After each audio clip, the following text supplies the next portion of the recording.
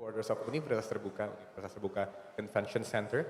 We bid you a very good morning, a very warm welcome to Fusion 2025, and kind announcement that we will begin our official agenda in a bit or in a moment. So therefore, we kindly invite you to please have your seat. Once again, we kindly invite you to fill in the front row seat first to get the best experience of the agenda. We kindly invite you to put your phone in silent mode so we can enjoy the whole entire sessions in the most effective way, and to get ready because in a few seconds we will begin official ceremonies of Fusions 2025. Exactly, Kak Bijak. And to our online participants and presenters, set your comfortable seat, have your snacks around, and get yourself ready behind the screen. It is once again a very exciting morning, but Trixie, just after the opening ceremony, we will hear directly the best expertise, best knowledge, most updated information from our distinguished panels of speakers. Yes, Kak Bijak, and we have a lot of panelist speakers as well as our keynote here with us today who will inform us about their best expertise. It is always such an exciting agenda where we gather together all of the students, all of the academy, all of the experts, and we hope to share a lot of ideas. And hopefully, when we come back from Fusion 2025, there's a lot of new ideas and new innovation will take place because of Fusion 25. And therefore, we would like to remind you once again to fill in the front row seat first because we will begin Fusion 2025 in a few minutes.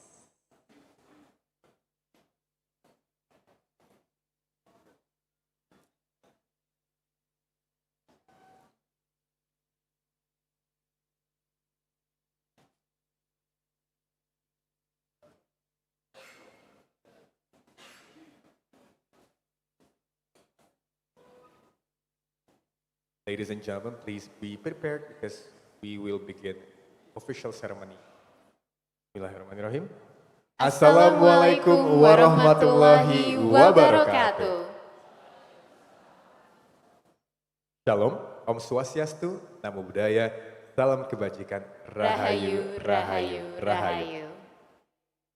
Good morning, ladies and gentlemen, and welcome to the second Forum for University Scholars in Interdisciplinary Opportunities and Networking Fusion! Conducted to you by the one and only postgraduate schools of Universitas Terbuka. My name is Bijak Sabara. And I'm Trixie. It is truly a pleasure, truly a delight and happiness for us to stand here before you in this beautiful morning, all geared up, all excited to take you to agenda. Ladies and gentlemen, before we officially begin, please kindly allow us to introduce our warmest welcome, our sincere gratitude to the chairs of the Board of Trustees of Universitas Terbuka and all esteemed teams, the chairs of the University Academic Senate, Professor Hanif Nurkholis, and all the esteemed teams of Universitas Terbuka, the Vice Rector for Research, Innovation, Partnership, and Business of Universitas Terbuka, Bapak Dr. Hendrian S.E. MSc. Morning, sir. The Vice Rector for Finance, Resource, and General Affairs, Bapak Adrian Sukawijaya, S.E. MSc. Director of the Postgraduate Schools of Universitas Terbuka, Professor Dr. Maman Rumanta, all Deans of Faculties, all Heads of Institutes, Director, Managers, Advisors, and all the esteemed officials of Universitas Terbuka. And we would also like to welcome our former Rector of Universitas Terbuka, Professor Dr. M. Atwi Suparman. Besides, we would also like to welcome our esteemed speakers who are with us today, Kak Bijak, in Universitas Terbuka Convention Center, Professor Dr. Ahmad Najib Burhani, MA, the Director General of Science and Technology at Ministry of Higher Education, Science and Technology, Kemendikti Saintek, Indonesia. Professor Dr. Ali Gufron Mukti, MSc, PhD, the President Director of BPJS Kesehatan Indonesia. Dr. Vilma B. Ramos, the Chair of Public Administration Department of Nueva Ecija University of Science and Technology from the Philippines. Indeed it is, and it does not stop there, Trixie, because we also have our distinguished speaker that attended online with us today. We want to kindly, sincerely welcome Dr. Tamara Soma, the Director of Research Food System Lab from Simon Fraser University, Canada. and also Professor Meahabo Dinah Magano and Dr. Denzel Shetty, the Executive Director of Tuition Support and Learning Facilitations from the University of South Africa, UNISA, South Africa. And of course, Mbak Trixie and ladies and gentlemen, our agenda today will not make it through without the generous and powerful support of our partners. Let's take a moment to acknowledge our sponsors, our partners, Bank Negara Indonesia, Bank Tabungan Negara, Bank Syariah Indonesia, Post Indonesia, also Gramedia, and not to forget all of the amazing participants that have attended with us today, both online from all across the world and directly here at Universitas Terbuka Convention Center. Wonderful, Kak Bijak. With lots of people here, how are you feeling today? The best that I can feel today. Super excited, super pumped. And how are you today? I'm feeling excited, definitely, and full of energy and excitement to start our second fusion. Leaders cannot make it up. Same here. Is such an honor to always be part of these wonderful occasions. Once again, the second fusions in 2025. We are always happy to be in this excellent academic forum. So, Kak Bijak, what is this year's fusion theme? What we're focusing on this year? Right. I think, Batrixie, from year to year, fusions and postgraduate school of Universitas Terbuka never fail, never stop to bringing the best for us. And this year, fusions will taking one of the most relevant, one of the most crucial theme that we can have this year, which is to bridge discipline, building futures, the multidisciplinary approach for global impact. Can I have the biggest round of applause for Fusion 2025?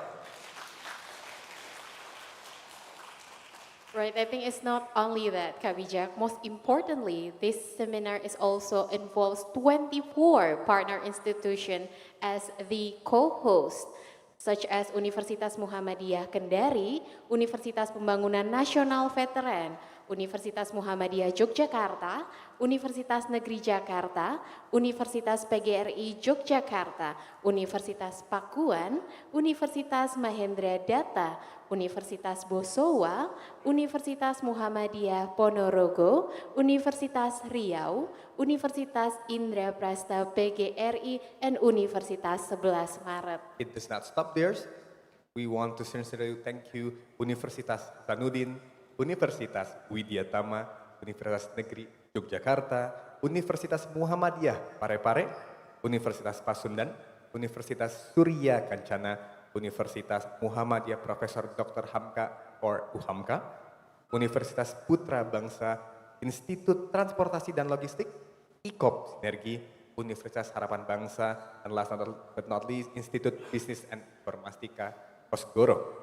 Right, Kak Bijak. And I want to announce that we have another special thing in Fusion is we will have an award announcement at the end of our seminar today. So please stay tuned. Super exciting.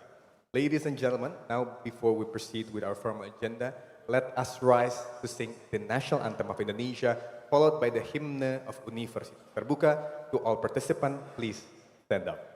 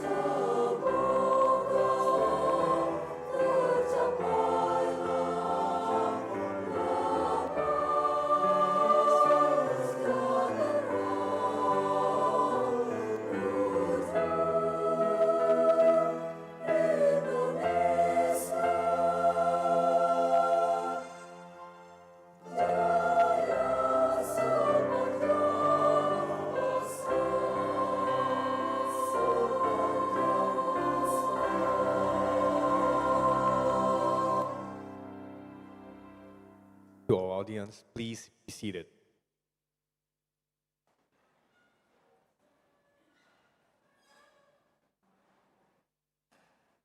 Before starting our agenda, let's take a moment to pray together so that our special day will be blessed and go smoothly. We would like to invite Dr. Sandy Ramdhani to the stage.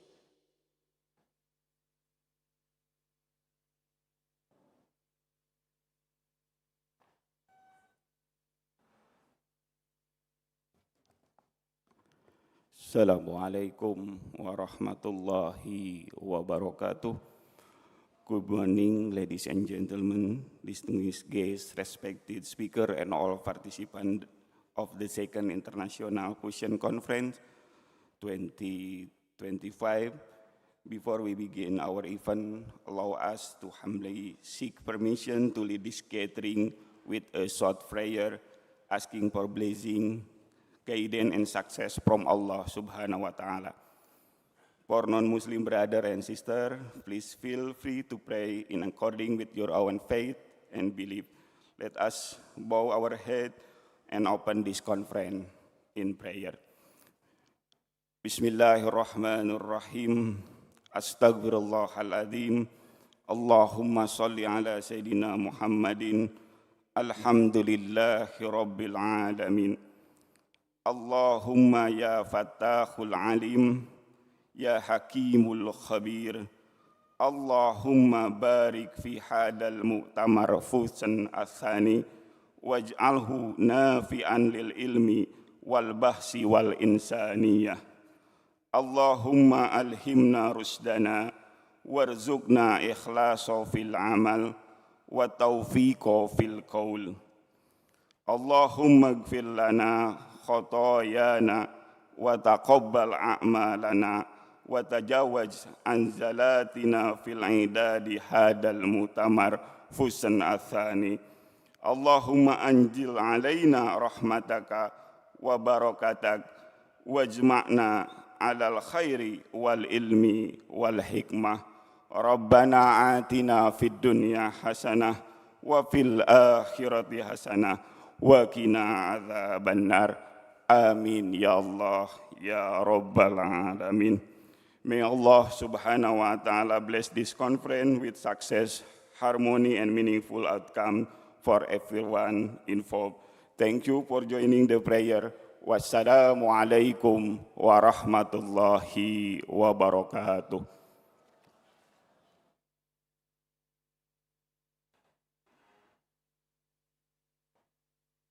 Amin ya Rabbal Alamin. Hopefully with that prayer, our seminar today will run smoothly. Ladies and gentlemen, moving to our next agenda of the day, let's take a moment to look back. Trixie, for the past 2 years, starting from last year, Fusions has become an annual tradition bring to you by the Postgraduate School of Universitas Terbuka. And it has culminated, it never failed, to become a platform where ideas, where innovations, where collaborations take place and become one of the best things here at Universitas Terbuka. Therefore, let us take a moment to rejoice, to relive this inspiring moment of Fusions 2024. Please enjoy Fusion 2024 video highlight.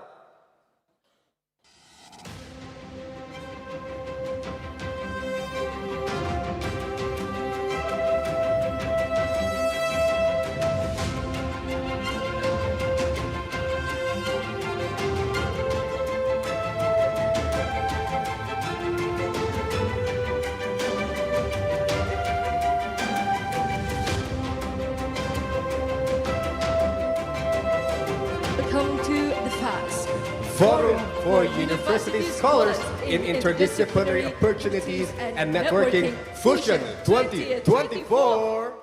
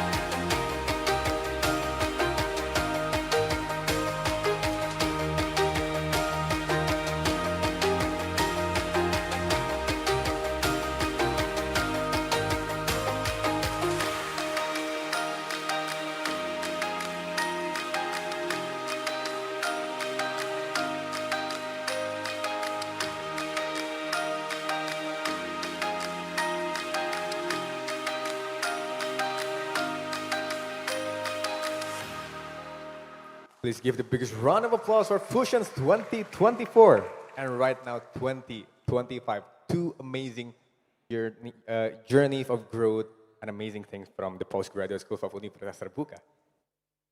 Right, Kak Bijak, distinguished guests, ladies and gentlemen, to set the tone to our agenda and to keep our spirits high, we are delighted to present a very special performance just for you. This vibrant dance, rooted in the rich cultural heritage of Indonesia, symbolizes harmony and unity through its elegant movements and captivating rhythm. Performed to you exclusively by Dharma Karya Junior High School of Universitas Terbuka. Please welcome Tari Mapa Dendang.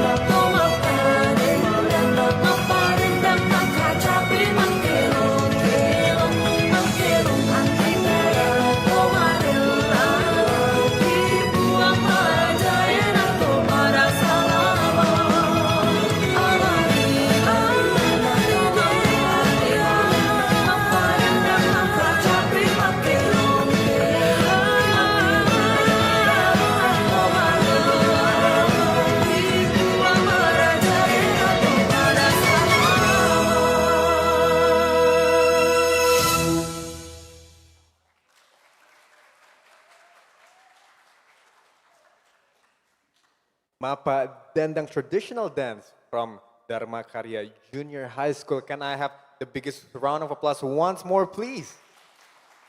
Amazing performance, captivating, beautiful. And I think for those of you who don't know yet, but Trixie and all ladies and gentlemen, Dharma Karya is a part of Universitas Terbuka. And I think it truly speaks of our dedication here at Universitas Terbuka to provide quality educations for everyone, despite the levels that they're in. Right, Kak Bijak. Now we are going to move on to our next agenda. To officially start our seminar this morning, we will hear a welcoming remarks by the director of the Graduate School of Universitas Terbuka. For that, please welcome Profesor Dr. Maman Rumanta.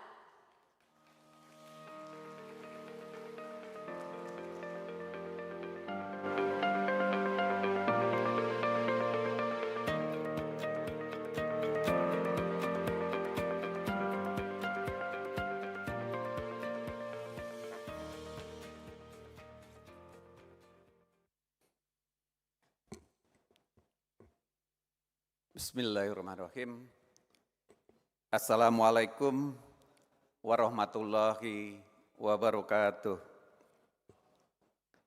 Salam, Om Swastiastu, Namo Buddhaya, Salam Kebajikan, Rahayu.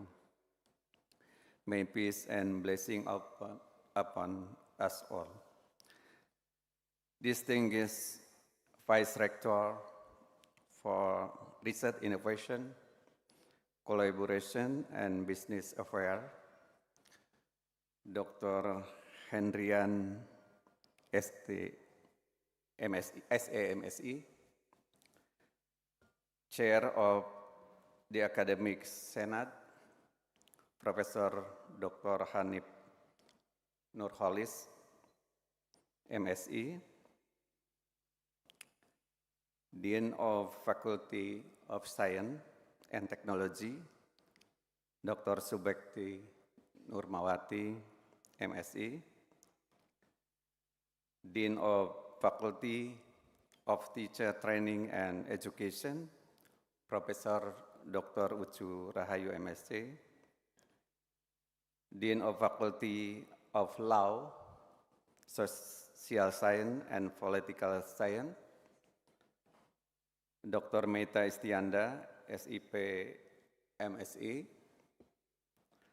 former Rector of Universitas Terbuka, Profesor Atwi Suparman, Profesor Tian Belawati, MAd, PhD, esteemed keynote speakers, Alhamdulillah from Canada, South Africa, Philippines, and Indonesia, of course. Respected colleagues, Honorable Chair of Institutional Partners and Sponsors, Honorable guests and participants from Indonesia and around the world, via online and offline. Good morning. It is indeed a great pleasure and privilege for me on behalf of Universitas Terbuka to welcome you all to the second International Forum for University Scholars in Interdisciplinary Opportunity and Networking, the second Fusion 2025, convened in hybrid format here at the Universitas Terbuka Convention Center. We are truly honored to host this prestigious event that brings together scholars, researchers, and professionals from diverse academic disciplines to share insight, foster collaboration, and explore innovation for a sustainable and inclusive future. Hosting this second edition of Fusion is both an honor and testament to Universitas Terbuka's enduring commitment to advancing open and flexible higher education. This year's theme, bringing discipline, building future, multidisciplinary approaches for global impact, reflect our shared vision of integrating knowledge and innovation across boundaries to address global challenges through education, research, and collaboration. Allow me to take this moment to convey our deepest appreciation to all those whose contribution have made this forum possible. First, I would like to acknowledge and express our silent gratitude to rectors, vice rectors, and entire leadership of Universitas Terbuka for their continuous support and strong leadership. We are also greatly honored by distinguished presence of our keynote and panel speakers whose expertise and dedication have enriched this event. There was Professor Dr. Ahmad Najib Burhani, MA. Thank you, Professor. The Director General of Science and Technology, Ministry of Higher Education, Science and Technology, Indonesia. And then Professor Dr. Ali Gufron, Mukti, MSc, PhD, but maybe it's still online. President Director of BPJS Kesehatan Indonesia, Dr. Vilma B. Ramos, thank you for your coming. Chair of Public Administration Department Nueva Ecija University of Science and Technology, NES, Philippines. Dan Profesor Nia Habu Dinah Magando, Executive Director for Tuition Support and Facilitation of Learning, University of South Africa. Dr. Denzil Sethi, Manager of Academic Development of a Virtual Hub, University of South Africa, and Dr. Tamara Soma, Assistant Professor at the School of Resource and Environmental Management, Simon Fraser University, Canada. Of course, your presence and scholarly contribution add great depth and a perspective to this academic gathering. We are also like to extend our heartfelt thanks to our institution partner and sponsor, including major national corporations and state-owned enterprises such as BNI, BRI, Bank Mandiri, BTN, BSI, Pos Indonesia, Telkom Indonesia, and Gramedia. Your generous support and collaboration are instrumental in realizing the success of this international forum. Equally, we express our profound appreciation to our 24 co-host universities and partner institutions who share Universitas Terbuka's mission to advance open, inclusive, and technology-enhanced higher education. Your collaboration truly embodies the spirit of fusion, connecting discipline, nurturing collaboration, and shaping a better future together. This year's forum has drawn an impressive participation of faculty members, participation, and postgraduate students. We received nearly 400 registrations, and after a rigorous peer review process, around 165 papers are selected for presentation. This high quality works reflects diverse perspectives and innovative approaches that highlight the strength and depth of interdisciplinary research. In line with Universitas Terbuka commitment to accessibility, this event adopt a hybrid format, combining in-person session at Universitas Terbuka Convention Center with virtual participation through digital platform. Our organizing team has made extensive technical preparation to ensure a seamless and interactive experience for all attendees, whether joining us on site or online. I would also like to convey my utmost appreciation to organizing committee for their dedication, professionalism, and tireless work in bridging this event to fruition. My gratitude likewise goes to our distinguished speakers, moderators, reviewers, and all participants to have contributed their time and expertise to this academic endeavor. It is our sincere hope that Vision 2025 will only serve as a platform for sharing knowledge, but also as a catalyst for meaningful collaboration, innovative ideas, and sustainable partnerships among universities and scholars worldwide.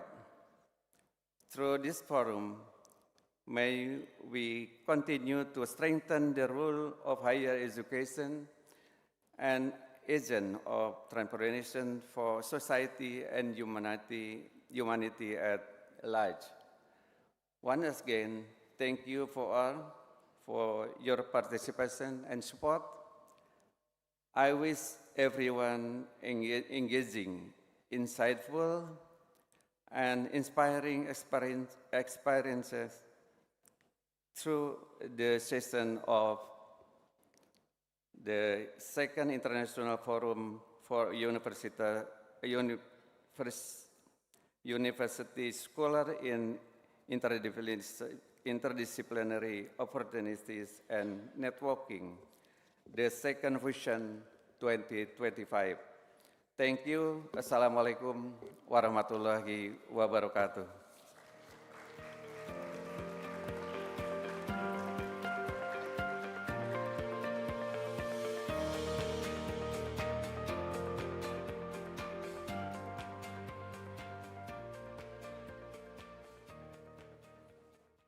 Thank you, Professor Dr. Maman Rumanta, for the welcoming remarks.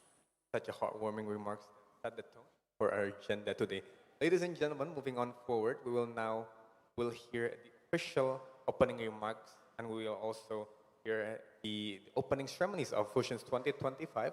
And for that, we are incredibly honored to hear directly from the Vice Rector of Research, Innovation, Partnership, and Business of UT that will make his first public appearance in this beautiful occasion today. Please welcome newly appointed Vice Rector for Research, Innovation, Partnership, and Business of Universitas Terbuka, Bapak Dr. Hendrian S.A., MSI.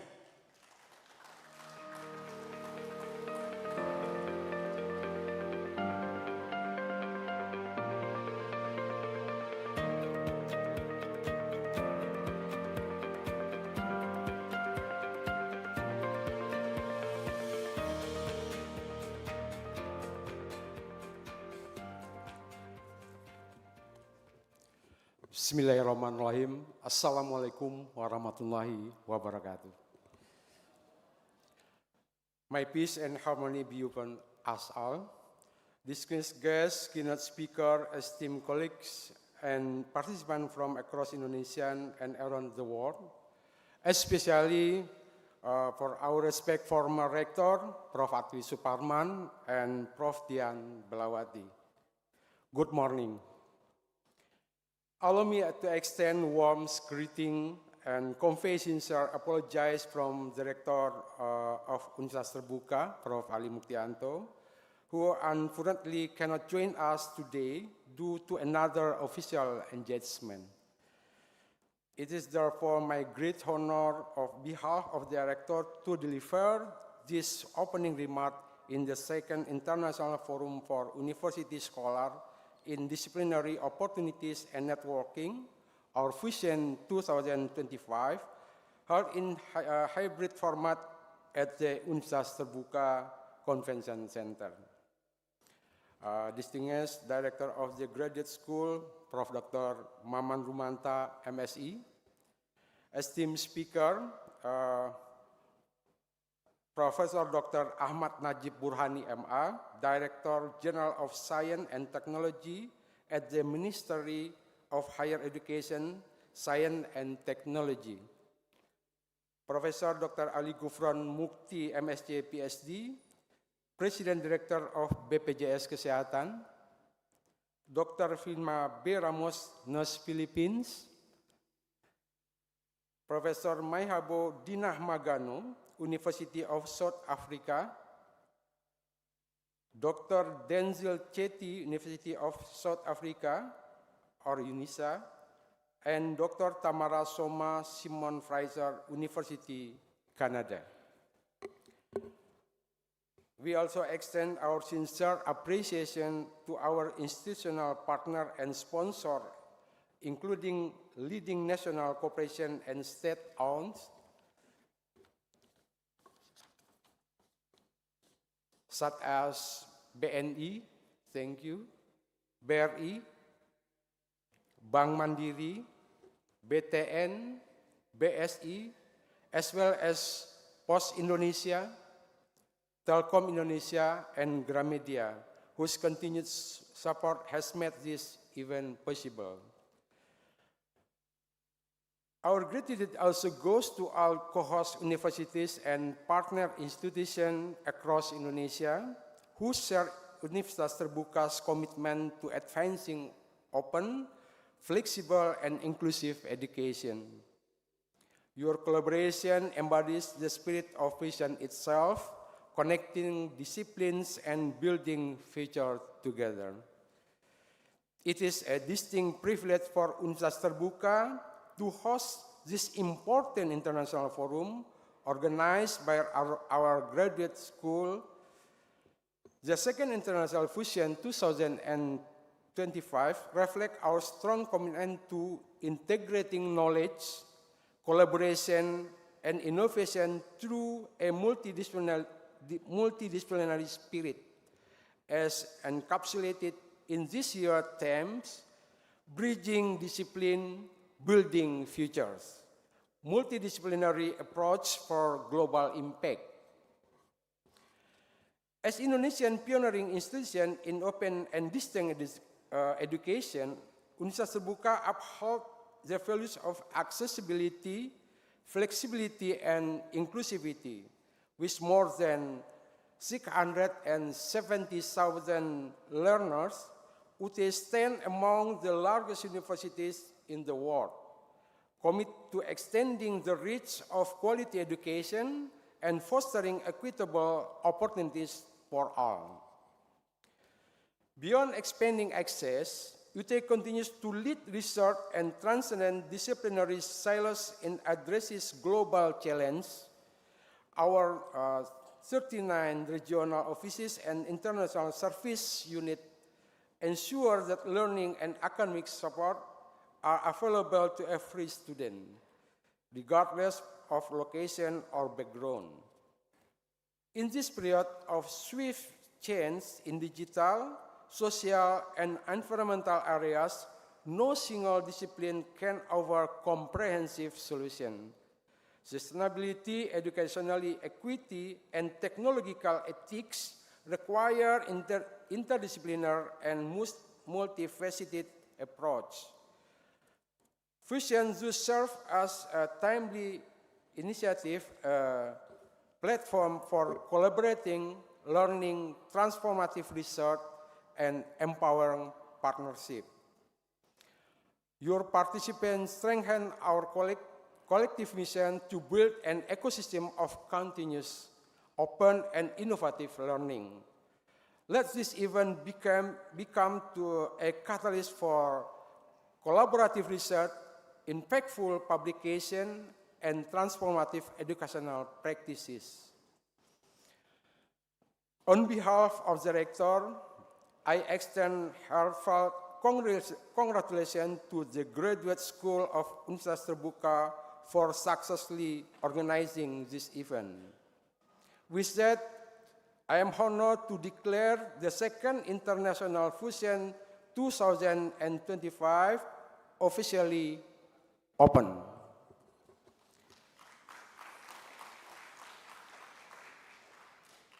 Thank you, and may this conference inspire new ideas, strengthen academic collaboration, and transform knowledge into meaningful action for the greater good. Thank you. Wassalamualaikum warahmatullahi wabarakatuh. Waalaikumsalam warahmatullahi wabarakatuh. Dear Dr. Handrian, thank you so much for your remarks. Please kindly remain on the stage because we will proceed to the next agenda, which is the official opening ceremony of Fusions 2024 that will be signified by the hitting of the gong. And we will also to kindly and humbly invite the director of the graduate schools of Universitas Terbuka, also the chair of the organizing committee, Dr. Widya Rizky Pratiwi, to come upstage to join the vice rector to the opening ceremony. Dengan penuh rasa hormat kami mengundang Bapak Profesor Dr. Maman Rumanta dan Dr. Widya Rizky Pratiwi selaku ketua komite untuk memukul gong sebagai tanda dimulainya banyak secara resmi Fusion 2025.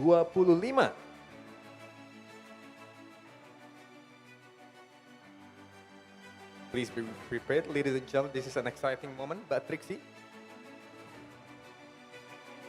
Pak WR4 siap? Kita akan mohon izin untuk memimpin prosesi dengan pemukulan gong ini akan dibuka secara resmi. Fusions 2025 akan kita pukul bersama dalam 3, 2, 1.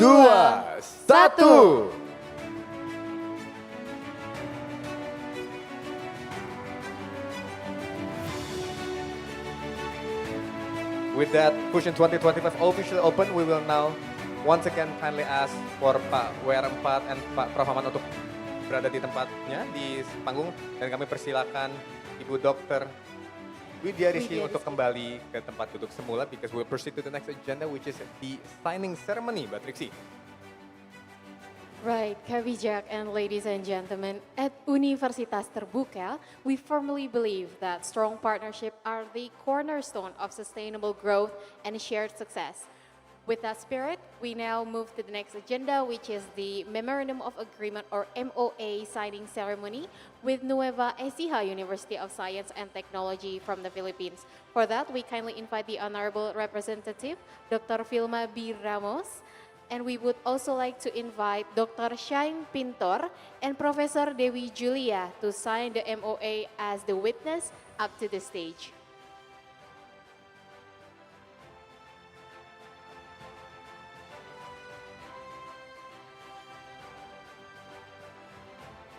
A historical moment once again, Mbak Trixie, and international cooperations that never stop coming, never stop producing here at Universitas Terbuka. We will now witness the official signing ceremony of a Memorandum of Agreement. This Memorandum of Agreement will be signed by the Universitas Terbuka with Nueva Ecija University of Science and Technology from the Philippines. We will now begin the procession of signing, Mbak Trixie. We will swap the document now to continuously sign our documents. The paper, the MOA today. That's perfect. Now, please kindly pull up the document, ladies and gentlemen.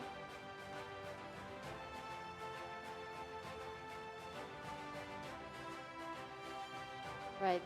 Now is the witness that signs the MOA with Dr. Shine Pintor and Professor Dewi Julia as the witness of this MOA. signing ceremony.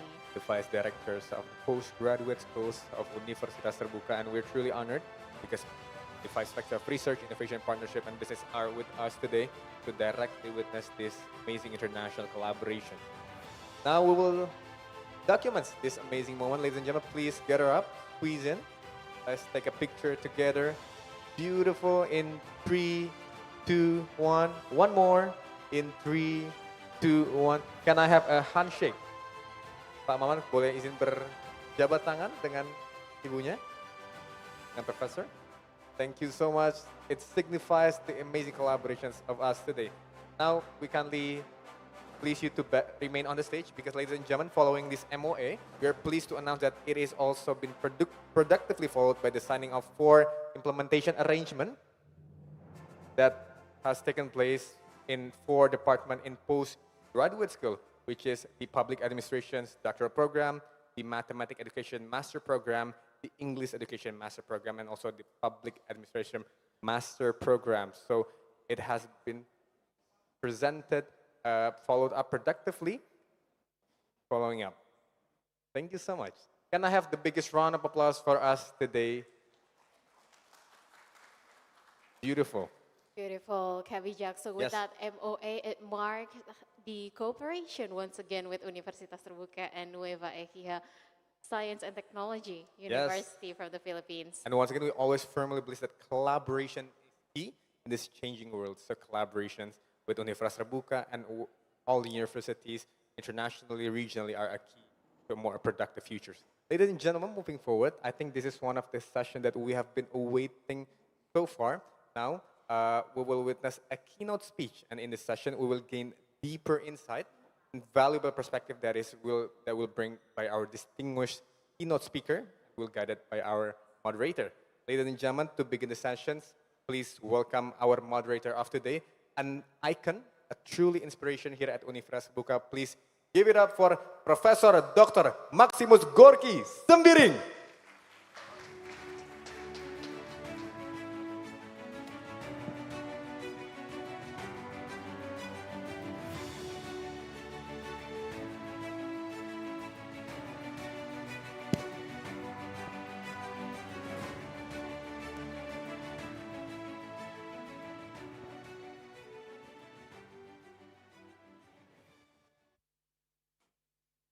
Oh, it was me. I thought it was Pak Dirjen. Baik, Assalamualaikum warahmatullahi wabarakatuh. I think it's the most precious time for us because we have. I thought I was one of the good scientists in Indonesia, but you are younger and then I'm older. But still, you have so many prestigious awards. So, please welcome Bapak Profesor. Ahmad Nazib Burhani. Now, before I invite you to the stage, I would like to introduce to you that Pak Professor Burhani, he is the world's top 20. I was nervous because you were just fly high. The world's top 2% scientist, 2024. And I wrote about 7 books, and Pak Rabani, he has many. 17 books for international, including 19 journals, and then 36 books and book chapters plus 9 journals articles for Indonesia, for national. So I think we are very lucky because we have a very relevant person who will share his views on us, how we'll have our education, especially in postgraduate level, to adopt all the potential turbulences. So I would like to invite Professor Bani. We go to the stage. Once again, your big applause to our special guest. We have 30 minutes for your presentation, Pak, and then we will allow all the audience, including here and also online, to raise the questions or comments on your presentation. And then there will be about 10 minutes for the question and answer. You may use the podium, yeah.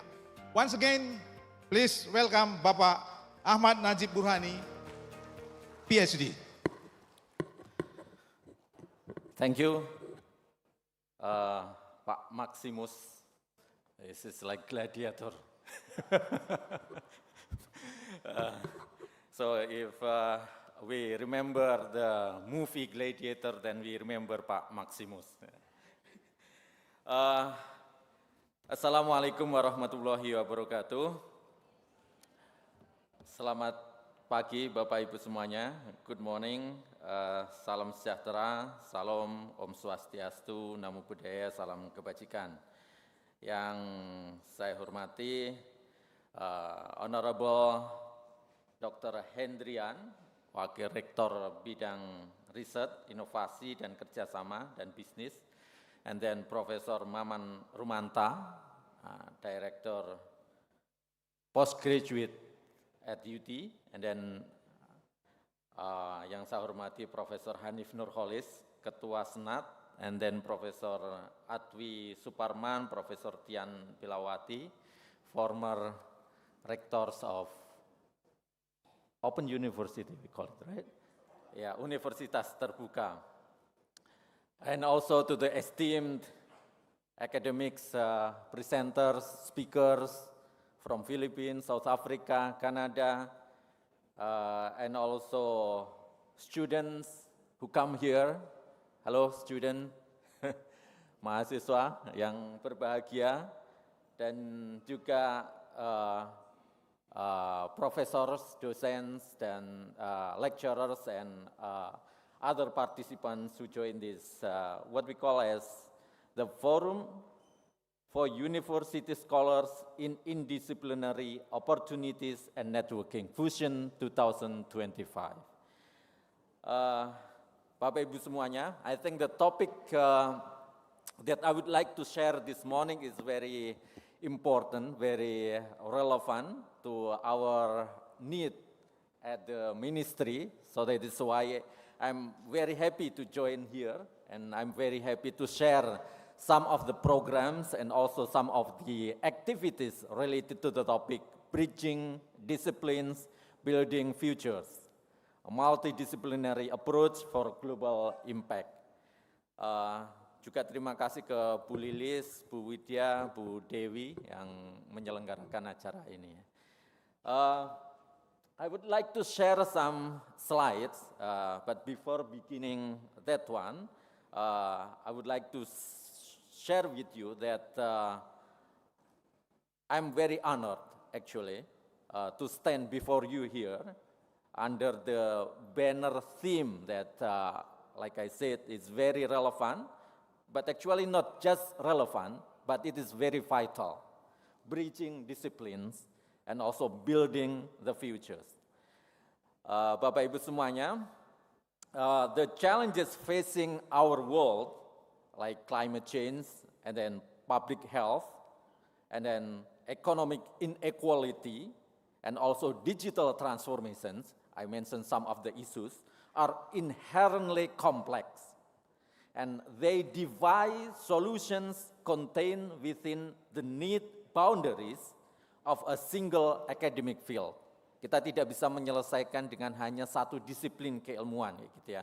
Because of the issue need to be like using the perspective of multi, trans, and also what you call it, multi, trans, also we call it interdiscipline, right? They define solution contained within the neat boundaries of single academic field. To solve the issues, the contemporary issues that we face today, we need more than just collaboration, but we need cooperation, sometimes co-designing.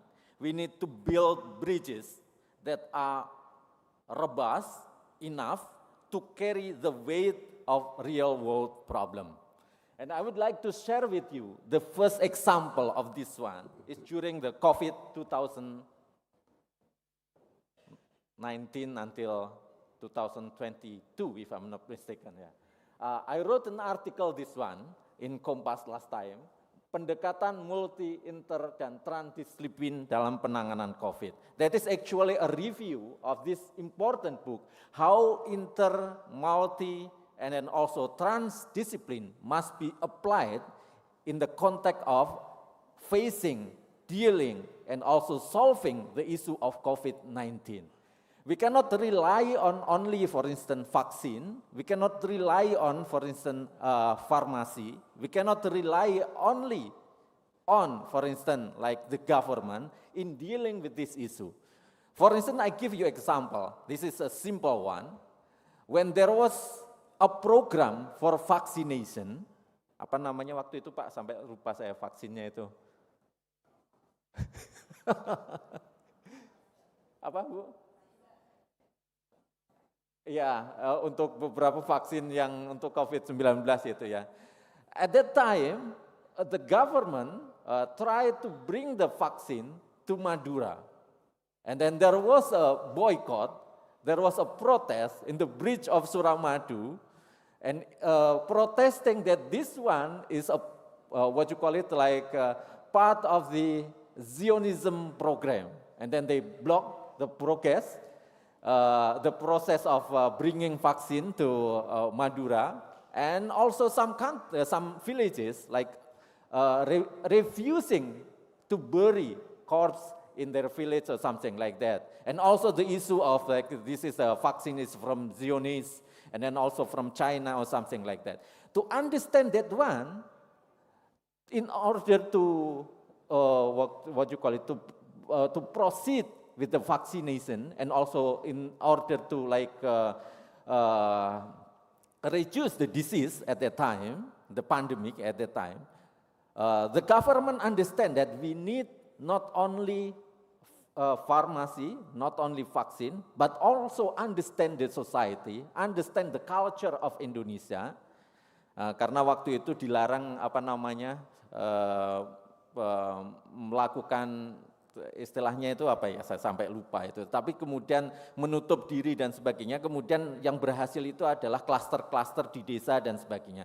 So that is the reason why interdisciplinary, transdisciplinary, and multidisciplinary approach towards COVID-19 is not only rely on one aspect, one discipline, one what you call it, like only pharmacy or something like that, but involve many kind of discipline in solving that issue. That is why that book that was written by some scholar from IB mention, buku ini secara umum ingin menunjukkan bahwa penanganan COVID-19 tidak bisa hanya mengandalkan pendekatan kedokteran, kesehatan, dan farmasi, dan seterusnya. So that the example of how inter, multi, and transdiscipline was applied in Indonesia in 2020, 2021, and 2022.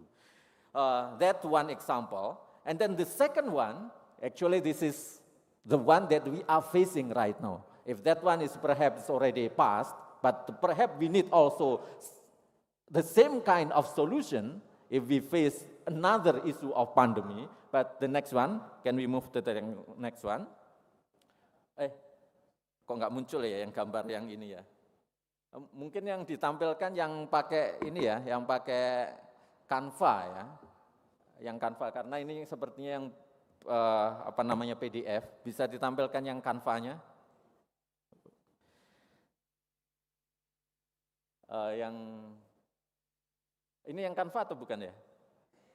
So the second example is actually about science, technology, and society. That is new actually in some university, a new prodi, apa namanya, a new department, a new program that what you call it, like a championing, and also proposing that multidisciplinary, interdisciplinary, and also transdisciplinary must be applied in the context of the university. Bukan yang ini ya, yang halaman sebelumnya mungkin ya, kalau umpamanya bisa. Yang pakai Canva kayak gitu, karena ada beberapa yang tadi saya share ke Bu Lilis ya, Bu. Jadi yang terkait dengan electrifying Indonesia. So by applying that the example of electricity, the program of electricity during the new order, this is not about only technology, but this is also about society. Electricity, I mean, if we remember the issue of in Sumatera Barat, West Sumatra, at that time, Pak Buya Syafi'i Ma'arif complaining that there was no electricity in our village. And then there is also the issue, for instance, that Professor Jagadis from India, that electricity was not existent in his village and something like that. So electricity is not about only high technology that is applied to the society, but this is also the symbol of connection and development and also welfare of Indonesia. And that is not only the issue how we are adopting technology from the West, but this is also the way how distributing economy and also how distributing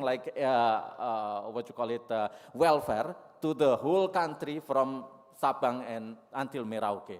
So that is the symbol that of implementing what we call as STS, science, technology, and society. So these two examples from COVID-19 pandemic and also STS, electricity that we have right now, is a symbol of how various disciplines in our society being merged into one and solve the problem of society. Bapak Ibu semuanya, our department, our Directorate General, move to the next slide, is actually having the, in bahasa Indonesia, we call it amanah. Kita mendapatkan amanah.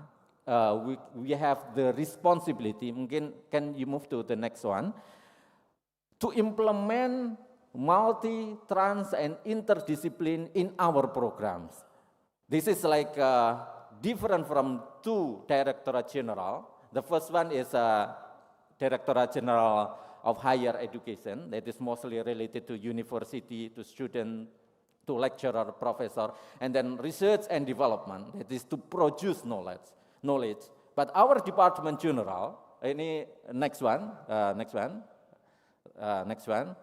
Our Directorate General is to engage with society, and that is why the tool that we are using is not only to produce knowledge, but to understand the problem in society and to merge several kind of discipline to solve that issue.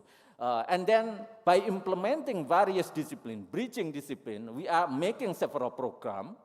Move to the next one. So we designed this program by implementing multidiscipline and something like that, including what we call as Sekolah Garuda, and then what we call as pembelajaran transformatif, which is adopting AI, but also the old system of education, but also the system of teaching and something like that into one. But the most important one, I want to move quickly to the main point of my presentation. Can you move to the next one? Next one, terus satu lagi, again ya, Semesta Saintek. So this is actually the program what we call as Semesta Saintek, the way to implement the concept of bridging discipline and building future being implemented, locally in Indonesia and also being implemented really in solving the society. Bapak Ibu semuanya, there are several programs here that to understand society, the problem, and also to implement science, we have three kind of issues, three kind of strategies. The first one is scientific literacy, and then the second one is public understanding of science, and then the third one is public engagement with science and technology. If we call it right now, there are some what we call as pseudoscience, some people perhaps not really interested in academic discipline, in science, in technology, and something like that, because of their understanding of knowledge, is not really relevant to the problem of society.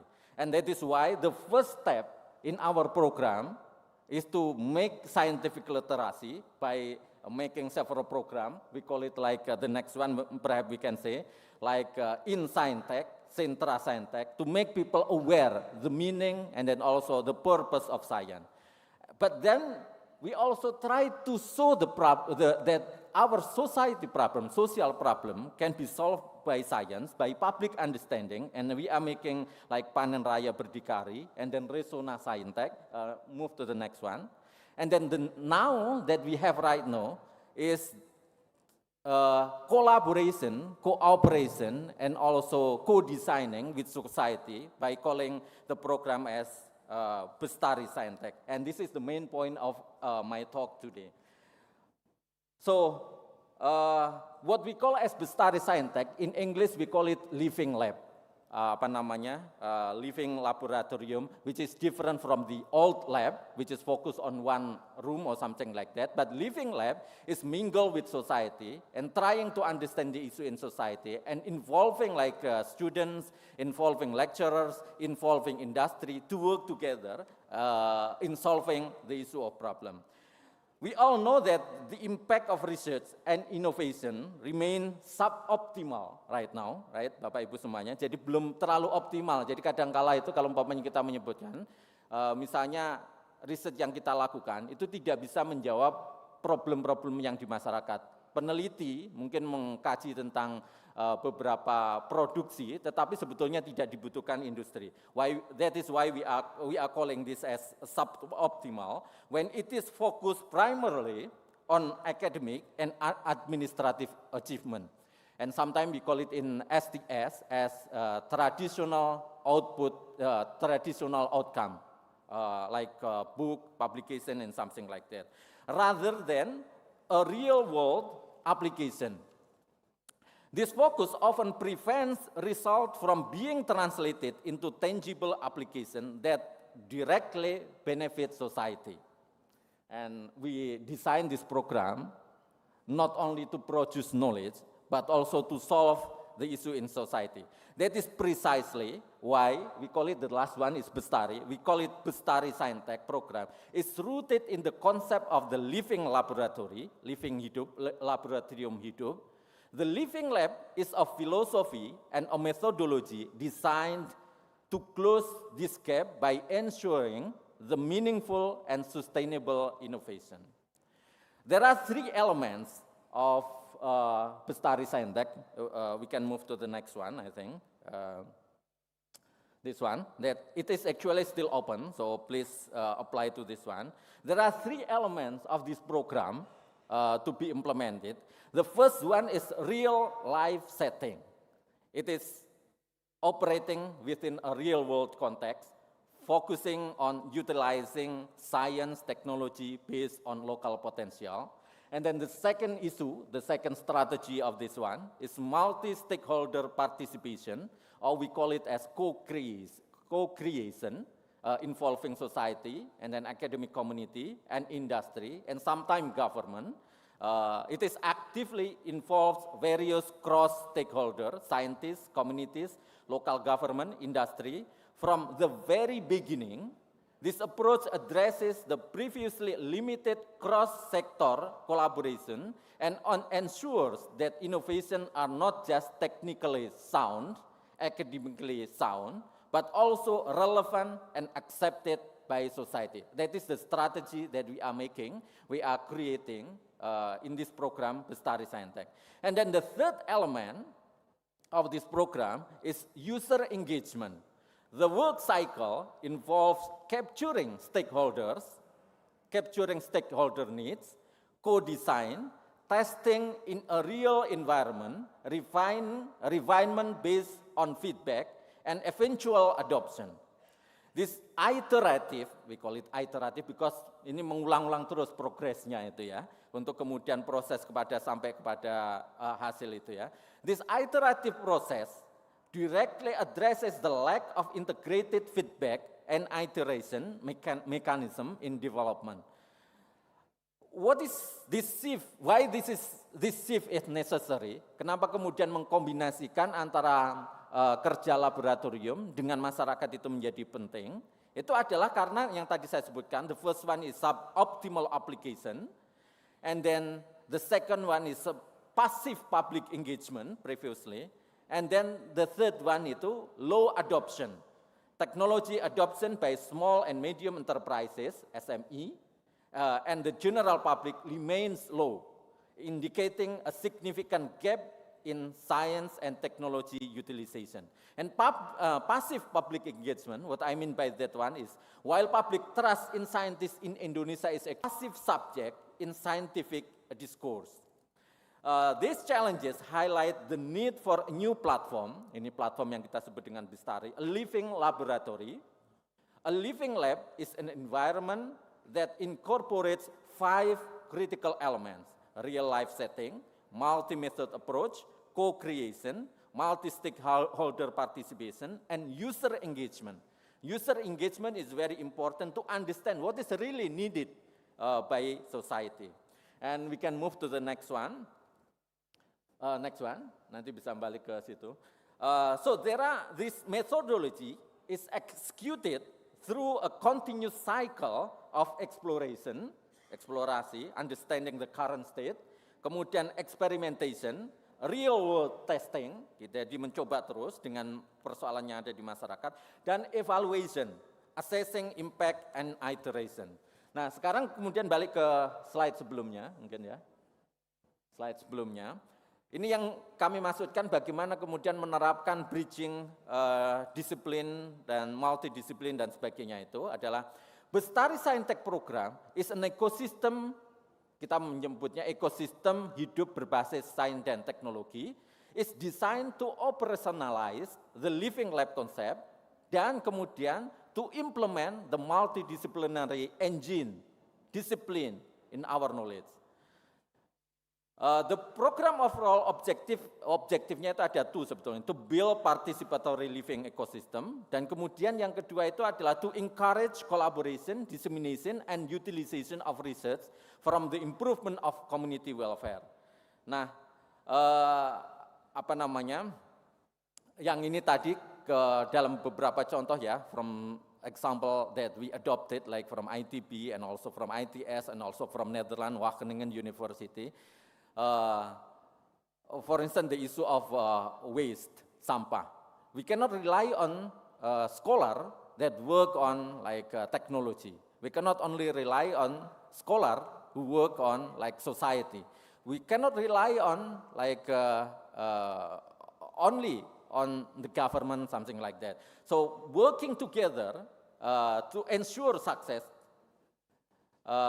The program is rigorous about its human resources. Research team must be composed of a head, for instance, and members from diverse expertise, competent, or we call it multidisciplinary, and recognize that complex problem require a holistic view, integrating technical how-to with social economic understanding.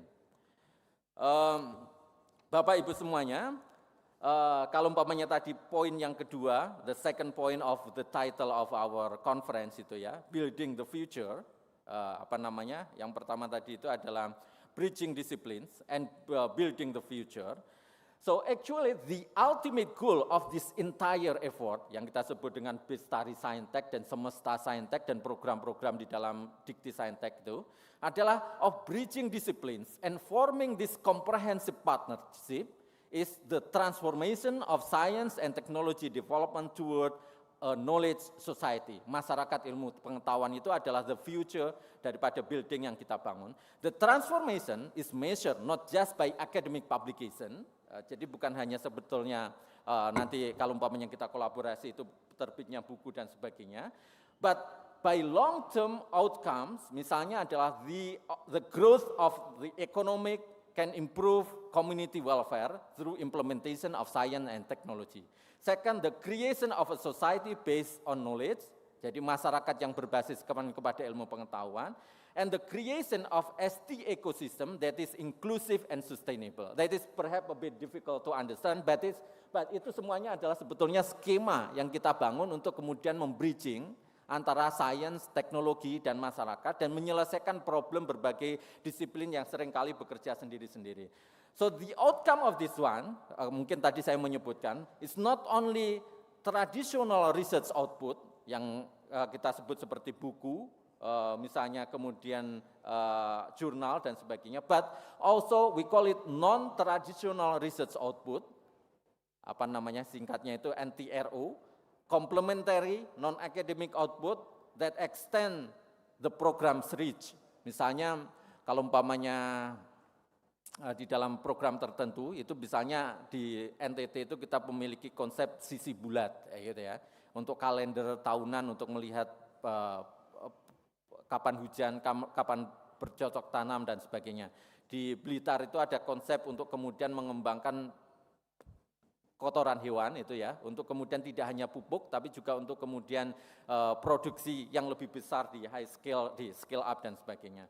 So the focus is clearly on application. TRO ensures academic quality, but it is also the basis for the adoption of the off-taker and provide measurable evidence for talent and publication. Mungkin intinya saya akan mencoba menutup ini ya, kepada para scholars and also innovators of Fusion 2025, the participant of this conference. Our program in our Ditjen Saintek and also specifically Bestari Saintek is a microcosm, ya, microcosmos kayak gitu ya, of the future that you are discussing today. Jadi ini sebetulnya kalau umpamanya tadi temanya itu adalah bridging disciplines dan building future, sebetulnya konsep yang kita bangun itu merepresentasikan dengan kehendak ini. It is a direct and ambitious response to the need for the multidisciplinary approach for global impact.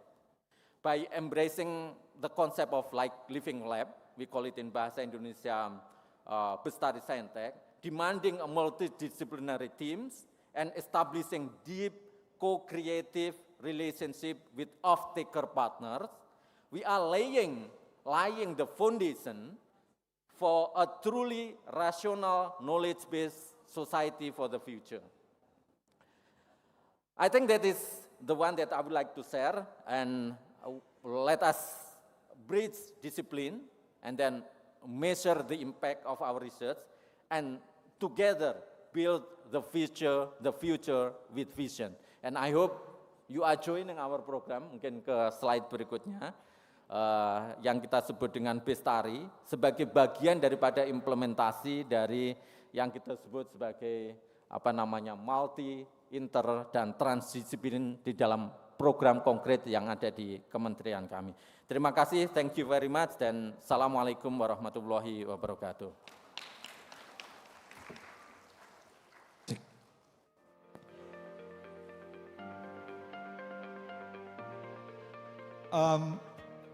Pak Bijak, can I have 10 more minutes please? Because we are running out of time. 10 minutes is okay? One question, okay. You are invited to have one comments or questions to Professor Burhani from the audience. Any? Yeah, one. Okay, Pak Sain, please.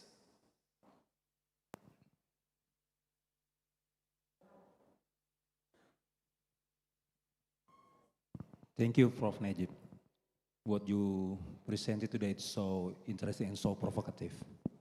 And in my head here, at least I have two questions, but I just get a chance for one question. Okay, my question is, how can we overcome the communication and collaboration barriers between different disciplines in handling COVID-19 from your point of view? Thank you, sir. Thank you, Pak Sain. Professor Burhani, please, your comments. In our program, Pak, actually we force academic communities to work together by requiring them, for instance, first, not only collaborate with other scholar from different discipline, but also in the context of application, force them to find like industry, and then force them to involve society, and then force them to involve like Bapeda sama Pemprov kayak gitu, to be together, and then joining the program, sending proposal. So it's by that one, actually it's already forcing them to make a multi, inter, and transdiscipline. Just like the example that I made at the beginning, COVID-19, you cannot solve it only by one discipline. Actually, the issue in our society, there are a lot of issues like isu waste, isu water, kekurangan air dan sebagainya di beberapa daerah, the issue of mungkin kotoran ternak dan sebagainya. So the issue is coming from society, but the academic community must do some research to that one, but communicating that one with the government and also involving the industry to scale up the result of the research.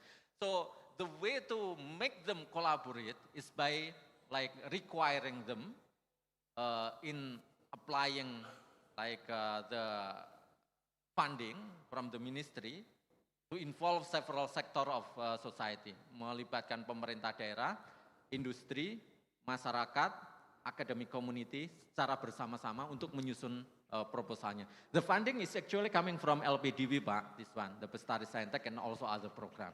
And the previous one, itu yang kita sebut dengan program kemitraan berdikari.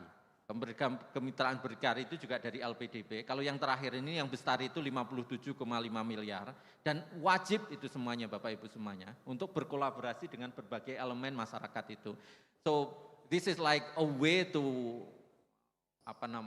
to force community to join together from multiple sector, multiple discipline in dealing and facing the problem in society. Oke, terima kasih Profesor Burhani. Pak Sain, terima kasih. I was asking the committee there. There is no comment yet from the audience online. So I have two lessons from your presentation. Refer to your examples on COVID-19 and electricity just now, the two examples. It seems that the future, this is my notes, hopefully this is good. The future belongs not to those who master a single field, but to those who have wisdom, yes, across discipline, collaboration, transforming fragmented knowledge into global solution. That's the first lesson I got from you. And then the second one is to build the future is to bridge the differences, because we have a variety of culture and so on, between science and art, as you said, and logic and empathy, I guess, and technology and humanity, until knowledge become a living ecosystem. I use ecosystem, but you use the laboratorium yang hidup ya, living ecosystem of purpose. And then I saw just now, menyemai tradisi memanen inovasi. I think that's a good quote from Pak Profesor Burhani. Once again, big applause to Bapak Profesor Burhani. Jack and Trixie, back to you. Thank you. Beautifully captured by Professor Gorky. Thank you so much. Please give once again the biggest round of applause for our first keynote session. Thank you so much. Right, thank you once again to our keynote speaker as well as the moderator. Please kindly stay on stage. Please remain on the stage. Please kindly remain on stage as we would like to express our gratitude through the giving of token of appreciation to our keynote speaker. For that, we would like to invite the Director of Postgraduate School of Universitas Terbuka to give the token of appreciation to our keynote speaker. Indeed, it is to show how grateful we are for the gratitude, the generous amount of knowledge, of learning, of insight that has shared to us this beautiful keynote session. Therefore, Professor Maman will deliver the token of appreciation to our first keynote speakers. Please take give a a round of applause for our keynote speaker. One more, 3, 2, 1. A picture with Professor Gorky, please. Professor Gorky, please squeeze in to take a picture together. Beautifully captured. Once more, a token of appreciation from Professor Maman Rumanta. 3, 2, 1. One more. 3, 2, 1. Thank you, and once again, Please kindly remain on the stage as we will take a picture together. For that, we would like to invite the chair of the Academic Senate and the former rector of Universitas Terbuka, Professor Atwi Suparman and Professor Tian Belawati. We would also like to invite the deans of Universitas Terbuka up to the stage. And we would like to invite the chair of the organizing committee, Dr. Widya Rizky Pratiwi, as well as our speaker, Dr. Vilma B. Ramos, to the stage for a group photo. indeed it is a beautiful sessions that will capture our historical moment today of Fusions 2025, ladies and gentlemen. We'll gather around together and take group photos, of course, to memorize, to capture today's historical agendas here in Indonesia, in the headquarters of Universitas Terbuka.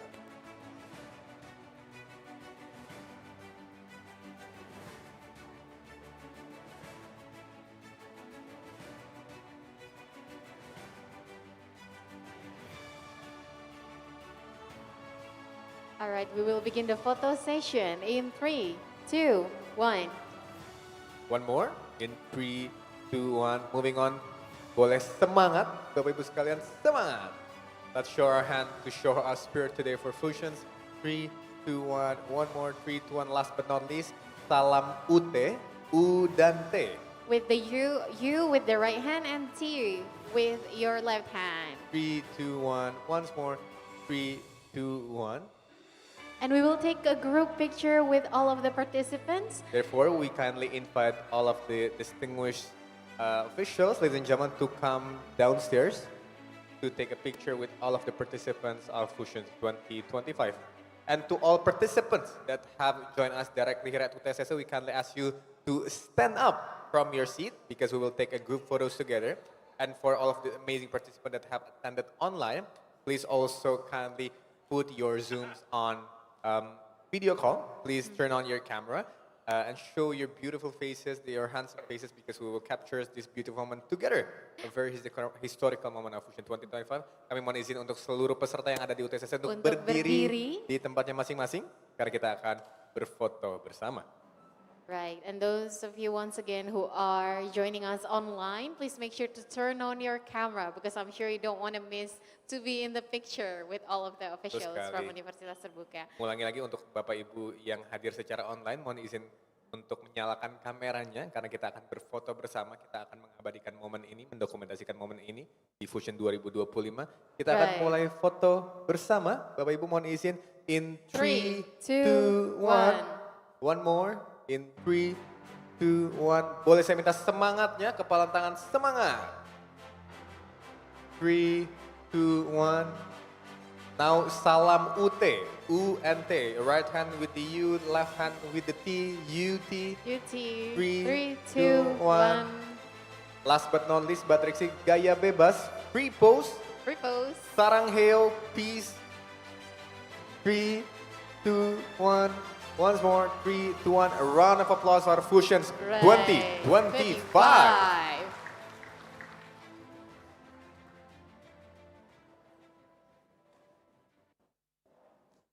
Now we have something to show in our social media. That's what's important. Yes, and make sure that your face are in the picture. Indeed, yes. Yeah.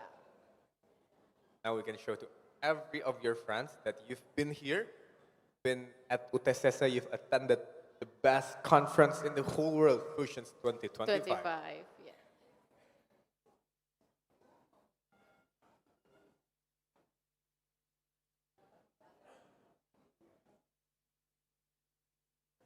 Ladies and gentlemen, are you still here with us? Masih semangat teman-teman semuanya? Boleh saya minta tepuk tangannya dulu untuk kita semua? Luar biasa. Still high spirits despite the time, and I'm sure that everyone here are enjoying the topic that we are going to talk about today. Precisely, and Batriksi, ladies and gentlemen, we are moving forward strong to our next agenda. We are now ready to continue the highlight of today's program with first panel sessions. This session will now feature our distinguished panelists who will share their thought, their insight, their experiences, their perspective on the topic and offering us a meaningful discussions. Once again, we're not going to be alone in these sessions. we will call one of our most inspiring peers here at Universitas Terbuka, a great friend of mine. Please welcome Dr. Hadian Pratama Hamzah.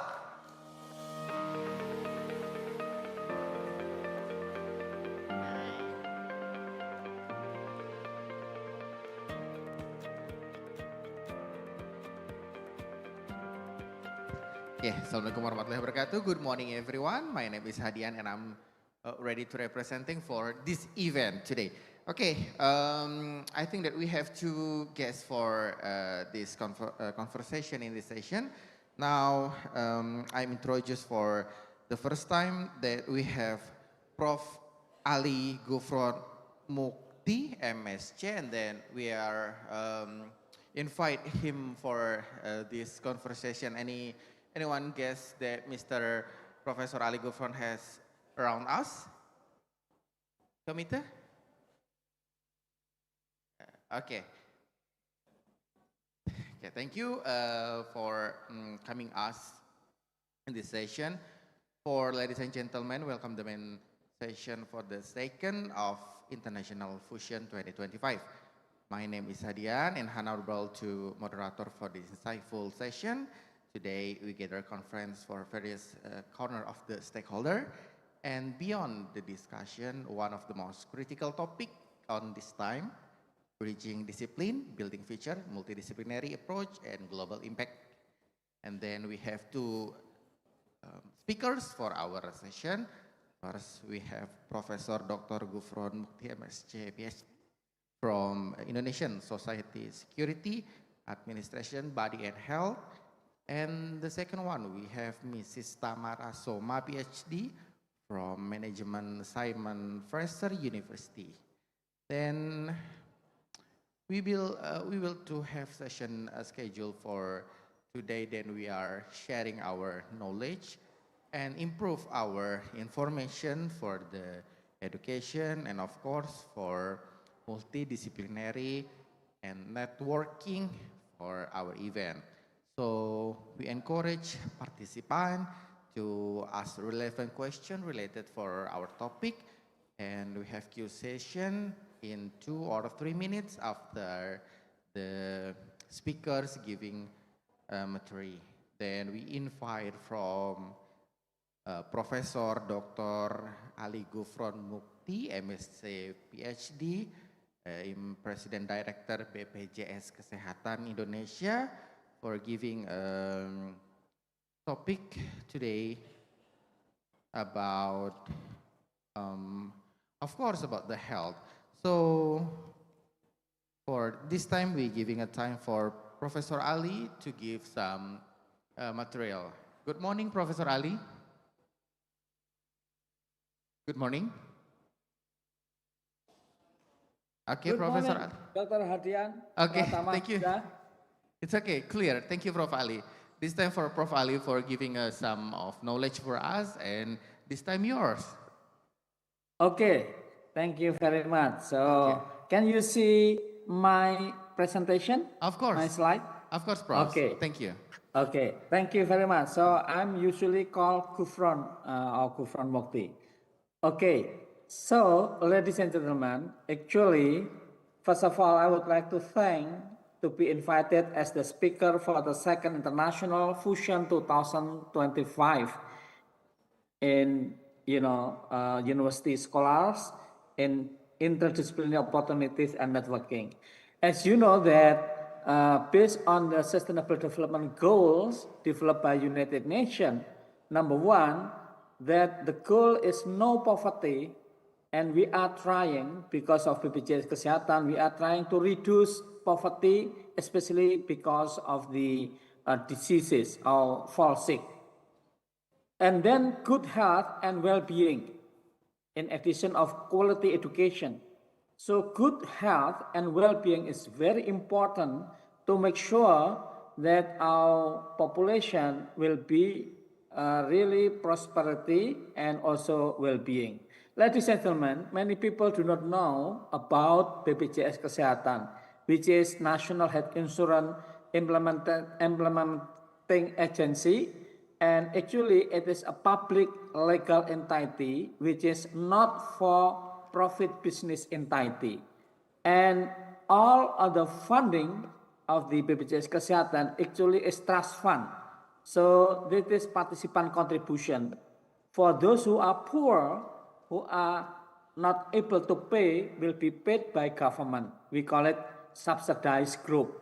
And ladies and gentlemen, actually in health system, there are at least two subsystems, namely delivery of care, how care is delivered by doctors, hospital, clinic, and so on and so forth. And also financing, how to finance health system. And in the health delivery of care, there are two important things. Namely, we call it public health efforts, or UKM, Upaya Kesehatan Masyarakat, which is responsibility of the local government and Minister of Health. So something like education, like, tuberculosis surveillance system, and so on and so forth. And doctors, medicine, and so on and so forth. And the other one is the demand side. Demand side is responsibility of the BPJS Kesehatan, especially for personal health. Personal health is the health which is responsibility of the person to person. For example, like diabetes mellitus, cancer, stroke, and so on and so forth. Ladies and gentlemen, today in Indonesia, as October 1, 2025, Indonesia already achieved more than 98%. Especially, we already achieved universal health coverage, 282 million people, 751 more. So, as you know that in Germany, to achieve USC, it took 127 years, according to the Lancet. In Belgium, 100 years. The fastest, in Japan, 36 years, Korea, 12 years, Indonesia, only 10 years. So Indonesia is really a great thing. Ladies and gentlemen, today, more than 23,682 for primary health care working together with BPJS Kesehatan, and more than 3,000 hospitals. And among the 3,162, 2,091 is a private hospital who are working together with BPJS Kesehatan. Previously, for-profit hospital usually very lazy to work together with BPJS Kesehatan. So it is the BPJS Kesehatan business model. You know that today in Indonesia, only one single scheme, namely JKN, or run by BPJS Kesehatan. Previously, there are many schemes, like in Thailand, up to now, in Thailand, 3 schemes, namely Social Security Scheme, Civil Servant Medical Benefit Scheme, as well as for the poor, they call it National Health NHSO. So, National Health Social Office. Ladies and gentlemen, previously in BPJS Kesehatan, before I joined with the BPJS Kesehatan, it was deficit. Then suddenly, at the same time, when we joined in the year 2021, suddenly surplus. Because of surplus, we give down payment to the hospital. So before verification is conducted, we paid already down payment and increase the tariff, satisfaction level also increasing, especially increased tariff with Minister of Health in the year 2023. And the out-of-pocket payment, previously almost 50%, reduced to be 25 to 28%. And that is the, in the middle, the function of the BPJS Kesehatan. Revenue collection, to collect revenue, risk pool, and then strategic purchasing, how to purchase strategically. And we have what we call it, quality transformation using only 3 indicators. If we following, for example, like Donald-Bedian conceptual framework, it was very difficult, complicated, but we make it very easy and simple, only 3 indicators, namely easier, because now to go to access healthcare, to health facilities, only need national identity number atau KTP. Ya. And faster, very fast, because we can queue from home while lying down on the bed. Yeah, you can access of healthcare. Non-discrimination. We are trying to non-discriminate, although there is still discrimination, some hospital, but mostly are already reducing so much. And the way we pay using INASI in the hospital, but the way to pay primary health care, we use what we call it capitation-based performance, meaning that we have to be able to monitor performance. So every day, we are able to monitor the data real time across the country to pay them. You know, if their performance better, then we pay more. If the performance is not good, then we pay less. And we have medical first report, cost quality and control group, and then anti-fraud system. Ladies and gentlemen, so all are supported by IT system and more than 1 million payment channel, and we make promotion, prevention in order to reduce the cost to make people healthier. Ladies and gentlemen, previously in the year 2014, because I was assigned as the chairman for BPJS preparation, both BPJS for employment and BPJS for health, it was only 252,000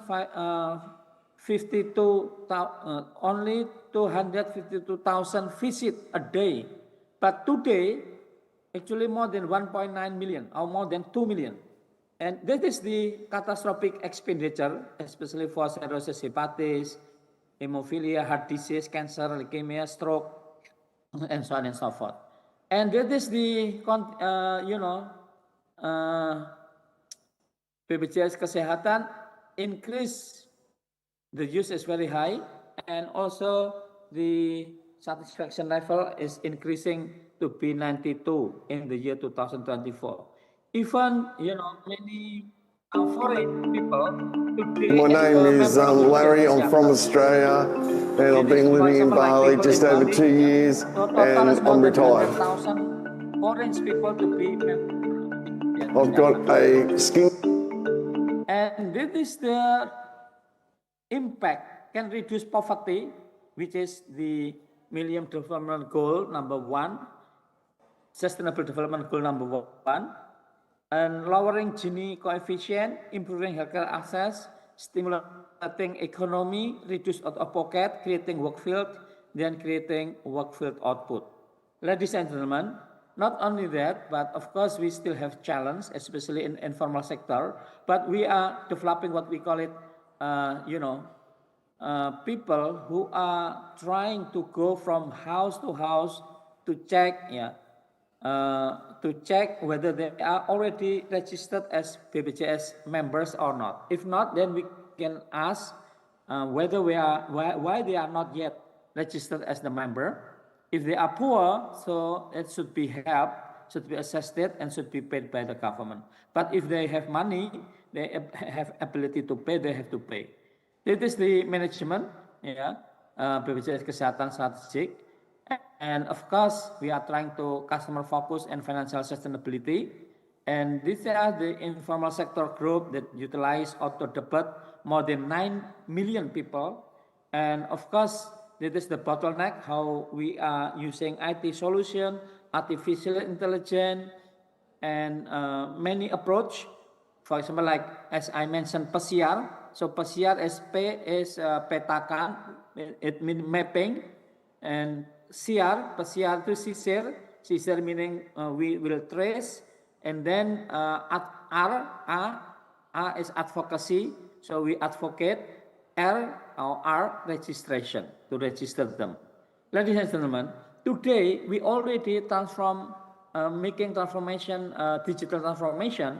For example, we develop application Buka. So for those who are member of BPJS, if they are exercise, then how many steps a day, how many calories spent, And also health history screening. If we would like screen the probability have prone to have risk, for example, like diabetes mellitus or heart disease, then this application will suggest automatically you have to measure, for example, if prone to have diabetes mellitus, you should measure your blood glucose level. Of course, online queuing system, service history information, telemedicine. So it is very useful, especially for those who are, very far away from clinic, from doctor. And we use Freestar. We have availability bed surgery schedule and total user mobile JKN now actually more than 55 million. So it is a long time ago. And ladies and gentlemen, we can use also iCare JKN, digital medical record, where actually the people who are examine their health examine their health status, for example, examined by doctor in Jogja. So doctor in Jakarta or himself will know, medical record, for example, like diagnosis, then examination of, medical examination, the medicine, and so on and so forth. Ladies and gentlemen, not only that, BPJS Kesehatan always have the asset or management asset, liability management, and also here, many people from many countries come to Coming to see the command center, I found the command center also something that is remarkable. I mean, that it helps you to get a feel of what is happening on the ground, and then how it is being used also to drive the movement and all. I think I'm highly impressed. Yeah. So to come back to Indonesia and to see BPJS now and what it's achieved is really quite impressive. So I congratulate everyone who's worked on BPJS. It's amazing to see the level of coverage across the country and to see the attention to equity and meeting the needs of the population. And I think I'm still learning about BPJS, but what I can say is I'm impressed with how much it is innovative and testing and experimenting with new things. To me, the things that are most exciting are the things that make healthcare different for the individual.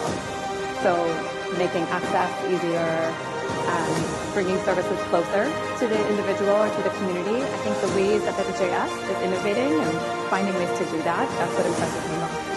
Impressive. So the coverage that BPJS has is something that many countries aspire to achieve. So in many ways, it's a place that we can look to learn and see what's being done here that we might be able to transfer and use in other parts of the world that are not as far along in different aspects of health. The integration between levels of the health system and from providers to BPJS is something that's really stood out. So the way that the technology has been used and information is shared to provide better care for the population is something that's been really impressive, and I'm excited to learn more about it. I was very impressed by the digital transformation, and I can't imagine how they handled 1 million insurance claims a day. So I was very impressed by how efficient the leadership, how efficient the management of everything was. So I think Indonesia's experience with JKN has not only been aspirational, but it's also been inspirational to a lot of countries which come from the same context, lower middle income countries that are aiming to achieve universal health coverage. The experience that Indonesia has had provides invaluable lessons to many countries that are on the same path, which Indonesia has almost achieved near universal. Decreasing out-of-pocket expenditures, improving service delivery quality, as well as improving efficiency. So I think the world is looking towards Indonesia for, your country experiences and how we can go back and emulate the same in our country. BPJS keren. BPJS Kesehatan keren. BPJS Kesehatan keren. Yeah, according to many experts, that BPJS Kesehatan is keren. And of course, that is for, from America, they said that BPJS keren, but not for Indonesian, because for Indonesian, sometimes they don't know that they have very extraordinary thing. even today, BPJS Kesehatan is, the first institution in Indonesia nominated as the Nobel Prize, especially Nobel Peace Prize. And, we were invited in a forum official from UN, United Nations, World Bank, even, and many UCL, many universities like Harvard, like in Peace News in South Africa, Monash University, John Hopkins University, and so on and so forth. Ladies and gentlemen, how we actually have monitored and real-time data. So those who are trying to have, analysis for PhD or maybe for thesis, they can go to BPJS Kesehatan because we have this type of... I'm Charles Garrett. I'm representing Sarepta, which is a company in Boston, United States, but also I'm here with my colleagues. Well, first of all, I'm super impressed with everything we've seen here. When I walked in, it looked like Star Wars. It's really something out of the future here. I'm standing here in front of a screen where everybody sees in real time what is happening with healthcare encounters in Indonesia. Super impressive. So lessons learned here. Indonesia is already much more ahead than everybody thinks, which is super impressive. This can absolutely be used to understand where hospitals need to be built. So lessons learned is Indonesia is doing a fantastic job. It's super impressive. I'm Charles Garrett. Ladies and gentlemen, again, actually, for example, like Isaac Good Practice Award, for example, and also Asia Pacific 2024, 3 to 5 December in Saudi, but this is yes, and now the winner can be announced. So I would like once again to congratulate all member institutions who took part in the competition. It was impressive to see the range and scope of the submissions. The one award we have not yet announced is, of course, the overall winner. So, from 168 entries in the jury had to select one that was outstanding and deserved to be awarded as the winner of the competition. So it is my great pleasure to announce the winner of the ISA Good Practice Award for Asia and the Pacific for 2021. The winner is the Social Security Administrating Body for Health, BPJS Kesehatan, Indonesia, for its National Health Security so Program. Kesehatan, it was considered as the best to get the award for Good Practice Award. And as I mentioned, that Nobel selection system is actually conducted under strict confidentiality. No one knows who the evaluators or judges are. However, those who are nominated are allowed to state that they have been included in the nomination list. And here, BPJS Kesehatan was nominated by Professor Mike Hardy, Center for Peace and Security, Coventry University, UK. And it was we are proud because it was quite amazing. But unfortunately, this year we haven't got the prize yet. Maybe next year, 2026, we will be nominated again. And we still have time or not, Pak Hadian Pratama? Okay. Okay, thank you for Professor Ali Gurfron for presentation. This is really incredible topics that relate our daily activity. That health is very important for every citizen in Indonesia. Yeah. But for the question to audience, we have in closing. So please stay in around us, Professor Ali. Then we are go to the next if we presenter. still have time, just allow me to have 1 minute or 2 minutes. Okay. It Only is 1 minute, Professor. Thank you. President University of Yogyakarta, of Amelia, trying to sing a song which is belum tahu or not yet aware. Why belum tahu? Because many Indonesian not yet aware. So just to listen this, and then we will stop. It is the President University of Kacamata and myself. We created ourselves because there is no enough budget. Aku tahu kamu belum tahu, BPJS sudah sangat maju. Banyak negara yang mau tiru dengan kendali biaya mutu.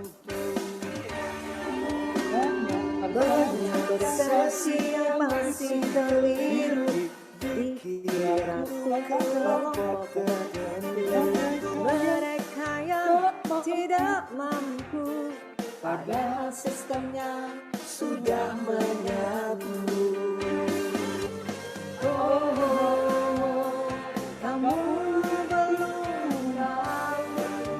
belum tahu apa? Di rumah sakit ada BPJS 1. Mereka siap membantu.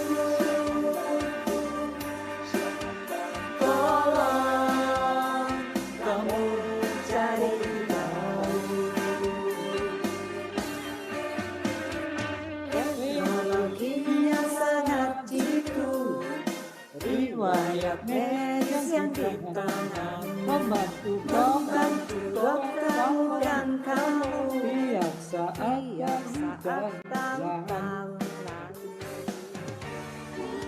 Jelas persepsi masih keliru, jika vaskesnya masih begitu.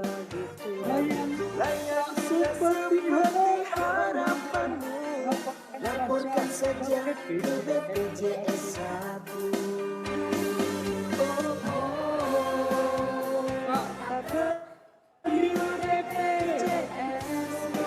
Loh, kenapa BPJS nggak clear? BPJS tidak urus itu, menjamin akses terbaru. Semoga kamu jadi tahu. Kami dan keluarga kamu jadi peserta yang saling bantu. Jangan lupa jaga selalu kesehatan keluargamu. Okay, actually there is a song in English version, but I use the Indonesian because too many Indonesian as the listener. Thank you very much. Thank you very much, Professor Dr. Ali. Then we have another session, but insightful story and information for us to giving service Indonesia for BPJS. But the funny fact, I really incredible for today because I meet Prof. Ali 7 or 8 years ago. For Prof. Ali giving certified when I'm finish my study PhD in Kemendikti. Thank you, Prof. Ali. Okay, you're welcome. Okay, thank you. So we have a next speakers from Mrs. Tamara Soma, PhD, from Management Simon Foster University. And I give some information about Miss Tamara Soma, PhD. She's from Department of Geographic Planning and Urban in University of Toronto, PhD candidate-nya in 2019, and dissertation about planning from table to dam, analyzes household food composition and food waste in urban from Indonesia. So we have not waiting for a long time. Mrs. Tamara Soma, this is time for you in 20 minutes for the presentation and give a material. Thank you. Good morning, Mrs. Tamara. Hello. Hello, good morning. Can you see my presentation and can you hear me? Of course. Thank you. Okay, wonderful. It's actually evening here in Canada. It's 8:43 p.m. Okay, thank you. Assalamualaikum, selamat pagi dan salam sejahtera to the Fusion 2025 team and the organizers at the Universitas Terbuka. Thank you to the previous speaker. I don't have a song, so apologize. that I can't sing for today. That was really excellent and something definitely to be proud of. And the theme today is bridging disciplines and multidisciplinary approaches. And today I'm excited to share and talk about the potential of social innovation as a method to encourage collaborative and participatory approaches to tackling wicked problems that I'm especially passionate about, which is the wicked problem of food waste. And I heard in the morning the keynote speaker was talking about the living lab approach, and social innovation approach is also quite similar, but I'm going to talk about a case study that I did in Toronto. And so while in Toronto, my colleagues and I sat together and we were discussing the rise of these policy interventions that were mainly focused on the idea that in order to address the issue of food waste in Canada, because food waste is a major issue right now in Canada, $58 billion of food goes to waste. The idea is that in order to not waste food, just give it to hungry people. And therefore, this will be a done solution, win-win. However, we would argue, and I will show you through this presentation, that just basically moving the problem around without addressing the root causes, which is poverty that exists, and also overproduction, which also exists, we are just going to create more Band-Aid solutions. So my team and I applied for a grant, and we got it, and so this is the project that we worked on. And so food waste is considered a wicked problem, and some of you might understand wicked as something that is evil, something that is mean, but a wicked problem in the social innovation lingo means that it is a complex and deep-rooted problem. And so the problem with the wicked problem is that it's a social or cultural problem that is difficult or impossible to solve due to 4 reasons, which is basically incomplete or contradictory knowledge, the number of people and opinions involved, large economic burden, and the interconnected nature of these problems. And so the idea is that if you actually solve the problem in one way without taking into account the systemic lens, that it might actually make the problem worse. And sometimes, and so this is a picture that sometimes I show to my students. Sometimes it's hard to fully envision how we can address a problem systematically versus addressing a problem through incremental solutions or through Band-Aid solutions. So I want to take these examples, and you can participate in, the ones who are at the conference in person or even online. So you go into your washroom, right? Kamar Mandi Indonesia is a little bit different than this particular bathtub. So you go in the washroom, and then suddenly, you see that, the bathtub is basically overflowing. And so you can either choose to take a systemic approach and address this issue, or you can take a Band-Aid approach to address the problem. And so feel free, if some of you want to put in the chat, how would you address this problem through a Band-Aid solution versus how would you address the problem through a systemic solution? Now, let me just give a hint because we don't have a lot of time. But basically, if you want to create a Band-Aid solution or an incremental solution, what you would do is you would go into the bathroom and you would get a bucket, right? You would get an ember bucket, and then you would scoop the water that is on the floor, and then you would throw it in the other room, right? You would scoop it and then throw it in the other room. And that is what is called like an incremental or a stopgap solution. But a systemic solution would be looking at the root cause of the problem, and that would be to turn off the tap, because the tap is what's making the water overflowing. And I think this is what happens a lot in the food world, is we often come up with solutions that is not addressing the root cause of the problem. So here's another example, and this is, I'm going to show you a few examples because I think it's helpful to understand where interdisciplinarity and social innovation can come in. So here is what is called the Arctic GMO apple that does not brown. And so the company basically promoted this product as a food waste solution to reduce food waste, because what tends to happen is that when people cut the apple turns brown, and then they don't want to eat it anymore, and then they throw it out, even though the apple is perfectly edible. And so instead of really trying to address the issue, the cultural issue of basically wasting apples, even though it's perfectly edible, perfectly fine, this company decided to come up with a solution to just make apples that never brown. So even if the apple is months old and you cut it, it's just never browns. So this is like one of the I would argue, incremental solution. Here is another example. So studies have shown that 1 in 3 people throw out bananas if there is a mark on the skin or if it's bruised. This doesn't really happen too much in Indonesia, but it happens a lot in Canada, because in Indonesia, when you eat pisang raja, when you eat pisang tanduk, you know, the skin is, you know, typically has different marks, different brown marks and other things. But in Canada, 1 in 3 people, if they see a banana, or in North America or in Europe, if they see a banana with some brown, they will throw it. But imagine this. 1 in 10 customers would discard the banana if there is green in the skin. And for most of us, we would know that if the banana has a bit of green, it means that the banana is not ripe. So you just have to leave it instead of waste it. So there's a lot of lack of awareness.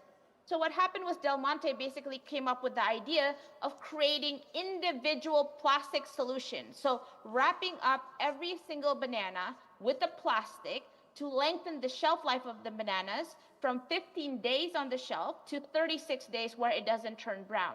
So the thing is, if you think about, if you scaled up this type of solution in Indonesia, imagine all of the plastic waste, right? So our world right now is filled with a lot of incremental, band-aid, and even harmful solutions to tackle various wicked problems. And this is why it's important for us to take a more interdisciplinary approach. So for me as a planner, I'm an associate professor at Simon Fraser University, and I teach my students how to be a planner, a land use planner. I do agree with Dr. Patakuchi and Kaufman, who are leading seminal planners in North America, that to be truly concerned about improving human settlements, planners need to incorporate food issues into their working models. And so as a planner, what we did was we started this social innovation lab in Toronto, the city of Toronto in Canada, in the province of Ontario. And some of you may be familiar with Toronto. We are also known as kind of like the Canadian version of New York. And it's a very famous cosmopolitan city, but it also has one of the highest rate of urban poverty. So you have extreme wealth, and you also have extreme poverty. And then so what we did, and especially in Toronto, there's a lack of urban resilience. 10 to 13% of people are food insecure, and an average of 223 kilograms of food per year is wasted at the household level. And when an audit was conducted of the food waste, 62% of the food could have been eaten, which means that it was perfectly edible, but people just threw it out. So a social innovation kind of brings the best of both worlds. And this is a photo of one of our social innovation lab where we brought the stakeholders together. So it brings the whole systems process and approach, and then it also brings the design lab approach. And it is adaptable to address complex and systemic problems, because what we try to do is we basically try to recreate the ecosystem of the food supply chain in one room, and allow us to kind of talk and understand and discuss with people with different opinions and different experiences, so that we can come up with solutions that are better, that are not incremental, and that are more systemic. And so the Food Systems Lab started as a 1-year pilot project to reduce food waste in the greater Toronto area. And we brought farmers, we brought policymakers, faith organizations, charitable foundations, and local government. And we also ran 3 series of workshops, which is about seeing the system, designing solutions, prototyping interventions, and then we also did a hackathon, which is another cool thing that you might want to do, or maybe you've already done it at your university. So before we ran the lab, we started with key informant interviews. So we interviewed 47 stakeholders. We also wanted to make sure that there's like an understanding of the research context and the literature review, and especially making sure that the voices of those who cannot attend the workshops can actually be included. And in the 3 workshops, we were able to engage with 92 stakeholders, and we use a social innovation lab guide that is freely available online from Waterloo University, from the University of Waterloo. And so for the first workshop, and this is how a social innovation lab works, it's like the first part is you've got to bring people together and try to understand the system. And I think this part is important, because at the workshop, a lot of people who were part of the food supply chain were coming together, and they never really had the opportunity to necessarily talk with each other. They were kind of operating in silos, what you will call. So they are kind of compartmentalized. And so they try to understand what is food waste, why is it happening, and then the participants also took a deeper look using different exercises such as the horns of the dilemma. And I'm happy to share some more information if you want to email me later, but basically, this is the first lab workshop. And so this is just a short example of one of the timeline exercise. Basically what we did was we did a 100-year timeline of trying to understand the seminal milestones and the events that happened in the Greater Toronto area that kind of got us to the way we were here now. Because the thing is, food waste didn't always exist. Like the wasting of food didn't always exist in the city of Toronto. And so we wanted to know what are some of the problems. And so, for example, we talked about how before in 1920, backyard gardening and backyard chickens were encouraged in Toronto. So food waste wasn't a problem because you can give the food scraps to the backyard chickens, and a lot of people did gardening, so they didn't buy from the supermarkets. But then, then later on, more things happen, and as you know, more Torontonians started to rely more on supermarkets. And here, this is just a funny example. We didn't really use the Cookie Monster, but this is just a funny example of a system mapping exercise that I show my students so they don't feel too intimidated about how to make a system mapping exercise. Basically, what you do with a system mapping exercise is you try to understand who are the stakeholders involved, what are the experiences that are happening, what are some of the problems and the barriers and the limitations, what are some of the conflicts and the tensions that's happening in the system, and then what are also connections and opportunities. And I use this Sesame Street example with some of my students, so we just have fun, and and humor is good for the students. And then another thing that we did was what's called the learning journey. And so with this activity in the Social Innovation Lab, basically what we did was we brought the stakeholders and we sent them on a kind of a field trip into the community. So they had a better understanding of like how people behaved in the city. And so some of them would go to the mall, some of them would go to a stadium, some of them would go to a university. And what they would do is they would go and they would explore how people in the city purchase food, buy food, went grocery shopping, how they wasted food, how they threw food out. And that was a really important moment because what we did was we also sent people in partners, and often we would send people that would otherwise not necessarily be together. For example, we sent a director of a supermarket with a migrant farm worker, and it was a very enlightening experience for them for them both, because they had very different perspective of the city and of food and all of that experiences. And then with the second workshop, what we did was we started designing solution. And I think this is really important, especially when we started to move on from understanding the problem to actually wanting to come up with prototypes and prototyping innovation.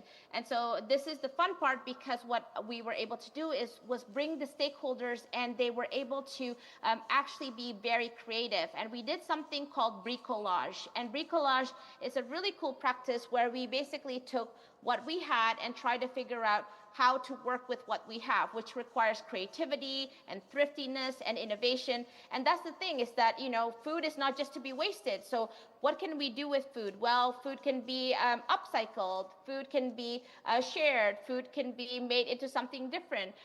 So it's not like wasting is not the only solution. And so this was a very fun activity for a lot of people.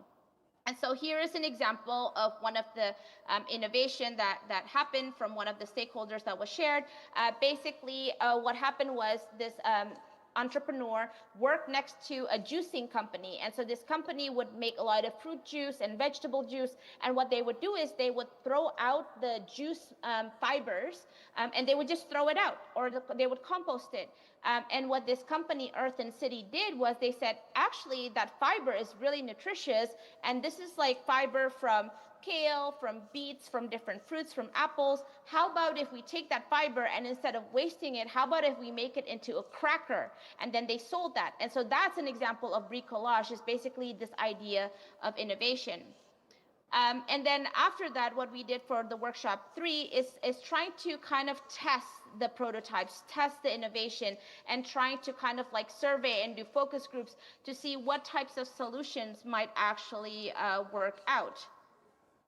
And so what we did that was really fun was we did kind of a dragon's den. I don't know if you've heard of that in Indonesia, or like Shark Tank. And so the idea of dragon's den or Shark Tank is that you have an idea, you pitch it to a bunch of investors, and then you see which ideas win. And so in this particular case, several of the groups, after they understood the system, they start coming up with solutions, and then they tested it. Then they actually pitched their idea to a group of very diverse judges. And so these include policymakers, companies, corporations, indigenous leaders, you name it, lots of different amazing people. And then that basically we went from over 30 ideas all the way to 7 business concepts. And these are just some of the examples of the business concept that were selected as kind of like innovative and useful. And so for just as an example, Brothers Nature Food Waste Pickup is this idea of having a bicycle powered delivery service to bring food scraps from restaurants to community gardens. And that's really important because there's a lot of community gardens in Toronto. And so that was a really interesting and innovative idea from one of the stakeholders. But most importantly, and I think something, and I'm almost done, but basically what's I think important and a lot of people don't understand or don't realize is that in Canada, as a settler colonial country, we are situated on Indigenous lands, and there's a lot of history around colonialism, but also a lot of history around pain and trauma that the Canadian government has basically impacted many Indigenous communities. And so the idea of food wasting doesn't exist in Indigenous cultures and worldviews, because the idea is that food is relations, right? In Indonesia, we have this cultural saying, don't waste the rice or else the rice will cry, right? So there's that emotional connection. And similarly for Indigenous communities, there is no excuse to waste rice or to waste any food, because food is like family. And so one of the biggest kind of learning from their project by bringing in Indigenous voices and that interdisciplinary component is to understand that as Canadians, we actually have the ability to change our worldviews and to change our practices. Instead of treating food just as a commodity, we can actually treat food more as relations and food as medicine. And so instead of the typical food recovery hierarchy that basically sees this kind of linear idea to the food supply chain, what we created through the Food Systems Lab and through our Social Innovation Lab process are kind of principles and values that actually tackle the root causes of this wasteful system and tries to instead create a closed loop food system, which is circular, which is zero waste, which is sustainable, and which treats everyone as equal, unlike the other intervention that was Band-Aid and incremental. And so if you go on YouTube, you can find a little bit about our lab process, and you can hear some of the interviews. And the idea of this Social Innovation Lab is really pushing for interdisciplinarity, pushing for relationship building, and breaking silos to achieve food justice. And so if you would like to get in touch, my email is there. It's a bit unclear, tamara_soma@sfu.ca. And thank you again. I appreciate your attention. Okay, thank you so much for Mrs. Tamara Soma giving us some information about food, and that's really quotes food. It's like a medicine, right? Okay, for the next session, we have a question for people or for audience in here. Anyone for asking to question? Okay. Anyone wanna giving question for our? Okay, one, another one. Another one? Okay, only one. Thank you.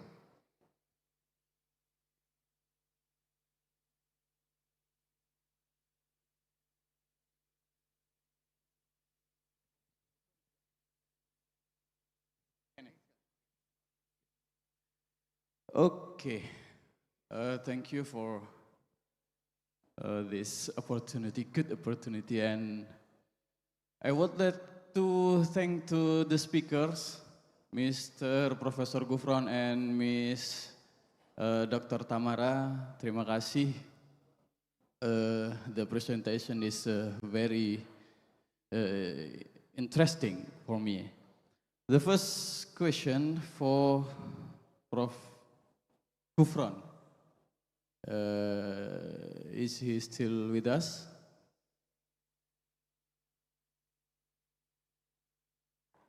With us or not? Okay, okay.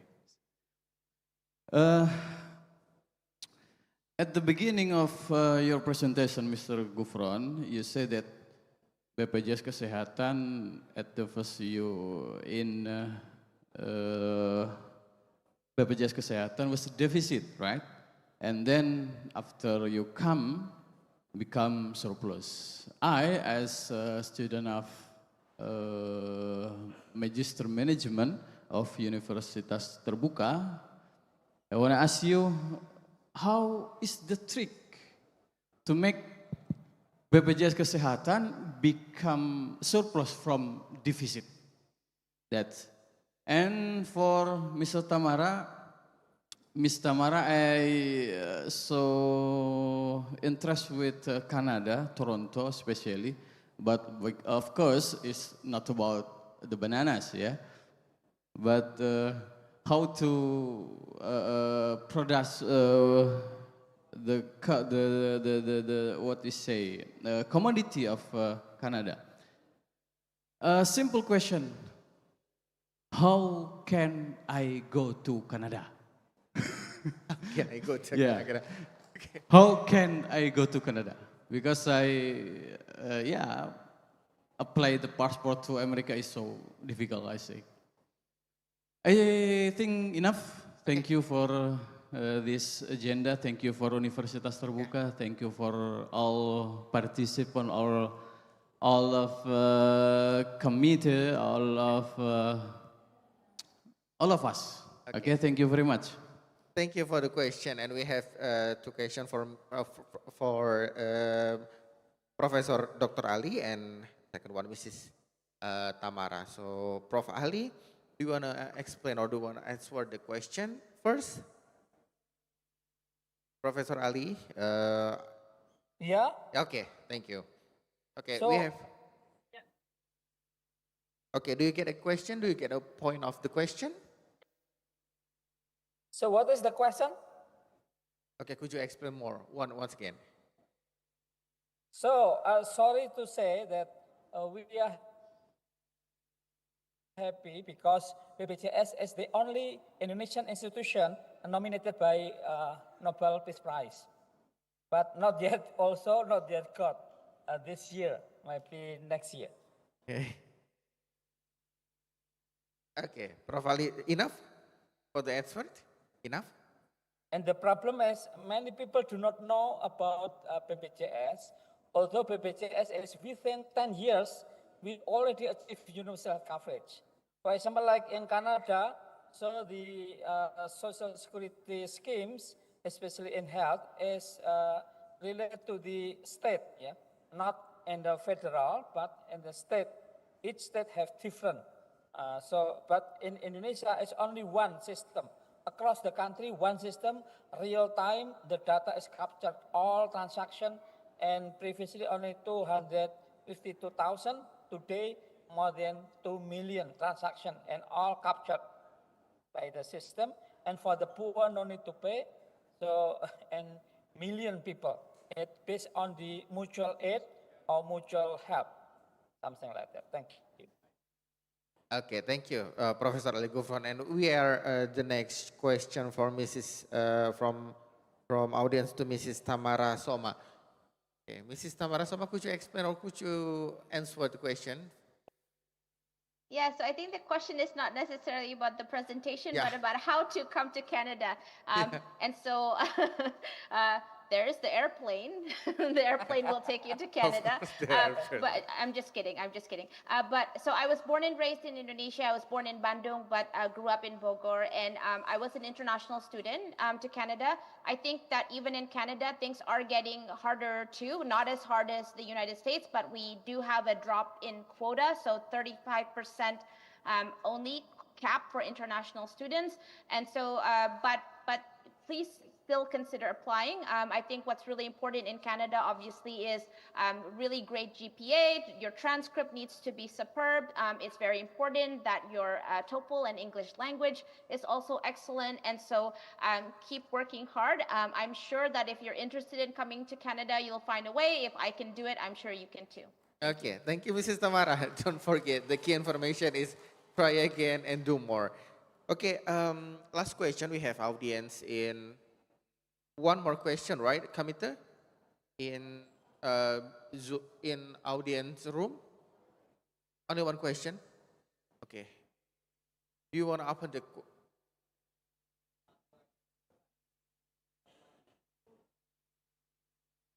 Okay, any question from the Zoom? There's actually two questions in the Zoom room. I think the first one is Bapak Peter, and then the second one is Bapak Karnedi. Okay.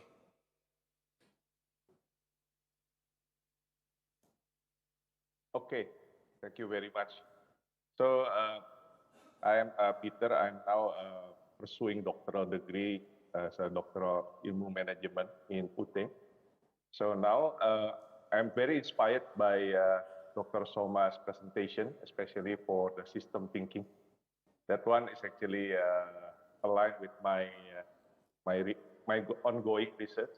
I'm going to use the soft system dynamics methodology, if you're aware, Dr. Soma.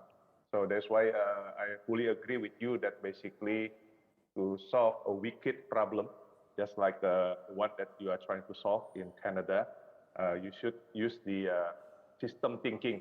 Yeah. So this is to us, to you, also to Dr. Soma and also Prof. Ali. In Indonesia, there are so many methodology using the more the linear based, like structural equation modeling or something. But I'm considered very ambitious to do this system thinking one, like a soft system dynamics. And what do you think of solving complex problem like such as AI adoption, especially now in healthcare industry? That's why related to Prof. Ali. What do you think of solving healthcare AI adoption in the healthcare ecosystem? For example, the doctors, the nurse, and also the patient, using this soft system dynamic methodology. Is it more suitable, or should I use the regular methodology such as structural equation modeling, in which to have a more sample on it? Thank you very much. Okay, thank you.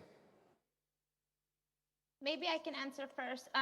So I've used social innovation approaches in other issues, for example, dealing with bioplastics packaging and waste management. And I will say that while the quantitative and technical aspect of system modeling is important, I also think that it's very important to address the qualitative issue. For example, in one of our case study, we actually, in our social innovation workshop, we had these diverse stakeholders, and what's very interesting to see the federal government basically having this one idea about the standardization on food packaging, and then talking with the municipal government in the solid waste management section, where they said, you don't understand, your standard packaging actually doesn't, is not able to be composted in our municipal facilities because we don't have the infrastructure to do it. So without actually kind of bringing people together and getting them to the same room and addressing the qualitative issues, you know, we might map it and there, like technically there is a standard, right? But then you don't realize what the issue is until you actually go on the ground and talk to the people. So I think, you know, this is where it's possible maybe to integrate undergraduate students, to bring some research assistant, and to maybe do a smaller scope study so that you can have the qualitative aspect as well as the modeling piece. So thank you. I hope that helps. Okay, thank you so much, Mrs. Tamara. So audience, because we have limited for our session, then I want to say, ladies and gentlemen, and then audience in Zoom area, as final of Mrs. Tamara Soma answer the question, audience, and then of course the narasumber for this time. All the audience are very valuable for insightful this event. So we would like to express our gratitude and for attendance, your activity participation for today and then conference are being a good. So we are really appreciate for enthusiasm.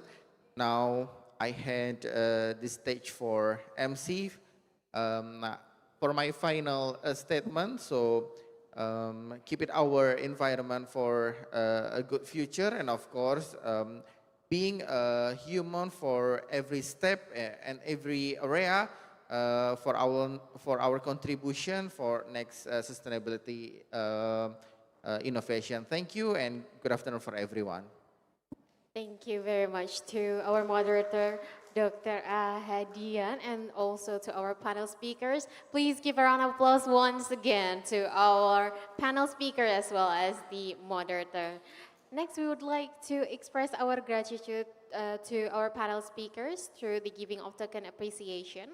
But since both of our speakers are online, the token of appreciation will be given online. First, the token of appreciation or certificate to Professor Dr. Ali Gufron Mukti, MSc, PhD.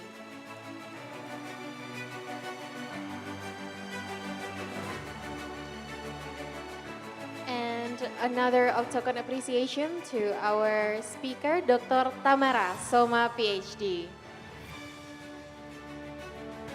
Thank you.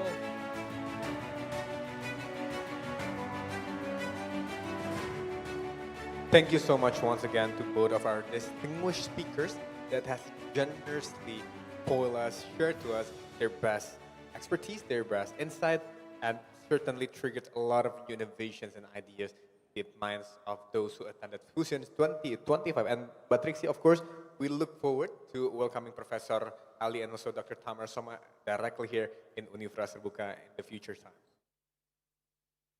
Ladies and gentlemen, I think it has been such a wonderful session so far. We've learned a lot from keynote speeches, now from the plenary, the first panel sessions, and I think it is a great opportunities for us to refresh our mind with just a bit of a touch of art into today's program. We have another special culture performance presented only for you. This next dance beautifully blends traditional elegance with modern expressions, showcasing the creativities and spirits of the Indonesian young spirits, presented to you once again by the talented students of Dharma Karya Junior High Schools. Ladies and gentlemen, please welcome Tari Tifa.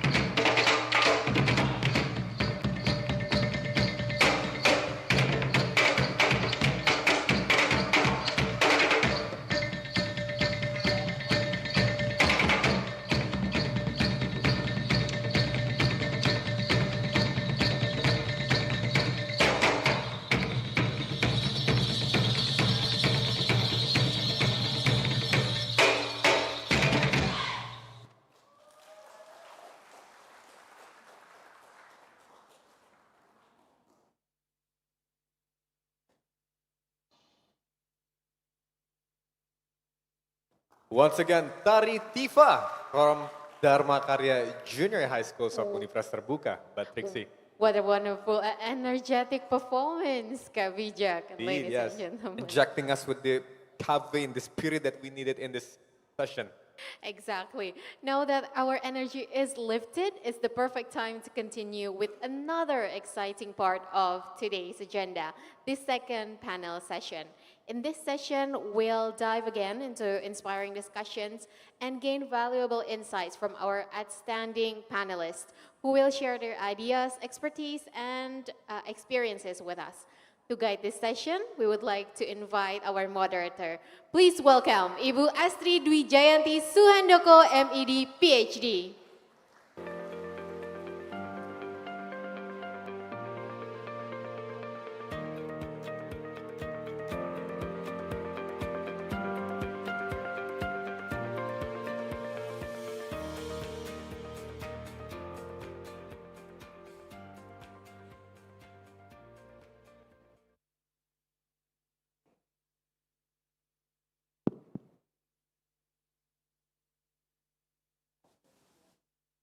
Okay, thank you, MC. Good morning, everyone. Once again, good morning, everyone. Okay, good. Okay, for this second panel session, we will have two speakers. The first one is Dr. Filma, and the second presentation will be held from Professor Magano and also Dr. Chetty. But for that, I will invite our first speaker to come to the stage, Dr. Filma. Please welcome Dr. Filma, everyone.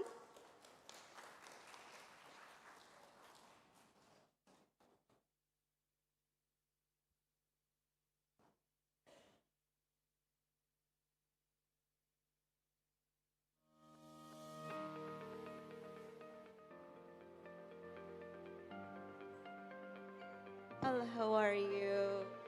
Okay, so how's the weather? Do you like the weather in Indonesia? Yeah, it's like in the Philippines, very warm, just like the people here from UT. Thank you very much. You are all very warm, just like the weather. Okay, thank you. So have a seat. Have a seat. Thank you so much, everyone. So before we start the presentation, let me introduce you, your CV. Okay, ladies and gentlemen, so Dr. Filma Bernardo Ramos is the head of the Regional Center for Indigenous Peoples Education. We call it RECIPE.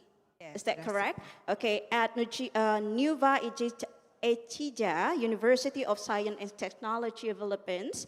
And Dr. Ramos also served as a program chair of the Graduate School of Public Administration and a member of University Research Technical Committee. And also her academic work focused on good governance, transparency, inclusive education, and also particularly in empowering indigenous and local people. Wow, it's very interesting. And also participatory in leadership and also education. So for Dr. Filma and also Professor Magano and Dr. Chetty, we have 50 minutes.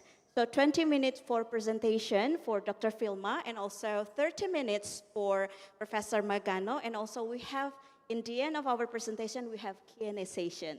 So please, Dr. Filma, it's your time. Thank you. Thank you so much.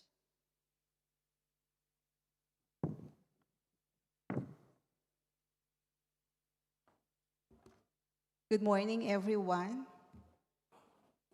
Are you still with me? Okay. I will use this one. All right. So, before I begin my presentation, let me I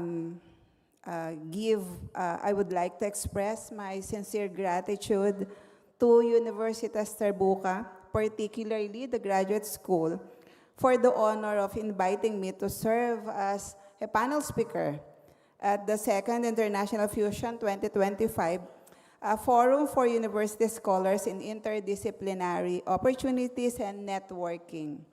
It is a privilege to be part of this meaningful gathering of scholars and professionals committed to advancing interdisciplinary collaboration and academic excellence.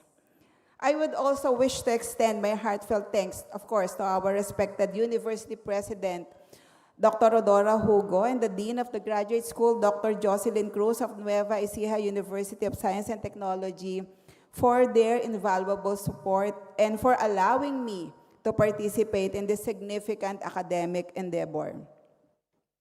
Their continued encouragement inspires and empowers scholars like myself to contribute to global dialogues and knowledge-sharing platforms such as this. All right, have I done with my 20 minutes?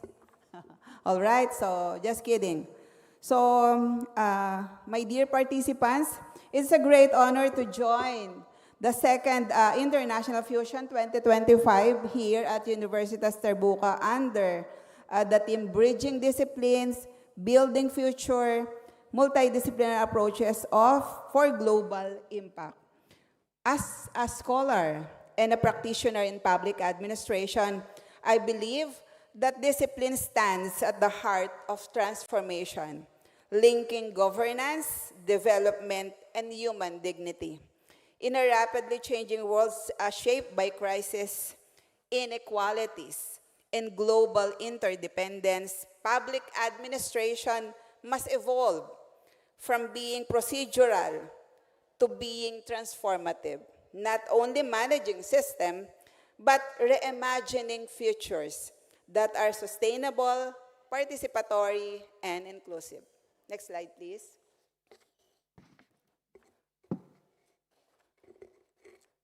Transformative lens in a triple dimension of sustainability. We have this one. So from procedural, next slide, please. I'm sorry. All right, so, okay. Traditionally, public administration focus on efficiency, hierarchy, and compliance. That is traditionally. While this remains essential today, context demand more. What is it? It's adaptability, innovation, and inclusivity. Transformative public administration goes beyond bureaucratic reform. It embeds equity and inclusion as performance indicators, not just goals. Participatory governance, where citizens co-create solution, because they should be the one who owns everything that is given to them. Evidence-based policies grounded in interdisciplinary collaboration, and of course, ethical and ecological governance as guiding principles. So in essence, transformative public administration redefines who governs, how governance occurs, and for whom. Next slide, please. So in a transformative lens, so we have the triple dimensions of sustainability. So a sustainable and inclusive future is built in three interlocking dimensions. First, social transformation, so ensuring equity, representation, and voice for marginalized sectors, including women, youth, and indigenous peoples. Economic transportation, so promoting local innovation, livelihood resilience, and of course, social entrepreneurship aligned with green growth. So the last one, environmental transformation, so embedding sustainability and climate consciousness into all administrative decision and local governance framework. If you see the three circles, so it is connected with sustainability. So meaning transformative administration, therefore, must integrate these dimensions within planning, budgeting, and implementation. It must not only deliver services, but also create systems that sustain well-being. Next slide, please. So framework for sustainability, Next slide, please. We have this case point in the Philippines, particularly in NAUST. So, allow me to share our institutional experience in our university, Nueva Ecija University of Science and Technology, specifically through the Regional Center for Indigenous Peoples Education. Our center redefines inclusivity by integrating indigenous peoples' participation in governance, education, and development. Some transformative initiatives, the Pamana Project, rooted in research on Kalanguya cultural heritage. I will show to you a video after my presentation, how this Pamana works and how it was recognized internationally. This evolved into an extension model, promoting cultural preservation, livelihood, and policy engagement. So community trust building, we have all this from 2015 up to present. So engaging public administration students, not just us, not just the administration, not just the faculty, but all the community in the university, including the students. Aligning academic learning with grassroots empowerment. Integration of sustainable development goals, the SDGs, and of course the Women, Peace and Security frameworks in local policy dialogue. Actually, we are now offering the diploma course on Women, Peace and Security with specialization in indigenous peoples. So these examples illustrates that transformation is possible when policy, research, and community voice converge. Next slide, please. Let me share with you some of my researches that focuses on the transformation. So we do have the first one, the paper, Transparency and Accountability Practices of local government units, a measurement from the ground. So what's the key focus on that? So measures how LGUs or the local government units observe transparency or decision-making, procurement, access to information, and accountability practices, of course, among personnel in cities and municipalities. The second one, transparency and accountability in local governance, the nexus between democracy and public service delivery in the Philippines. So the key focus is to explore how transparency and accountability relate to democracy and how they impact public service delivery. And then the next one, I think this is the most cited paper in my Google Scholar. So analyzing bottom-up budgeting and assistance to disadvantaged municipalities toward participatory budget implementation in the first legislative district in Nueva Ecija, where I came from. So it evaluates participatory budget, the bottom-up budgeting. So assistance to disadvantaged municipalities, including community involvement and responsiveness. And then another one, rural healthcare delivery system in Pantabangan, Nueva Ecija, that is also part of where I came from, the province of Nueva Ecija. So it examines health service delivery in rural context, identifies constraints and planning needs. I am also into health because by profession, I am a nurse. And then the last one, institutionalization of gender and development program in selected barangay actually in the same province that I came from. So it looks at how gender and development programs are being institutionalized at the barangay local level challenges of implementation and inclusion. So with that, next slide, please. So what is the key learnings from practice? So of course, governance must be participatory and context-driven. We must allow them to participate. I think the key factor on how we can sustain these activities or the government, the implementation of every project that we have, every activity should be we should involve our stakeholders, the beneficiaries, Community involvement enhances policy legitimacy, of course. Transparency and accountability promote trust. Culture and social capital strengthen policy ownership. So transformation begins where governance meets empathy. So I think a transformative public administration is not just about reforming bureaucracy. It is about humanizing governance. It seeks to make the future livable for all, especially for those long excluded from promises of development.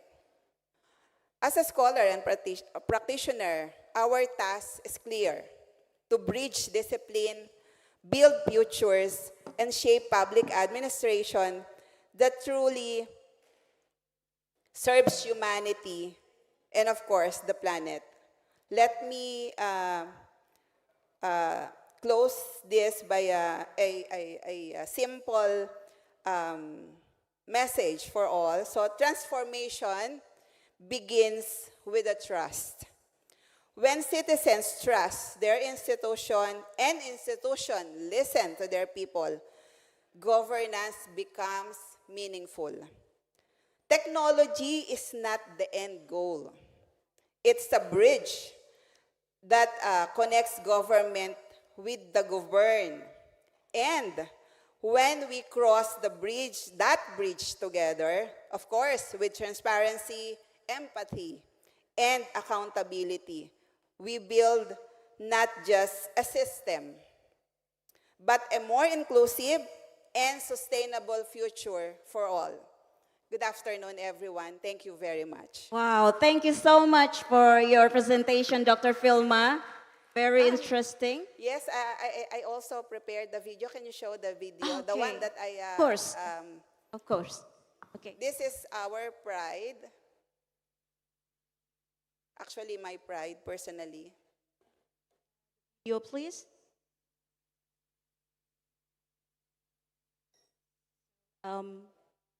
We're waiting for the video. Yes, but yes. Actually, while we are waiting for the video, this is our research project, a storybook writing for the indigenous peoples in a particular IP group, that is Kalanguya.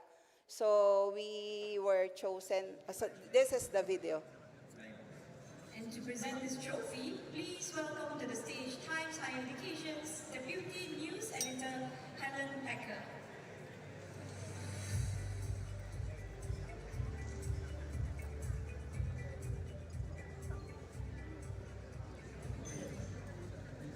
And here are the 8 contenders. Hiroshima University, Lovely Professional University, Nagmatin Abakan University,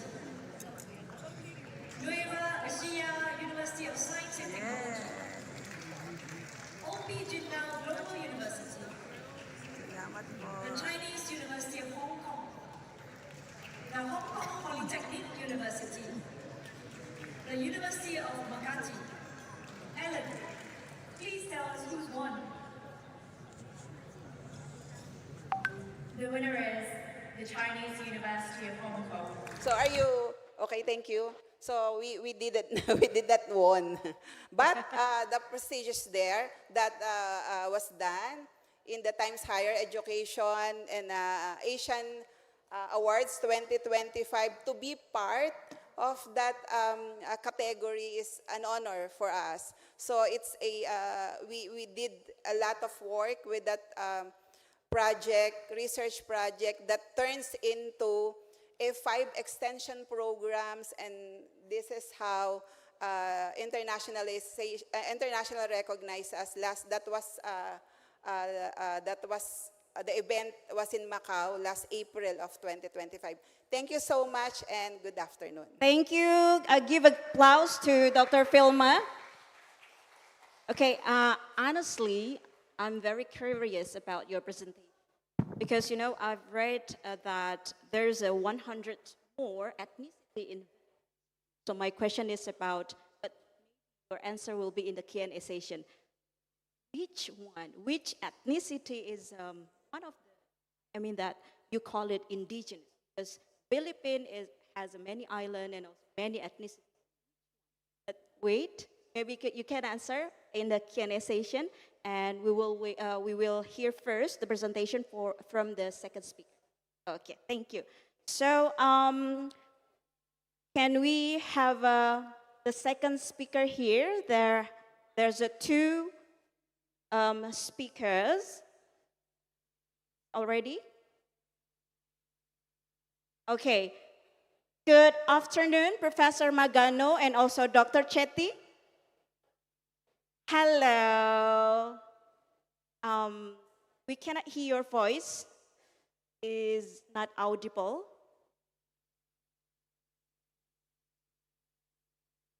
Hello. Can you hear my voice? Is it audible? Yes.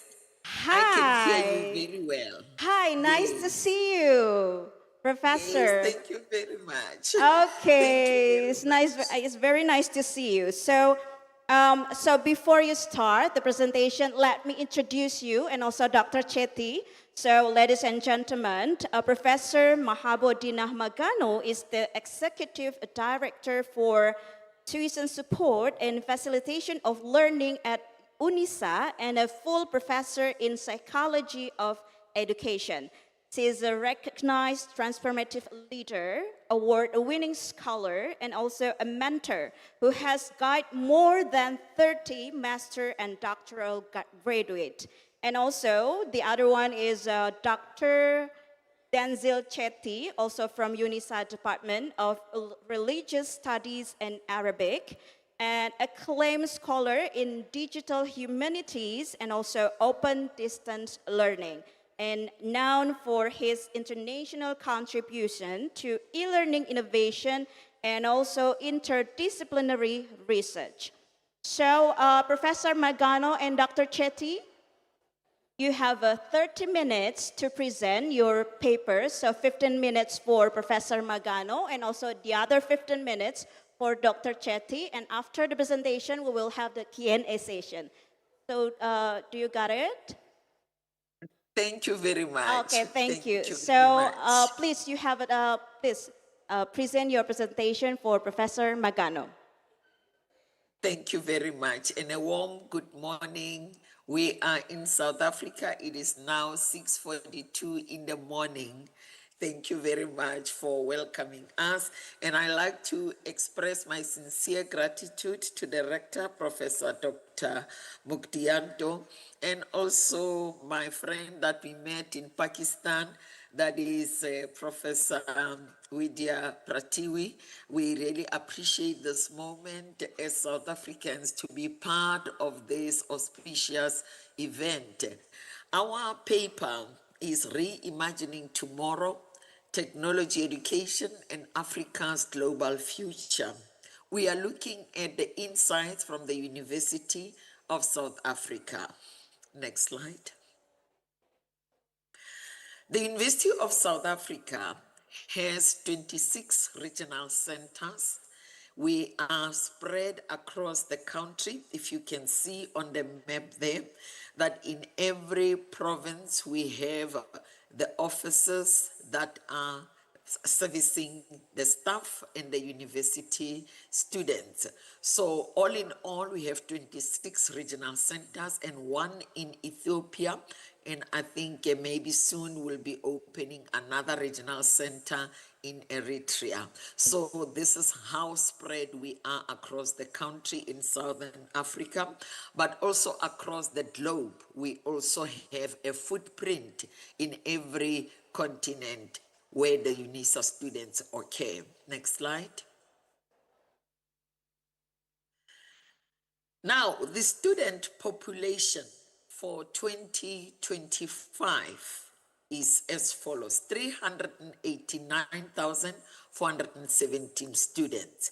And we have 8 colleges that are housing these students: the College of Education, the College of Law, the College of Economic and Management Sciences, and the College of Human Sciences, and also the College of Accounting Sciences, the College of Science, Engineering and Technology, The College of Agriculture and Environmental Sciences. We have also the Graduate Business School and also the School for Thabo Mbeki, you know, the former president. So this is a school that is also focusing on the public relations issues. So currently, we can say we are in 152 years period since the university started. So we are the mother of universities in the southern part of Africa. How is the context of our UNISA students? We have students that come from disadvantaged background, if you can see in those photos, very disadvantaged, very poor communities, but we do accept the students because we believe in social justice. We have students from deep rural areas where network is a challenge, but the students are expected to learn online, but they go to those regional centers that they are able to receive assistance if they don't have computers. Then we have students from affluent areas, very rich in all aspects of the economy and facilities. Then we have another context of students who come from townships. These, let me say, peri-urban areas where you can find middle-class population, low socio-economic groups. But all these students, they're expected to learn online, but they can go to the libraries in the nearest region. Next slide.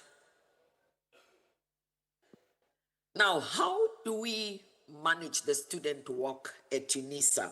Since our topic, we are saying under this discipline, bridging disciplines, building futures, multidisciplinary approach, and we are reimagining tomorrow as South Africa, looking at technology education and how we can enhance the global future of our students, because our students come from every corner. Now, the student work at UNISA is as follows. Step one, we come in. I'm from the Department of Tuition, Support and Facilitation of Learning, myself and Dr. Chetty. The student is assisted in the process of choosing and applying, and all these are done online, where the students are expected to apply, to enter or to gain access into the university online. If the student does not have a computer at home, they will walk to the regional office and they get assistance. But they are prepared for working in an open distance and e-learning, since we are not a contact face-to-face university. So these students are given a MOOC before they accept the offer to be registered. So that MOOC is simple questions that are preparing their minds that now you are entering in an online pedagogy. You are going to learn everything using online facilities. Then after they pass this MOOC, they gain entry. Now they are able to register as UNISA students. So they get an orientation that is giving them a global picture of what the university is like, how they will use the learning management system, how they will access the library, how they will claim even the My Life UNISA account, that is to be able to get emails and to send assignments, to receive feedback, to write exams online, and where to get counseling, because everything is done online, but they can walk to the regional office to get face-to-face assistance. From there, in stage 3, is teaching and learning. This is where I'm working as the executive director. So they are taken on board on utilizing the online platform. Remember the context that I gave in the last slide, that they come from areas that are very poor, some, and they come from areas where a laptop is not even known, and the phone that they use may be of a low level. But when they come to the university, there is orientation. And Dr. Chetty is also part of the training team that goes across the country to train the student on online pedagogy. Then there is also online tutor system that is used so that they can log in and get assistance, while also academics are teaching online on weekly basis, at least one lesson per week. And from there, they are assisted by the tutors and the teaching assistant. Then they are also taught on how to use the virtual library, since we want to prepare them for the global future, that our graduates must not only be stagnant and be in South Africa only, but they can get employment across the globe. Then there are co-curricular activities or extra trainings that are given to students while they are in stage 3 of their learning. That is digital literacy. Dr. Chetty will talk more about this. Academic literacy, how to write, because some come from schools that did not actually prepare them for the university life. The proctoring lessons, how to write exams online and not to plagiarize or to copy, or to be assisted during online examinations. Then the ethical use of AI.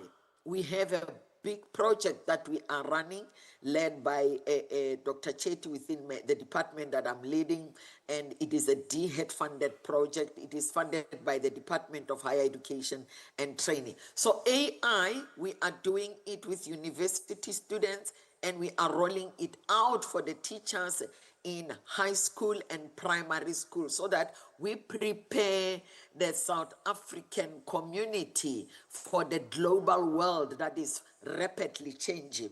Then co-curricular activities is a myriad of activities ranging from study skills up to preparing for employment, counseling services, and student support online and face-to-face support. Next slide.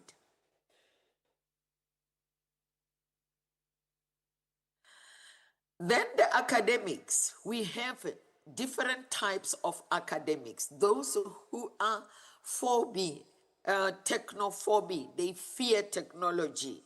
And those who are young and agile and they know how to use technology. So we have continuous professional development workshops where we are able to train them from pedagogy, because other academics in a number of colleges, they were not trained as teachers. So when they enter the university, there is a unit within the department that I'm leading, which is training them on how to teach online, various methodologies, new methodologies of teaching that are emerging, and the use of technology and the learning management system. So far, this is just the report of third quarter, because we rely more on the use of analytics, since this is the new dollar in the globe. So we are training these academics, and also the tutors are receiving training, and professional and allied staff are receiving training, so that everybody on how to mark online, they know the use of technology. Next slide.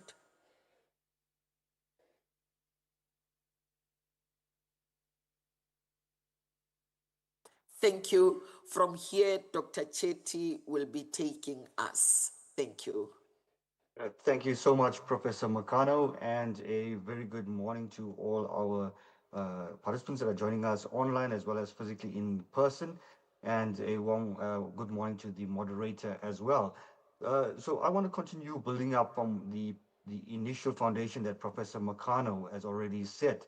And we want to look at what exactly are we contributing towards the development of the African context and the University of South Africa, and look at how one specific unit under the leadership of Professor Makano, called the Academic Development Open Virtual Hub, ADO for short, is advancing technology innovation within the Global South context, but also with models that can be imparted into other contexts. And I want to talk about three main aspects: the open learning framework that UNISA is using, one of our key initiatives, the Future Minds Bootcamp, and some of the innovations, the technology innovations that we are using to build not just our current graduates, but also build future graduates for future employability.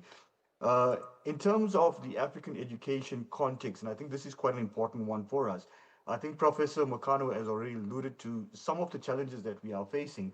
In terms of, if we have to capture this in 4 dimensions, it's knowledge, skills, infrastructure, and policy. When we think of knowledge, we think of the distinction between the global south and the global north.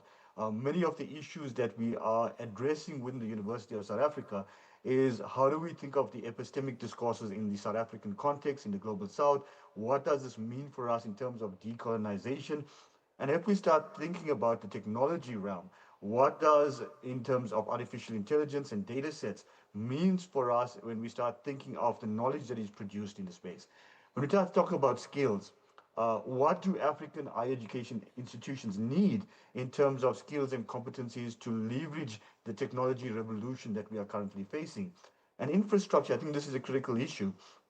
When we think of institutions, as Professor Makano had alluded to, specifically in the South African context, and you have this diverse economy, what does this mean for us when we start thinking of infrastructure that is required when we start, especially as we advance the more robust AI-driven knowledge production and innovation? And then policy. Policy is an important aspect for us in higher education, because when we think of policy, policy is never static. Policy is continuously being developed as we are advancing in this space. What does it mean for us in terms of AI and academic integrity? What does it mean for policies in terms of assessments? These are debates that we are currently having in the higher education space. One of the initiatives, and I think this is quite an important initiative for us, Professor Makano showed you a graphic about the diverse social economic context that we have in Africa. In terms of UNISA, many of our students from these backgrounds come into the institution. And one of the challenges that is emerging is the lack of students who have an interest in STEM subjects, the science, technology, engineering, and mathematics. And with the lack of students coming into these qualifications, it means lack of career opportunities. It means low enrollment in these subjects. A major contribution to the lack of STEM subjects being and career paths in the higher education is because of poor performance in mathematics. And one of the initiatives that Prof. Makano has actually put on the table together with our Vice Chancellor, Professor Lekabula, is to look at how the university can create a bridge between schooling system, our grade 8 to grade 12 in the South African schooling system, to the first year entry into higher education. How do we bridge that gap so that students now have an opportunity to engage with subjects that are maths related? We know that many of our students are avoiding these subjects, and one of the ways, the innovative ways that we are advancing is to look at how artificial intelligence, AI, can be used to enhance lesson plans for our teachers, enhance support for our school children. These are the bridges that we are looking at. And if you look at just the image on the top of your screen, you'll see that this is a semi-rural school that we visited 2 weeks ago. And the idea behind the Future Minds Camp is to expose children to what technology is, the changes in technology, the integration of artificial intelligence, and build our students' exposure to technology. And this is part of why we say technology innovation and reimagining, rethinking the tomorrow of Africa. Below you see some of the images of some of our teams that we are working with, and the school principals together with the school governing bodies that are part of these innovations. Now, in terms of what we do in the Future Minds Bootcamp, it's two-faced in the sense that we work with educators, our teachers, we build their competencies, we bring the teachers into the university. And for many of these teachers, some of them are it's the first time that they actually have an opportunity to get into UNISA. And we create these opportunities because we want to create that exposure. When we bring these teachers into the university, we build their competencies on what does it mean to have artificial intelligence to enhance your classroom application. The second phase of this is to look at the student-facing area. And what we do in the student-facing part of the skills development is to start building our competencies of students right at the schooling level before they can even come into university with artificial intelligence. Now, this is critical for us because if we think of UNISA as an e-learning environment, it means that when students come into a first-year entry at UNISA, they should have already acquired certain digital competencies. It's impossible for us to build those competencies while they are in the first year and also have a formal qualification running. So we want to change this narrative in terms of how we build our competencies. And we do this, as Prof. Makano mentioned earlier, through massive open online courses, MOOCs, open resources, automated assessments, creating communities of learners mentorship. And I know somebody mentioned earlier, hackathons. Hackathons is also one of our delivery models in this space. The image that you see on your screen now is one of our biggest halls in the in UNISA, called ZK Matthews, that caters for almost 1,200 to 1,500 participants, and we bring in teachers throughout the province. And in this picture, you can see basically the hall was full with about over 1,000 teachers that joined these sessions. Now, important for us is, as we are working on technology, that we don't just work on technology from a theoretical perspective. We look at what is happening in industry. Some of the important partners that we have in industry, for example, is Microsoft, Scadco. We also bring in NGOs who are on the ground to guide us with what's happening in this space. And in these spaces, we expose teachers to, for example, gamification. What does it mean to build in gamification as part of the technology elements in enhancing our teaching and learning experiences as part of this initiative? In this role as I mentioned earlier, we have the Academic Development Open Virtual Hub, or ADOVE, which is a strategic unit in DT in the Department of Tuition Support and Facilitation of Learning under the leadership of Professor Mkano. It serves as threefold. One, it serves a key component of student development, enhancing student digital literacy, AI readiness. It is also a research and development. As an innovation hub, we focus strategically on looking at what technology innovation can enhance our presence in terms of student communication, student support system, and enhancing the teaching and learning space. In addition, it is an innovation incubation hub. Now, when I say innovation incubation hub, if you look at some of the images, we have a fully automated recording studio, which allows academics to come into the space and record videos on demand. We also have a state-of-the-art gaming lab. And in this gaming lab, we run our podcast, we run our incubation and innovations in terms of Minecraft, for example, Microsoft Minecraft, to look at how these type of innovations that might sit on the periphery of higher education norm can be integrated into our teaching and learning space. We foreground this, and this is why it's important, research and development. We foreground this on the Africa's Agenda 2063 and the UN SDG, specifically SDG 4, to look at how open access education can enhance our teaching and learning. In terms of AI, Professor Mkano mentioned earlier, one of our key aspects is not to just blindly integrate artificial intelligence. We are looking at critical AI literacy. Now, when I say critical AI literacy, we're building the competencies of our students and our academic staff, but we're critiquing the processes behind artificial intelligence. One of the important elements, as I mentioned earlier, is the epistemic discourses in the higher education, in the South African context. What this means is, how is knowledge generated in an artificial database and model? What is the challenges in terms of the colonization of knowledge produced from the global South, the global North against the global South? These are critical discussions that we are having. So it's not just an implementation of generative AI, an implementation of agentic AI. It's a critical reflection on what it means for us in terms of the African context, to critique its application, critique its processes, and what does it mean in terms of transformation. Now, in addition to that, we also have partners, as I mentioned earlier, with industry. We partner with Microsoft, and which is also some of our co-funders in some of our movements, in some of our programs. One of the programs that we do is the MSLE Bootcamp by Microsoft, where they bring in facilitators, for example, from the UK, to train the academic staff inside UNISA on foundational skills. But we don't just stop there. What we want is to move from competency building to certified competency building. And this is where, for example, the Microsoft Certified Trainer becomes an important aspect for us in our staffing professional development. In addition to this, a key element for us is to start thinking of how do we bridge non-technical staff with programming competencies. So, for example, in these graphics that you see, we brought in about 50 staff 50 academics in a venue, and we had another 23 online, giving us about 73 academics. And these are non-technical staff. That means they have no experience with coding, no experience with programming. Bring them in for a 5-day training and build their basic competencies on, for example, Python training and for AI and data analysis. This is very important for us because, as I mentioned earlier, you cannot correctly engage with AI without understanding the programming behind it. And we're trying to move into a much more programming language development for non-technical staff at UNISA. A very exciting innovation for us. We were the first African university on the continent to actually do teaching in the metaverse. Now, we partnered with a company, it's an industry company called Ubu. And if you're familiar with many of their singularity conferences, which is massive industry-led conferences at the pioneering in terms of innovation. We were the first African higher education university to run a complete metaverse training.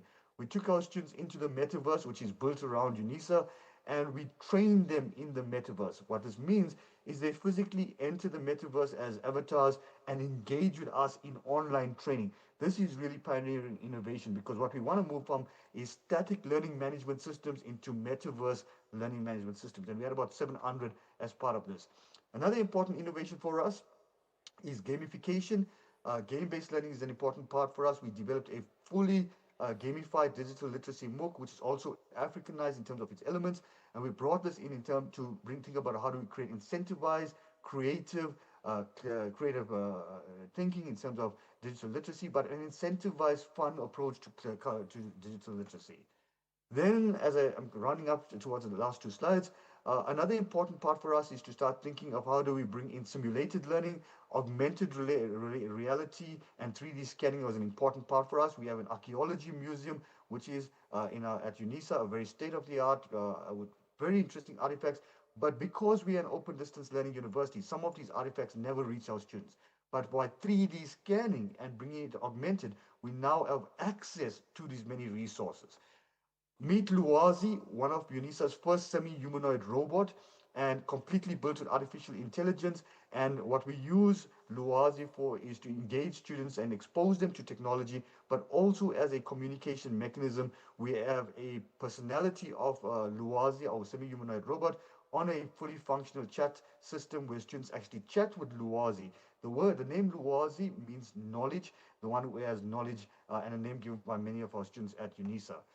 And as I conclude, on the screen itself, you will see our former President of South Africa, His Excellency Dr. Thabo Mbeki, who is also the Chancellor, the current Chancellor of UNISA, and he had an opportunity to experience some of our virtual reality technologies and what we are doing in the space. And as I round up, when we start thinking of technology and defining the future, there are three important concepts. Technology as a catalyst for inclusive and transformative education, and especially referring back to what Professor Makano mentioned, when we start thinking of the socio-educational context and inequalities in South Africa, we cannot advance technology without thinking of the inclusive discourse. Secondly is advancing pedagogical innovation through immersive and experiential learning. We think of 3D scanning and immersive technologies. And the third part, which is quite important for us, is as we advance technology, we are reimagining Africa's educational future through programs such as the Future Minds by bridging the deficit gaps. Professor Makano, let me hand over to you for your last rounding words, Professor Makano. Okay, thank you so much, Professor Magano, and also Dr. Chetty. Please give applause. Honestly, it's very interesting, you know, when you share about the ideas and also about the Future Mind Bootcamp, and also, I thought that it's focused in higher education, but also they also focus in basic education, because we see that there's many child also, they introduce about technology, about AI to the student in basic education. So it's very interesting. And I believe that for this participant in this seminar have many questions to our very inspiration speakers. So because of that, so we will open the Q&A session for the first session. Is there any question for our speakers? Maybe the first speakers? Okay, 1, 2, another 3. Oh, 4, how, okay. So please, the committee, help to give the mic to the first question over here. Please state your name and also where the university come from and which speaker that you want to ask the question. Okay, thank you, moderator. My name is Indra Setiawan from the EB Kosgoro 1947. See you in the second year. Okay. The presentation is very, very interesting for us. I want to ask for the Dr. Vilma. Okay. For the presentation, transformative public administration for the sustainable. So, in the slide, you give information for the sustainable three factor, the environment, social, the economics. How about the technology and the political? I think is influence for the transformative for the public administration. And for the Ms. Magano, I want to ask about in the slide, if the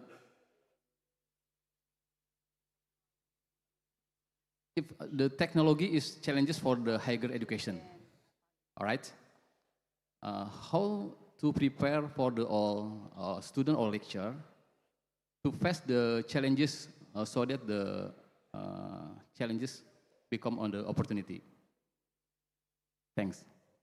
Okay, thank you, Mr. from IB Cosgoro. So maybe we will ask the answer. Dr. Filma? Yes, hello. Thank you for that question. Actually, in public administration, the technology is there already. If you consider the e-governance that we have right now, so that is a holistic approach that the government implemented for the people to access services. So where's the politics in there? So politics comes from how this projects or these activities being implemented for the people. You see, in public administration, we have this discipline to more about governing people. So if you look into that's what I have mentioned earlier about how this activity can be sustainable, can be social development, if we may add, because we are advocating for the citizens' participation. If, for example, our leader just provide us that he thinks we need this without even consulting us, perhaps there's no sustainability. But if we can, if they will propose to us, they will, the stakeholders will co-create, will participate. Eventually, they will own that particular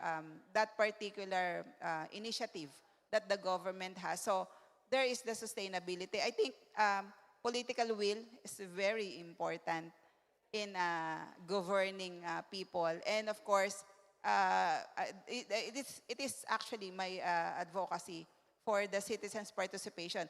If we strengthen the citizens' participation, no doubt about the sustainability.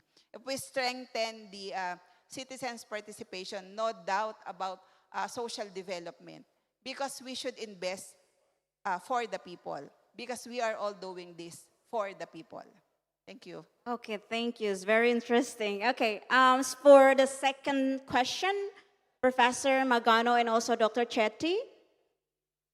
Thank you very much for the question. Yes, indeed, some of the students come to the university not being prepared for the use of technology.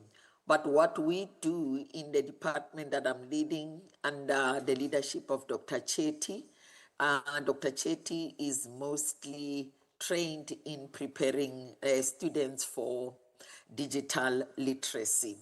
And we take them from lower level so that there's a point of entry, what they learn on how to use the learning management system. We use Moodle. So they must know how to claim the email account, which we normally say is a My Life email account. From there, they are taught where the study material is online, how to go to the library online. And because we cannot reach all of them, our population is 385,000 students. We also prepare the videos. But the team of Dr. Chetty goes to the regional offices. Across South Africa, we have 26 regional centers where we invite students via SMS. We know that every student has at least a phone that can be able to accept SMS. Then we put the information on social media that there will be training face to face. Our laboratories in the regions, they have computers. So they will go to the computer lab and then they are trained with digital skills. And then some trainings are done online. And we observed that after conducting a survey, most female students were not exposed to technology. So Dr. Chetty and her team devised a training that is called Hair Tech. In other words, introducing more of the girls into the use of technology. Dr. Chetty, I think you can add. Thank you. Thank you so much, Professor Makano. I think the speaker asked one important question. How do we change deficits into opportunities? One of the initiatives steered by Professor Makano is our co-curricular strategic committee in the university. When we think of co-curricular activities, co-curricular is basically a framework that runs alongside our formal qualification. So when a student comes into, for example, a critical AI literacy course, they come inward to get the competencies, but they exit with a digital badge or some form of recognition in terms of a transcript that recognizes these competencies. So for us, it's not just about analyzing and meeting the deficit, but providing an opportunity for our students to say, when you exit the system and graduate from UNISA, you get these competencies, but how do you attach this in your CV? How do you then prove to some kind of working environment that you have their competencies? And I think this kind of co-curricular framework is quite strategic for us because it empowers post-qualification graduates. And I think that for us at UNISA is an important opportunity in terms of changing a deficit to an opportunity of growth for the employability as well. Thanks. Okay, thank you, Dr. Chetty and also Professor Magano. Thank you so much. Okay, do we still have a time to have a second question, committee? I think we still have one. Okay, so only one, sorry, because we have a limited time. So the others, the second question? I forgot who will ask the question. You raise your hand again. Okay. Yes, please give the mic to the participants. Yes. Who will ask the second question? Sorry, can you? Okay, that one. Okay, thank you.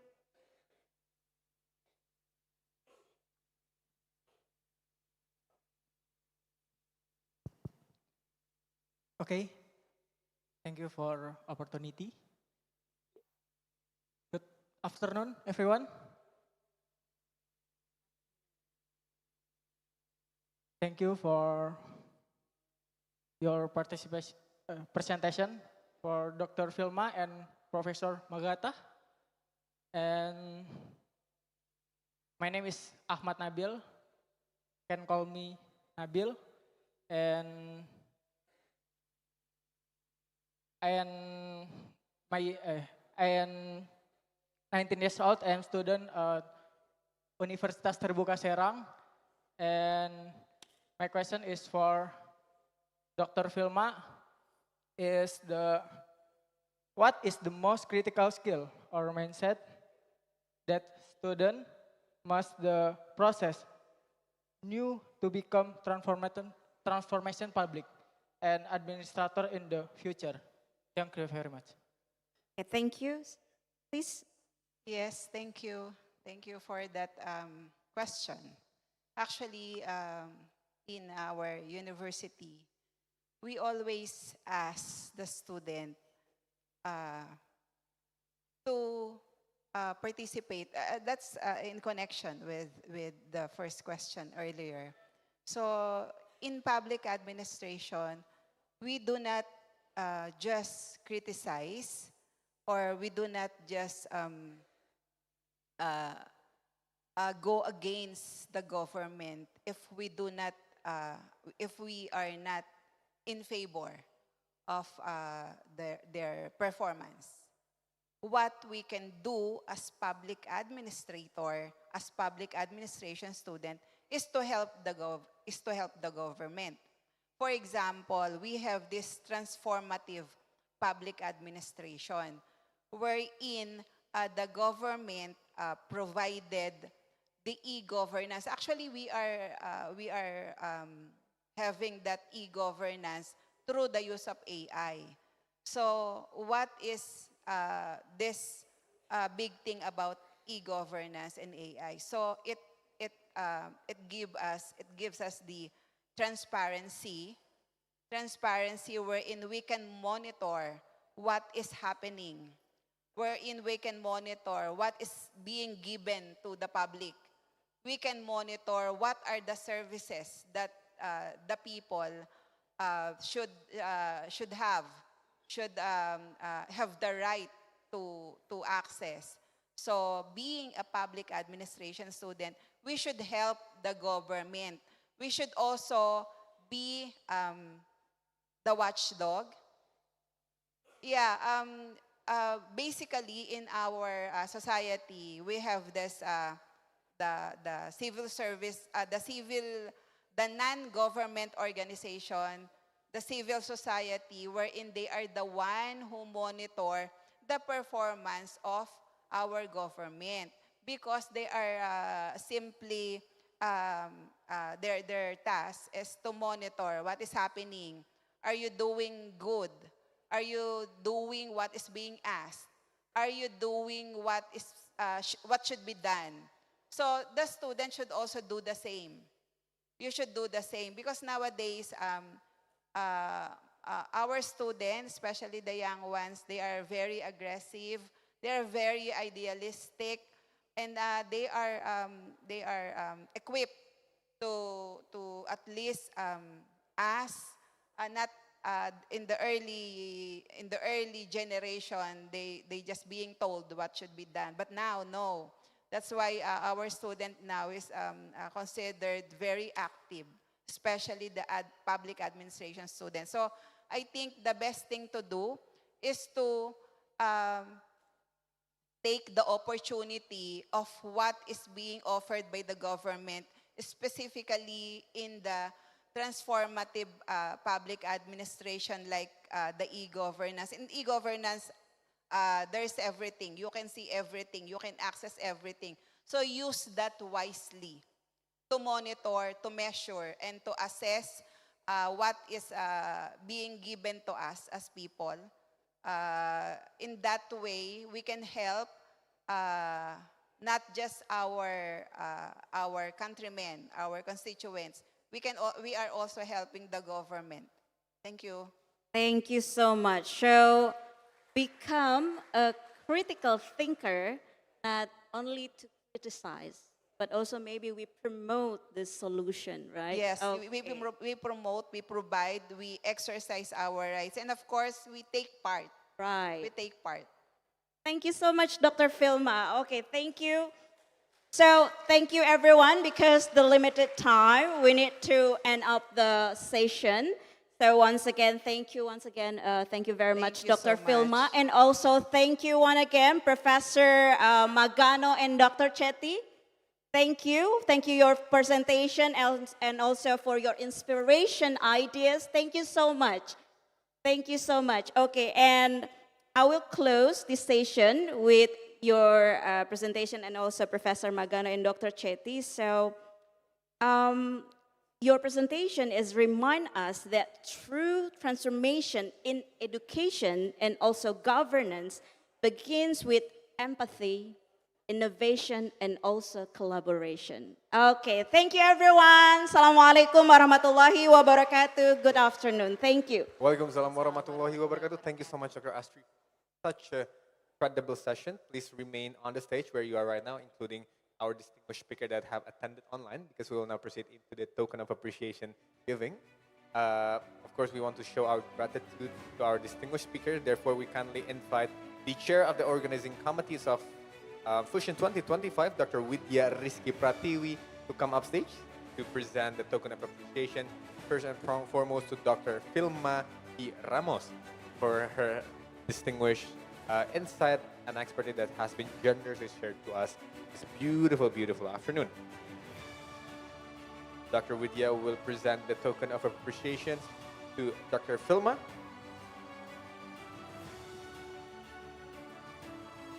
Please give the biggest round of applause, ladies and gentlemen. One more, a plaque from Universitas Terbuka, once again to acknowledge his contributions to Fusions 2025. Please take a picture. 3, 2, 1, once more. 3, 2, 1. Round of applause, ladies and gentlemen. Now, moving on, we will now present a digital token of appreciations or certifications to Professor Magano and Dr. Shetty that have attended with us online today. First, the certification for Professor Magano.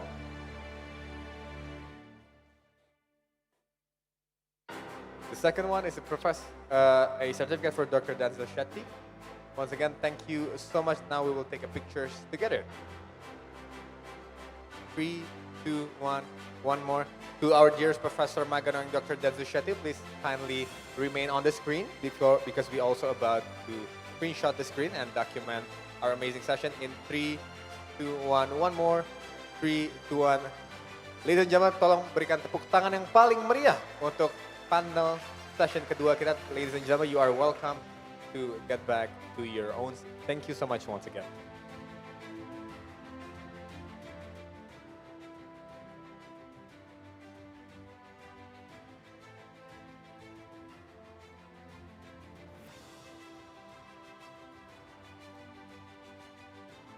Right, ladies and gentlemen, before we continue to our next agenda, we will first take a lunch break and we will reconvene at 1:30 p.m. Jakarta time to continue with the parallel session. Betul sekali Bapak Ibu dan rekan-rekan mahasiswa yang kami hormati, sedikit informasi bahwa setelah ini kita akan mengikuti isoma atau istirahat salat makan dan dimohon dengan sangat kembali ke ruangan ini ke UTCC tepat pukul 1.30 untuk melanjutkan sesi selanjutnya yaitu parallel session.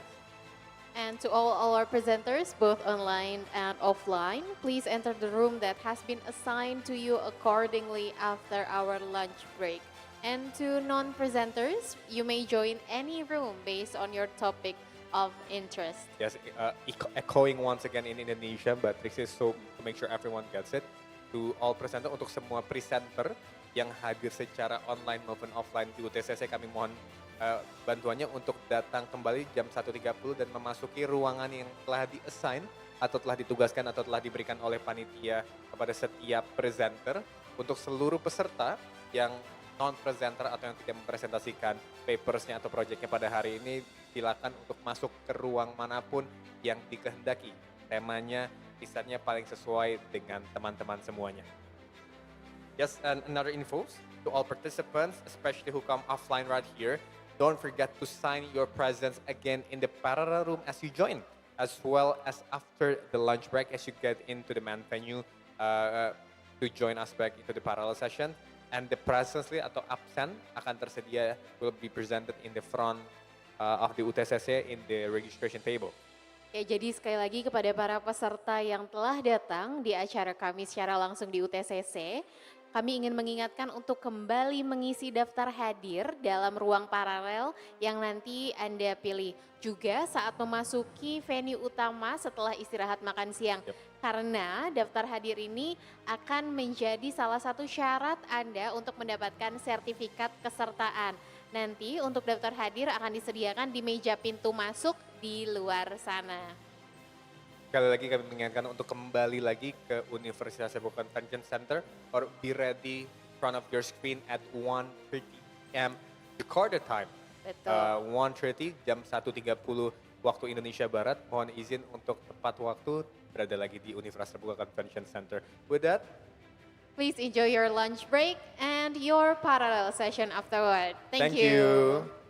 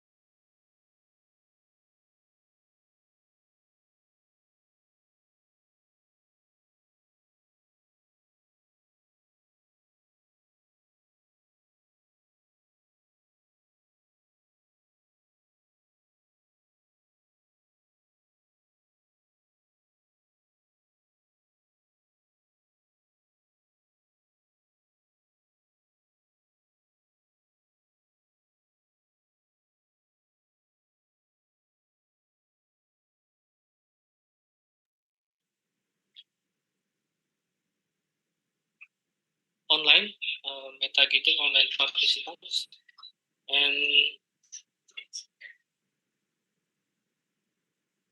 Putri Maharani,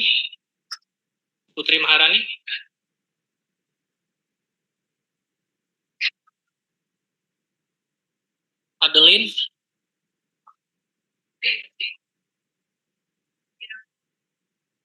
okay, and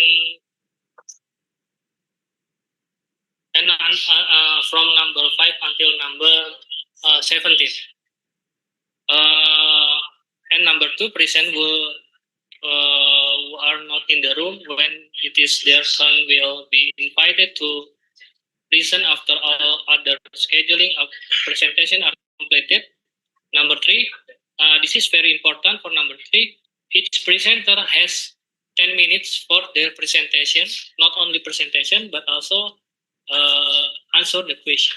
Maybe you can prepare maybe 7 minutes for presentation, 3 minutes answer the question. If no answer the question, is the stop and other participants. And then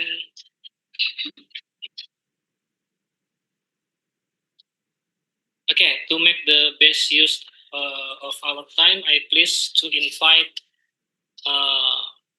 Lenny Kosasi. Are you have send presentation in the Google Drive? Lenny Kosasi. Google Drive. Oh, sorry.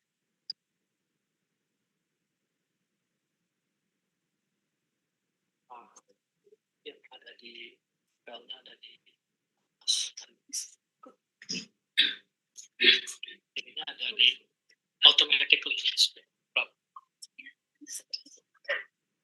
No. It's okay.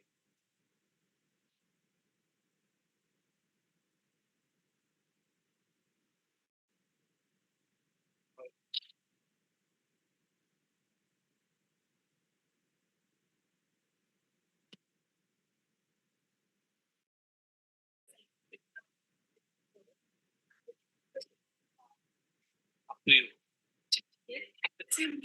Back to you. It's okay. Kan saya siswanya terus Dewi nggak ini cuma kirim katanya sudah tampil lah di sini. Gak apa-apa. Dan ini Bebas.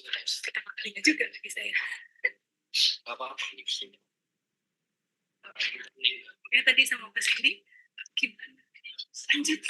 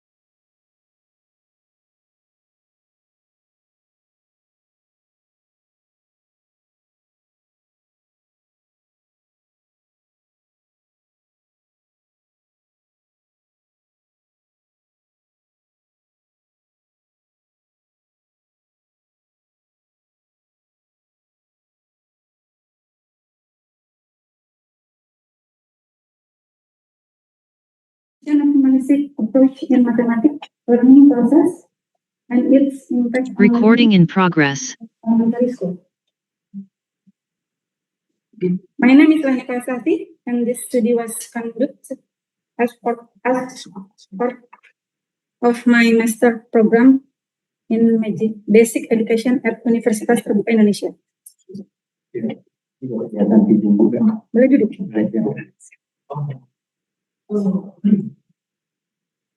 Boleh duduk? Baik, sini ya. Ini ya. Duduk.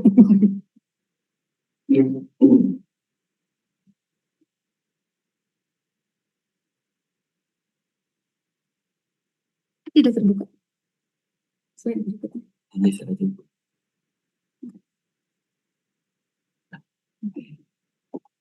Mathematics plays a vital role in the progress of civilization and in our daily lives. However, many elementary school students still perceive mathematics as difficult and intimidating subject. According to Ghazali, this perception often arises from conventional learning methods that focus only on explanation, example, and exercise. Such methods tend to limit student creativity and critical thinking, as highlighted by Grace Seyla et al.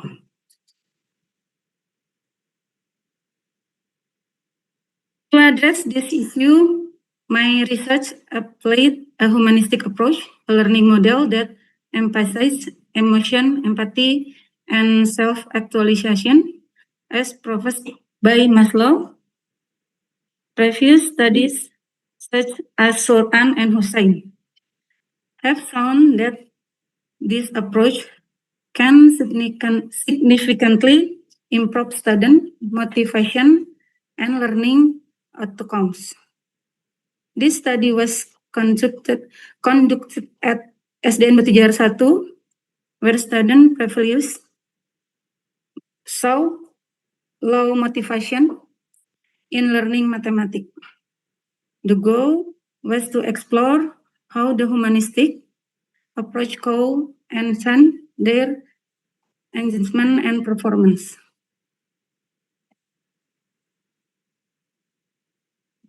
Mathematics is essential for both life and intellectual development. Yet it is often seen as monotonous. The humanistic approach, as described by Maslow and Annam, highlights freedom, creativity, empathy, and individual growth. Teachers play a central role in this approach. They are not only transmitters of knowledge, but also facilitators who nurture student potential through warmth and respect. Patricia and Salama. Several studies support the effectiveness of humanistic learning. Andriani and Neviarni found that the open-ended humanistic approach fosters independence and creativity, while Mendrova demonstrate that integrating contextual teaching and learning with humanistic principles increases motivation and achievement in mathematics.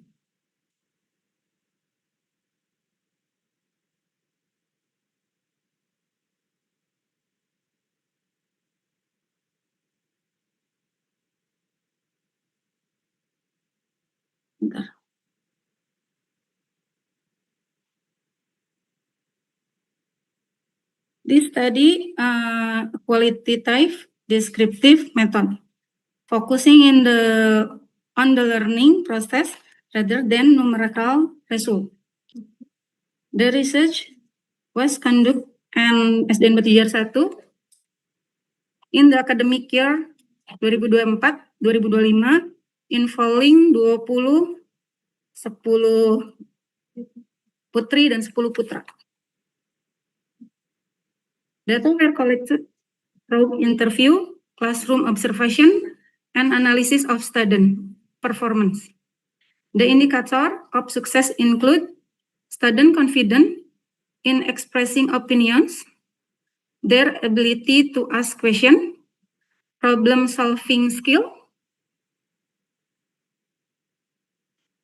confidence during presentation, and achieving scores above the minimum passing grade.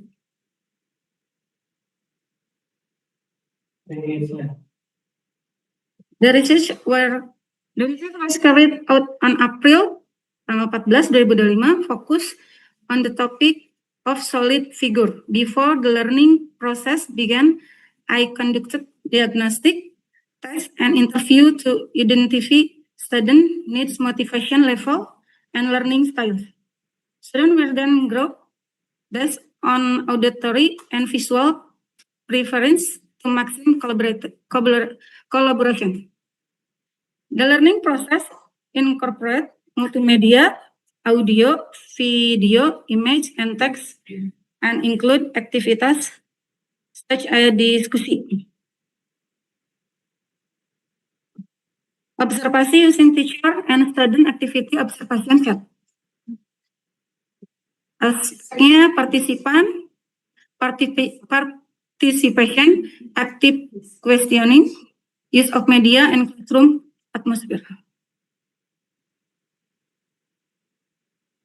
Result, student motivation and participant increase skala 4-5. Student were more enthusiastic, confident, and enjoy learning.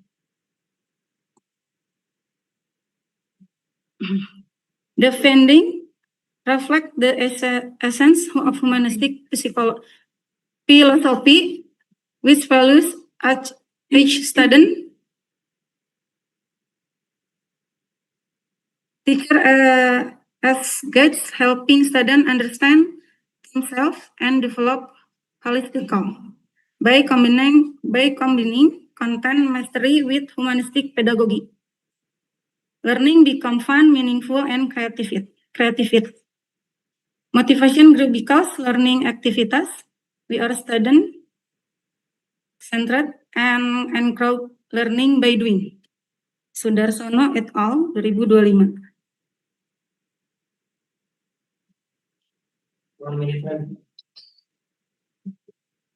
In short, stage of implementation, planning, adoption, and reflection demonstrate that humanistic learning not only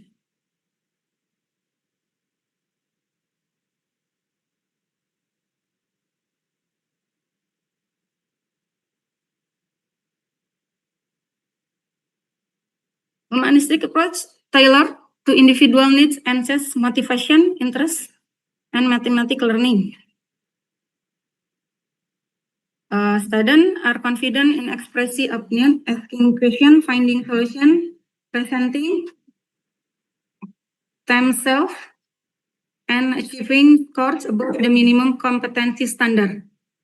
Demonstrasi the effectiveness of the humanistic approach in basic mathematics education, emphasize the importance of different instruction tailored to student characteristic. Teacher so consistent with humanistic approach to foster active participation and student confidence. Can be adapted other grade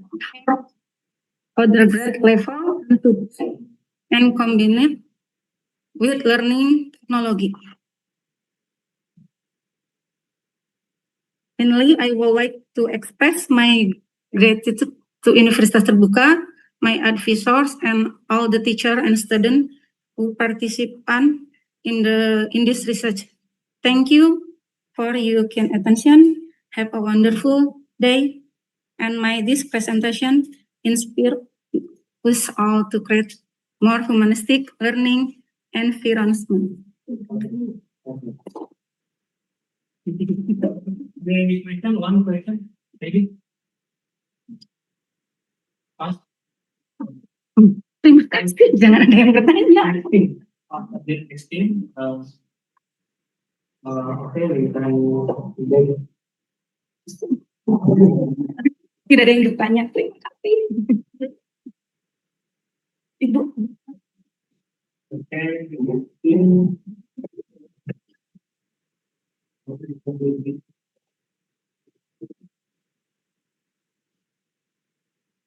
Saya bantu. Oh iya. Aku aja ya. Karena ada sih. Or just stand here. Maybe the one online cannot see mine. Atau mungkin nyaman. I think it will be better if you sit so all the audience offline or online can see you.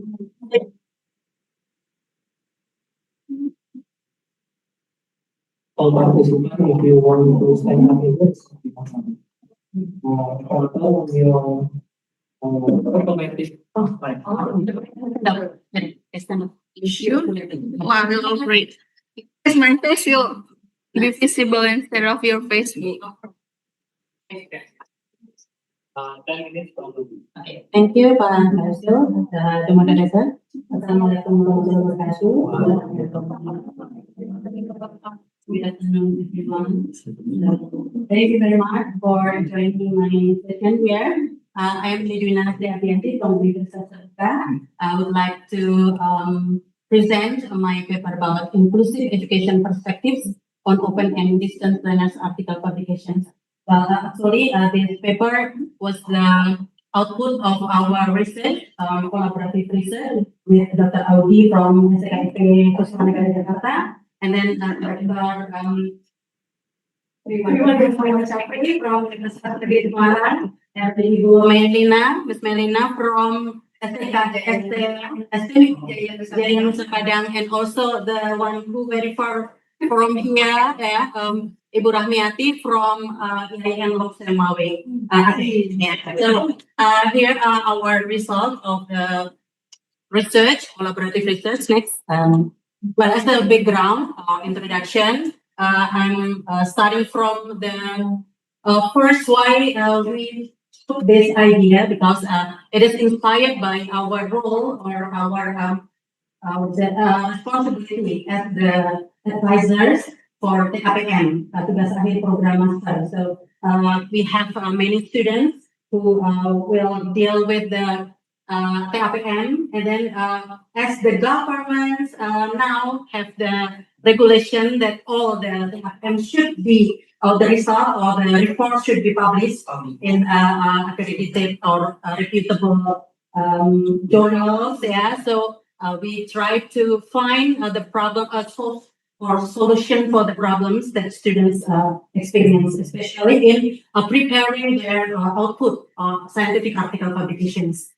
And we try to and we try to find the the areas or the factors that influence the problems, and then to support the learners' readiness here in scientific article publication.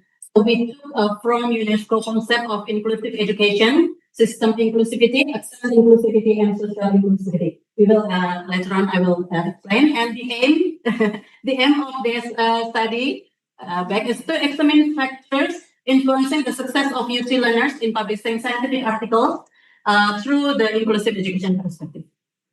Next, as I mentioned before, so we adopt the concept of inclusive education. There are three categories, namely system inclusivity. What is it? It is related to cultural, social, and individual differences through an education system.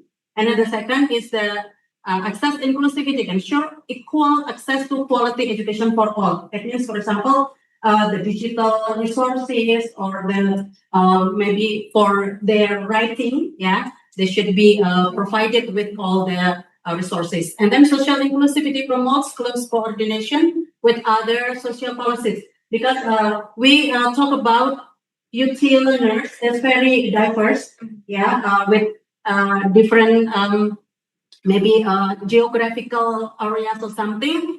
So we try to check the social inclusivity here based on their regional office, their live. Yeah.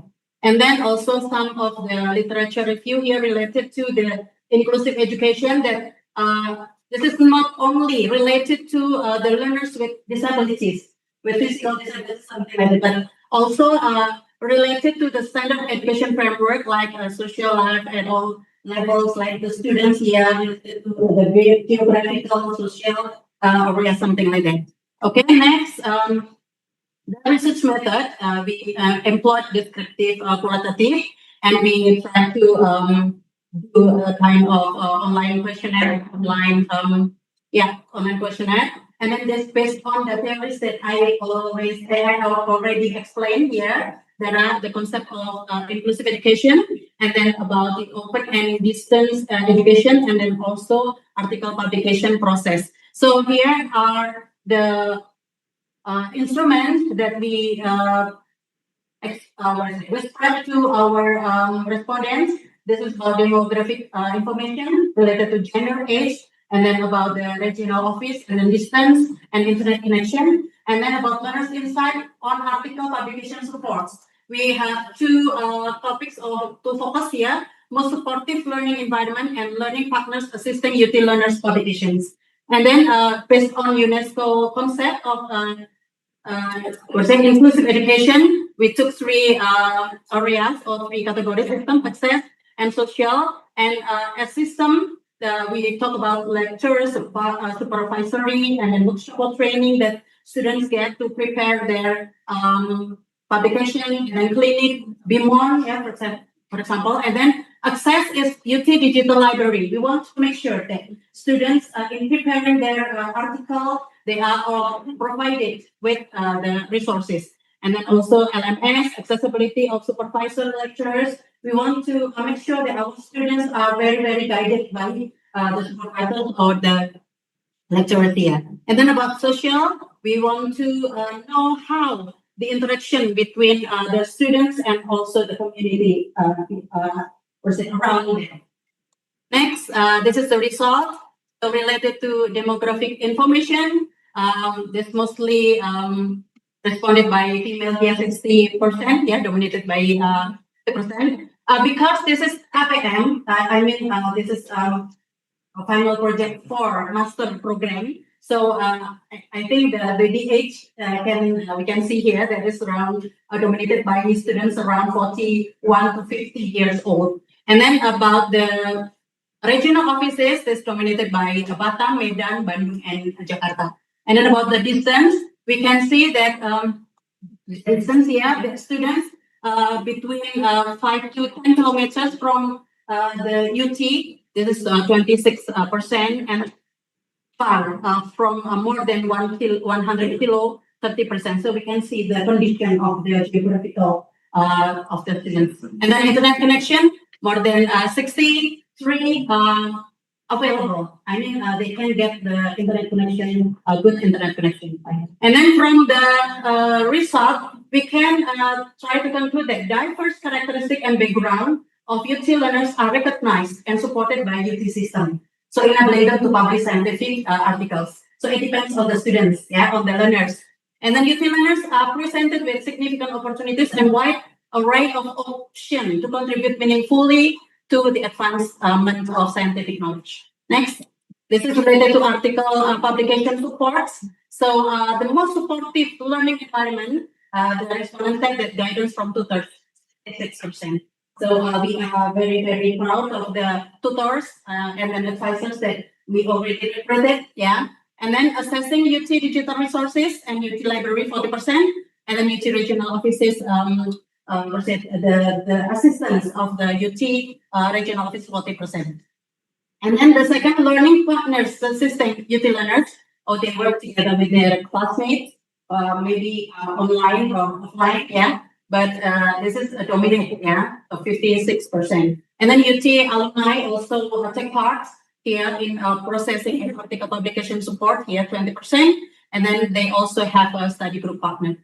And from this result of this part, this is actually advisors creates the most supportive environment. And this is also was supported by Schooler 2017, that developing and expanding their professional networks. And then UT learners perceive their classmates as the primary learning partners. So it doesn't matter about the online or distant learners, yeah, that they still can communicate with their classmates. And then digital access is essential for ODE learners aiming to succeed in publishing scientific articles. Yeah, so every student has support should open their digital library. I think everything is already there. Next, this is about this with greatest impacts. Yeah, based on the concept of inclusive education. Then about the system. This is about supervisory training workshop, services for publication clinic, accredited of UT's internal journal, and also BIMON supervisory mapping. Also, mostly or dominated by positive response by the respondent. Next, about the access. This is about UT Digital Library and e-journal, about learning management system, accessibility in communicating with supervisory lecturers, and accessibility in writing tools services. This is also, you can take some positive responses from them. And okay, next. This is about social. This is, we talk about interaction with the supervisory lecturer. I had a competent advisor. My supervisor was serious when giving feedback, etc. So, learners community, such as a study group, I communicate with my colleagues through WhatsApp group. Okay, yeah, they can have many devices or many facilities to discuss or to communicate with others. Next, so this is a conclusion. The diversity of UT learners' background affect their readiness for publication, and the UT learners' perception regarding services and facilities significantly impact scientific article publishing, and then academic guidance and access to digital references are vital services that support successful publication for learners in open and distance education. And we also, from the research, we also have a recommendation. The first is research findings as reference for the ongoing development of pedagogical support, and then implementing tailored interventions and strengthening inclusive policies will further empower UT learners. Okay, I think that's all my presentation. Thank you very much. Okay, we have now 2 minutes. Maybe any feedback from audience in here? Okay. Thank you. Now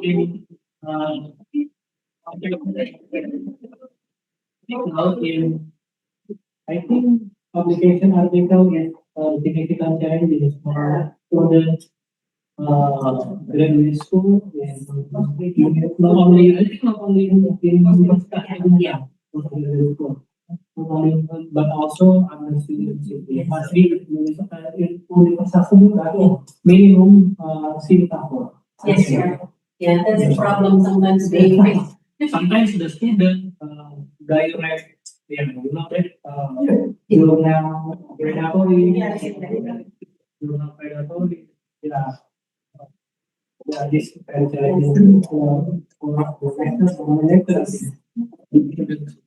okay, next people, next thing, Mr. Septian and Tim. Yes. Okay. After Mr. Septian Nurdin and team, please prepare Mr. David Harpested. Mr. David, after this, you can presentation. Zoom, yeah, Zoom. Okay.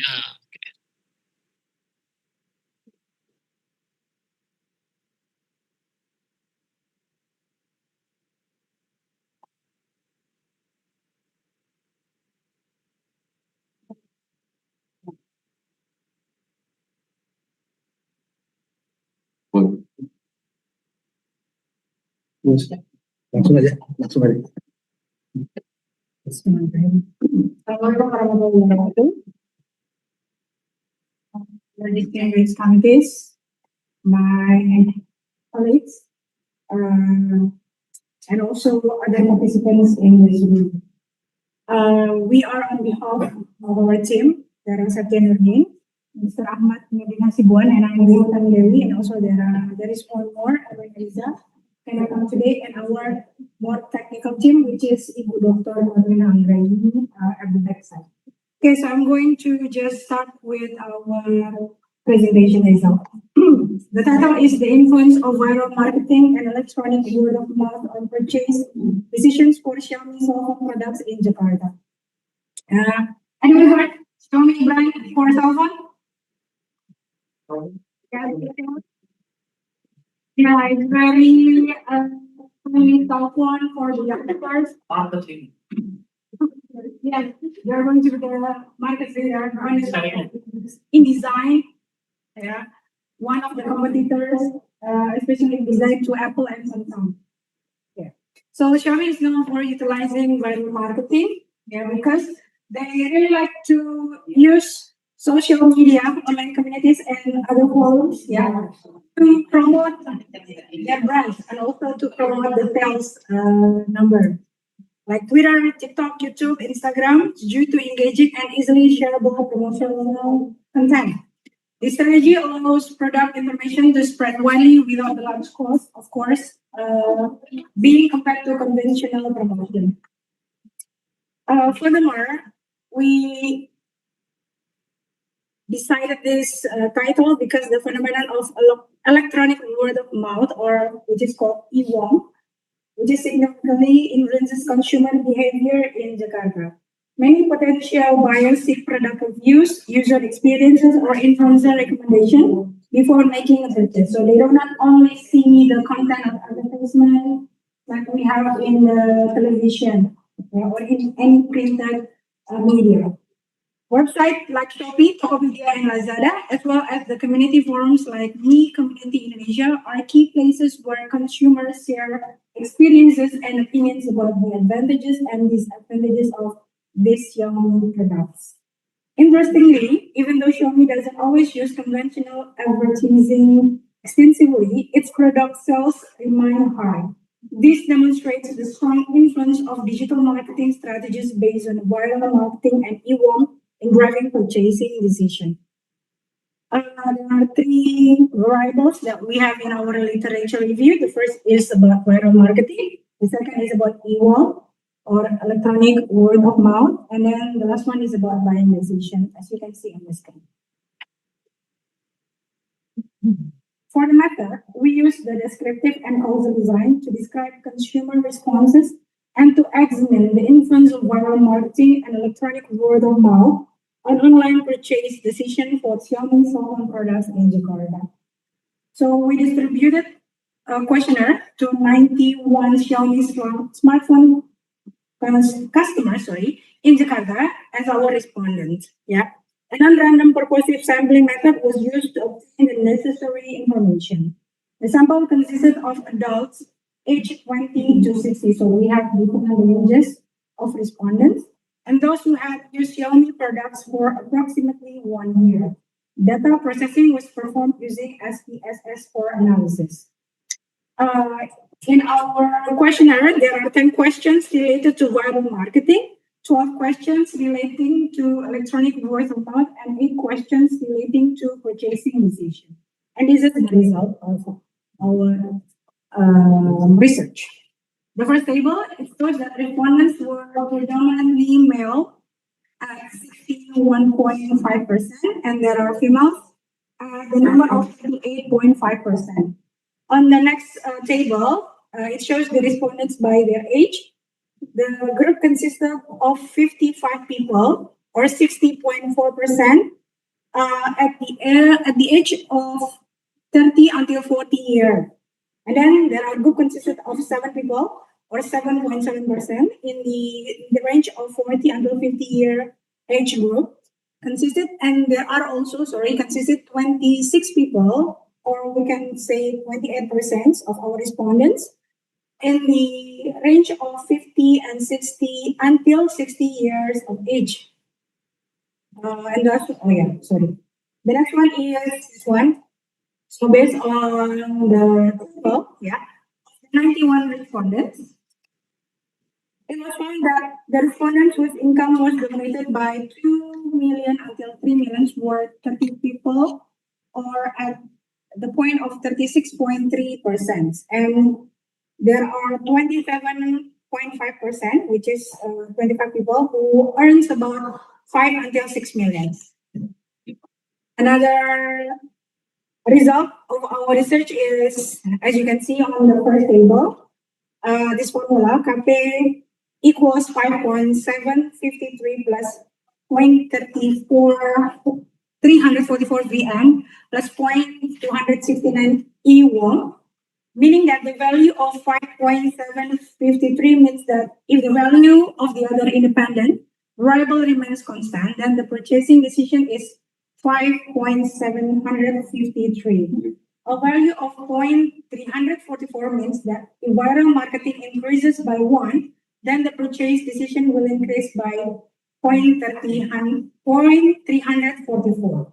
And the last one, a value of 0.296 means that if E1 increases by 1, then the purchase decision will increase by 0.269. On the left side, from the left side, as you can see, there are two tables. The first on the top, the value is 0 and the significant level is 5%. So simultaneously, viral marketing and electronic word of mouth have a positive and a significant influence on purchasing decision. The last one, we can see that the viral marketing and EWAM have a relationship of 0.801, meaning a very close and positive relationship. The contribution of viral marketing and word of mouth to dependent variable of purchasing decision is 64.2%, while the remaining 35.8% is influenced or explained by other variables not included in this research model. So what does it mean? It means that the viral marketing and electronic word of mouth have a positive and significant influence on decision purchase, right connection, which is very strong, while ability to explain viral marketing and word of mouth decision purchase by 64.2%. Meanwhile, there is 35.8% influence or explained by other variables that are not entered in this research model. Furthermore, suggestion for those conducting research related to these variables, adding the new variables to further comprehensive results and incorporating theories that are appropriate for the research. And finally, we can say that recent references supporting the research and differentiating the current study from the future research are very recommended.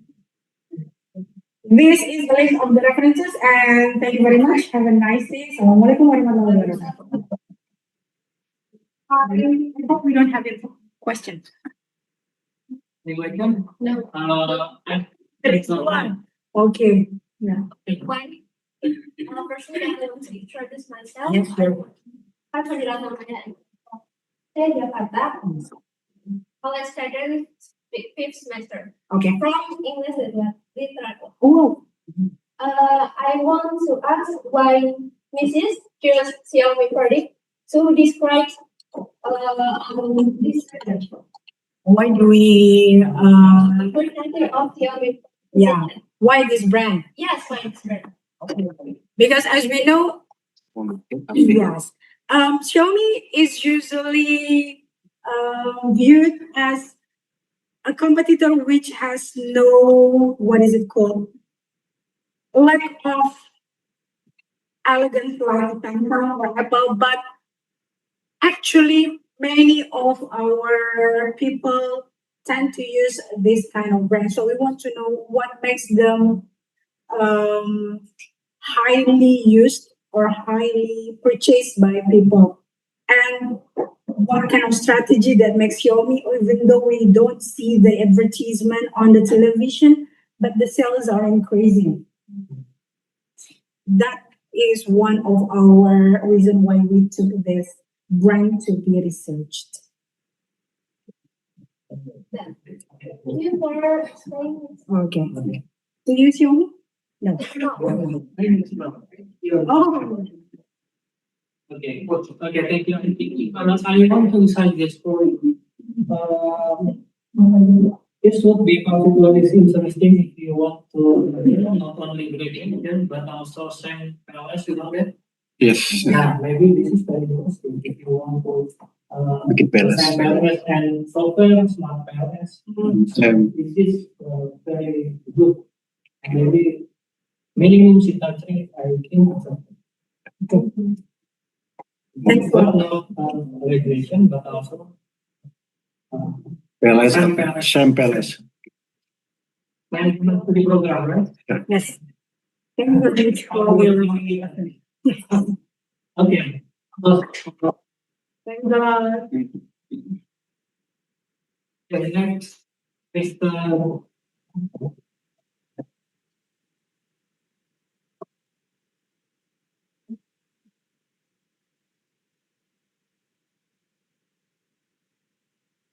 Mr. David, are you hear me?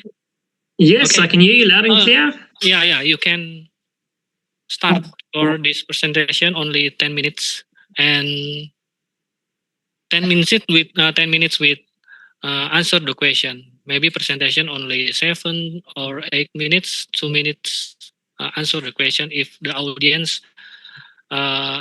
question for you. Okay, you can Thank you start. so much. Yeah. Good morning, everyone, all the way from South Africa. So it's early morning this side. So I hope you guys are well. So I'm going to be presenting on empowering students, implementation and impact of mobile learning masterclass in an open distance e-learning institution. So I'm David Hopstad, and I'm part of the University of South Africa. And so basically why we're doing this, guys, is in higher education since COVID, things have changed rapidly. The need for digital skills became very much paramount because everything moved online, and it really made it difficult for us as an institution where we've got distance education students, but they were totally reliant on face-to-face engagements and coming to the campuses all around the country. So why we did this is because of this, students use their mobile devices. Many of them cannot afford laptops. So we really had to look at the digital skills and what are they using in order to do their studies, right? So that was quite a key for us. So part of the DHET, which is our government, they fund us as the ADOF project to actually go and create courses, content, and empower our students with skills. So the digital challenges, of course, they are there, and that's part of the courses to really enhance the students to be able to maximize their devices for their exams. So those technical skills become critical, especially in an ODAL institution where you are studying remotely mostly. So literature review is quite interesting. We do find quite a lot of correlation between some of the transformation of higher education, especially in South Africa, the inequalities that we faced many, many years in this country. So the global south, as we know, with regards to the technology and the movement of technology and how we keep pace with it. Of course, with students having reliable devices, it doesn't help the student if he's got a device that's 10 or 15 years old, because the technology would basically force the user then to upgrade and continually upgrade. And of course, with South Africa, one of our biggest concerns is really the data cost, which is extremely high. And now because students rely on data for their online studies, it does put them at a disadvantage. And of course, then having the technical challenges as well. So with UNISA, we developed this course really to home in on the student to make sure that they can maximize their devices, that they understand their devices, and that they are able to successfully write their exams. Well, so basically our framework of pedagogy was really the HiFlex model, which really puts us in a different sphere where we could do face-to-face, we could do online, and the student could actually do self-paced learning as well. So our resources basically then needed to be catering for these three different sort of sections or subsections to ensure that students have the opportunity to decide what one do they want to study or which way do they want to study. So it was really interesting for us then to actually do things online, but also travel around the country face to face and go and see the students.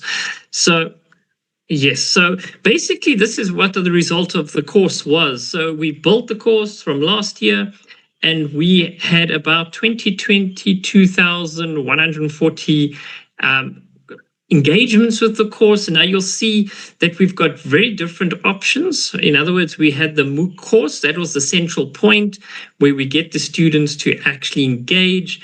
And we had just over 4,600 participants that signed up. And mostly these students are very new to the university. So in other words, they are not too geared up on all the requirements of studying at a university like South Africa because it's distant and it's very much online. And it is definitely a learning curve. So yes, so then we also had live webinars to really give the students in rural areas also an opportunity to be able to join these courses and to be able to really understand what they can do from where they're staying and not necessarily coming all the way to campus, because South Africa is a very, very large area and we do have students staying in very remote areas, which means accessibility to a physical campus is almost near impossible. We also, as I said, we did go to the regional centers to do workshops. Now, luckily, UNISA does have quite a number of regional centers all over the country. So it does allow us then to actually visit students. But again, the students would then need to travel to those centers. The workshops, we did record them as well to make sure that those students who are working, we do have a working cohort, that they could always access the recordings, or for students who couldn't access for whatever reason, that they're then able to do so. So we did do a lot of works with pre and post assessments just to gauge the student before they do the course or the training, and thereafter just to understand what skills levels have improved. Do they find that the workshop or the materials that we're giving them is effective? And we found it's a very positive correlation with the survey between the post and the pre. So going forward, the university really wants to continue with this process of empowering our students with digital skills. As I said, we did very well with the HiFlex model, but giving it that flexibility, which online students really, really need. And the key outcomes that you can really see is the fact that students were coming to us saying, yes, they didn't know some of these things that they could do with their smartphones that could really enhance their studies, and especially because exams, our requirement is to be online, to do them online. So the great news is that also helped the student make sure their device is as effective as possible so they could write their exam successfully. So a lot of confidence has come in. We've got a lot of positive feedback from students. They've really enjoyed the course. But of course, with South Africa, we've got a lot of new students that are coming in, even though they are quite empowered already with technology from the high school section that they come from. But of course, there are students still that require this. So we cannot simply just stop the process because we need to continually digitally empower our students, and doing so with such courses. So in conclusion, just to stick to the time, it's really important that as a higher education institution that we continue to build digital resilience in a world that's requiring it, especially with AI that's really pushing the boundaries, that these programs are very, very important, and we can see that the students have really engaged it. And thank you once more for allowing me to present online. I wish I could have traveled to you guys. It would have been fun, but thank you there. Back to you, Chair. Okay, thank you. We have 1 minute. Any question from here or online participants? No? No. Okay, thank you, Mr. Harvey. Mr. David, thank you. By the way, your president today, your president is currently in Indonesia, you know? Yes, no, yes. Your president, Yes, he was allowed. Matamela Kriel Ramaphosa. That's right, that's him. Why you know join with? We wanted to, but unfortunately our tickets were delayed, so we couldn't come across, unfortunately. Okay. Your ticket Thanks a is lot. lost. Okay, thank you. Next. Miss Meta and team. Yes, thank you, Okay, Mr. Mr. Faisal. Meta. Oh, sorry. Yeah, no, Mr. I'm Meta. Mr. Raumat Singh Sihombing, Okay. the partner. Uh, Okay, I 10 minutes share- from now. Okay, so we share You screen can also. share screen. Okay, thank you.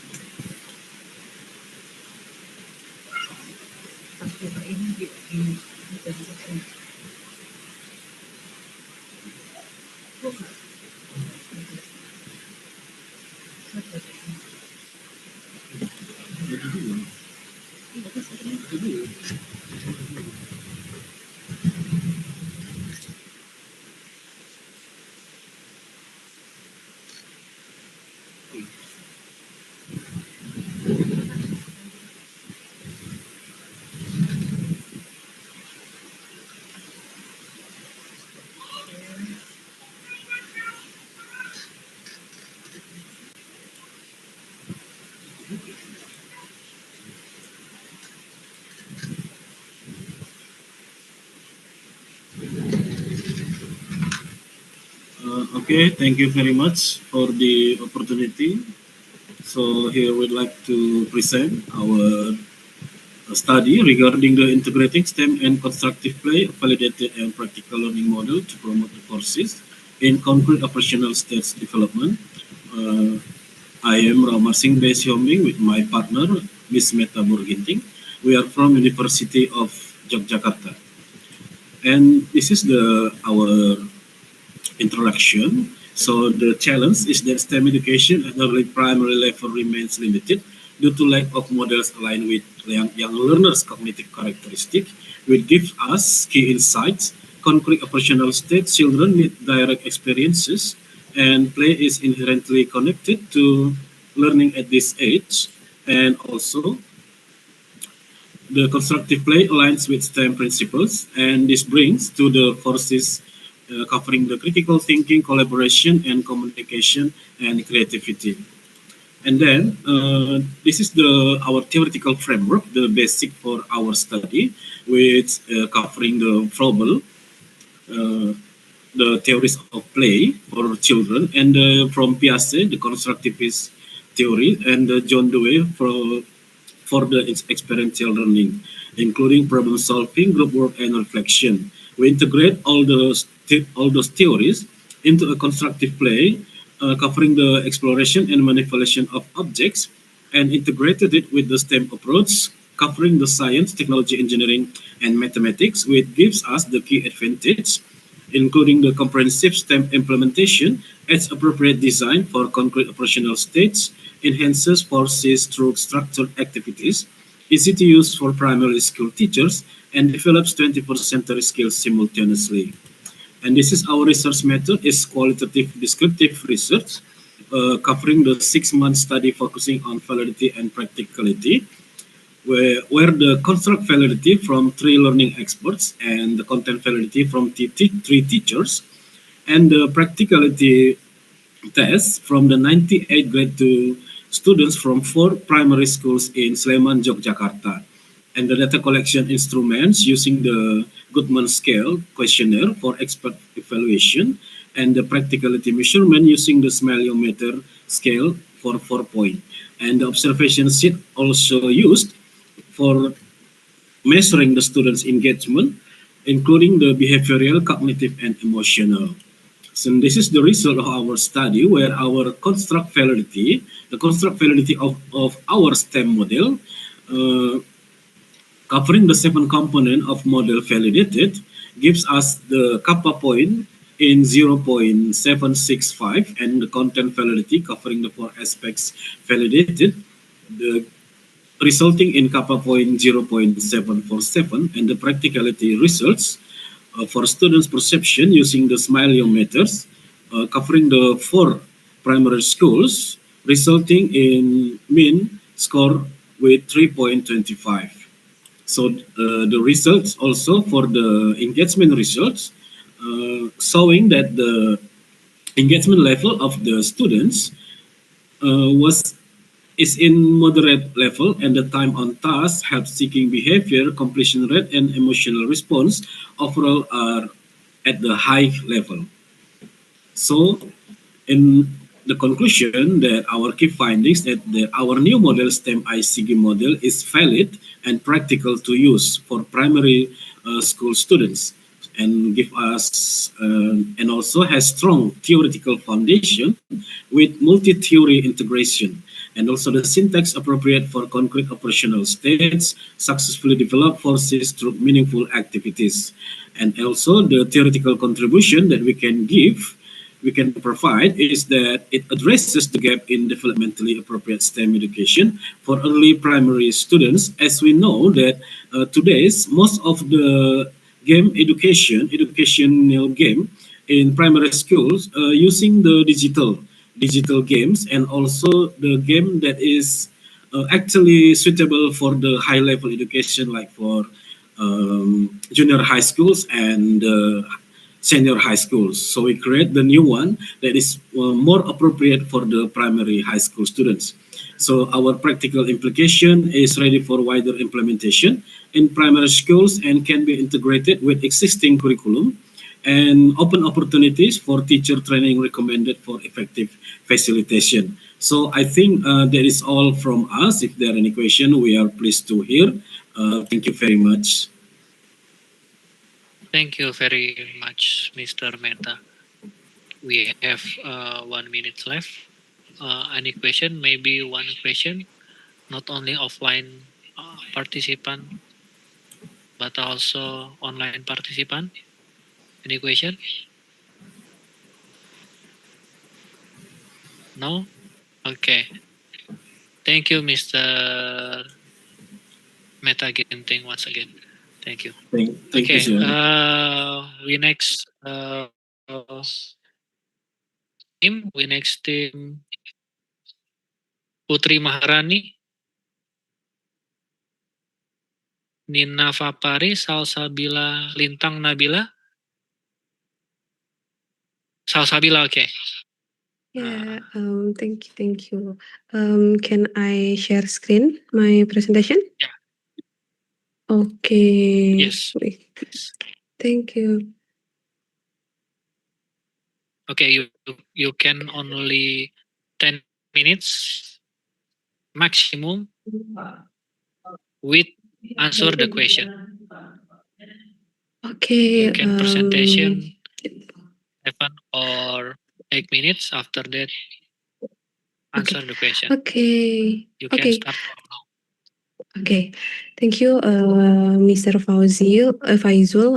Good morning, everyone. Good afternoon, everyone. My name is Salsabila Lintang Nabila, and together with Putri Maharani and Nina Fapari, we are honored to present our paper title, The Effect of Green Marketing and Environment Awareness and Green versus Intention Mediating Green Trust in the Tufin brand. And yep, we are from UPN Veteran Yogyakarta, a special region of Yogyakarta, Indonesia. So in this paper, we have many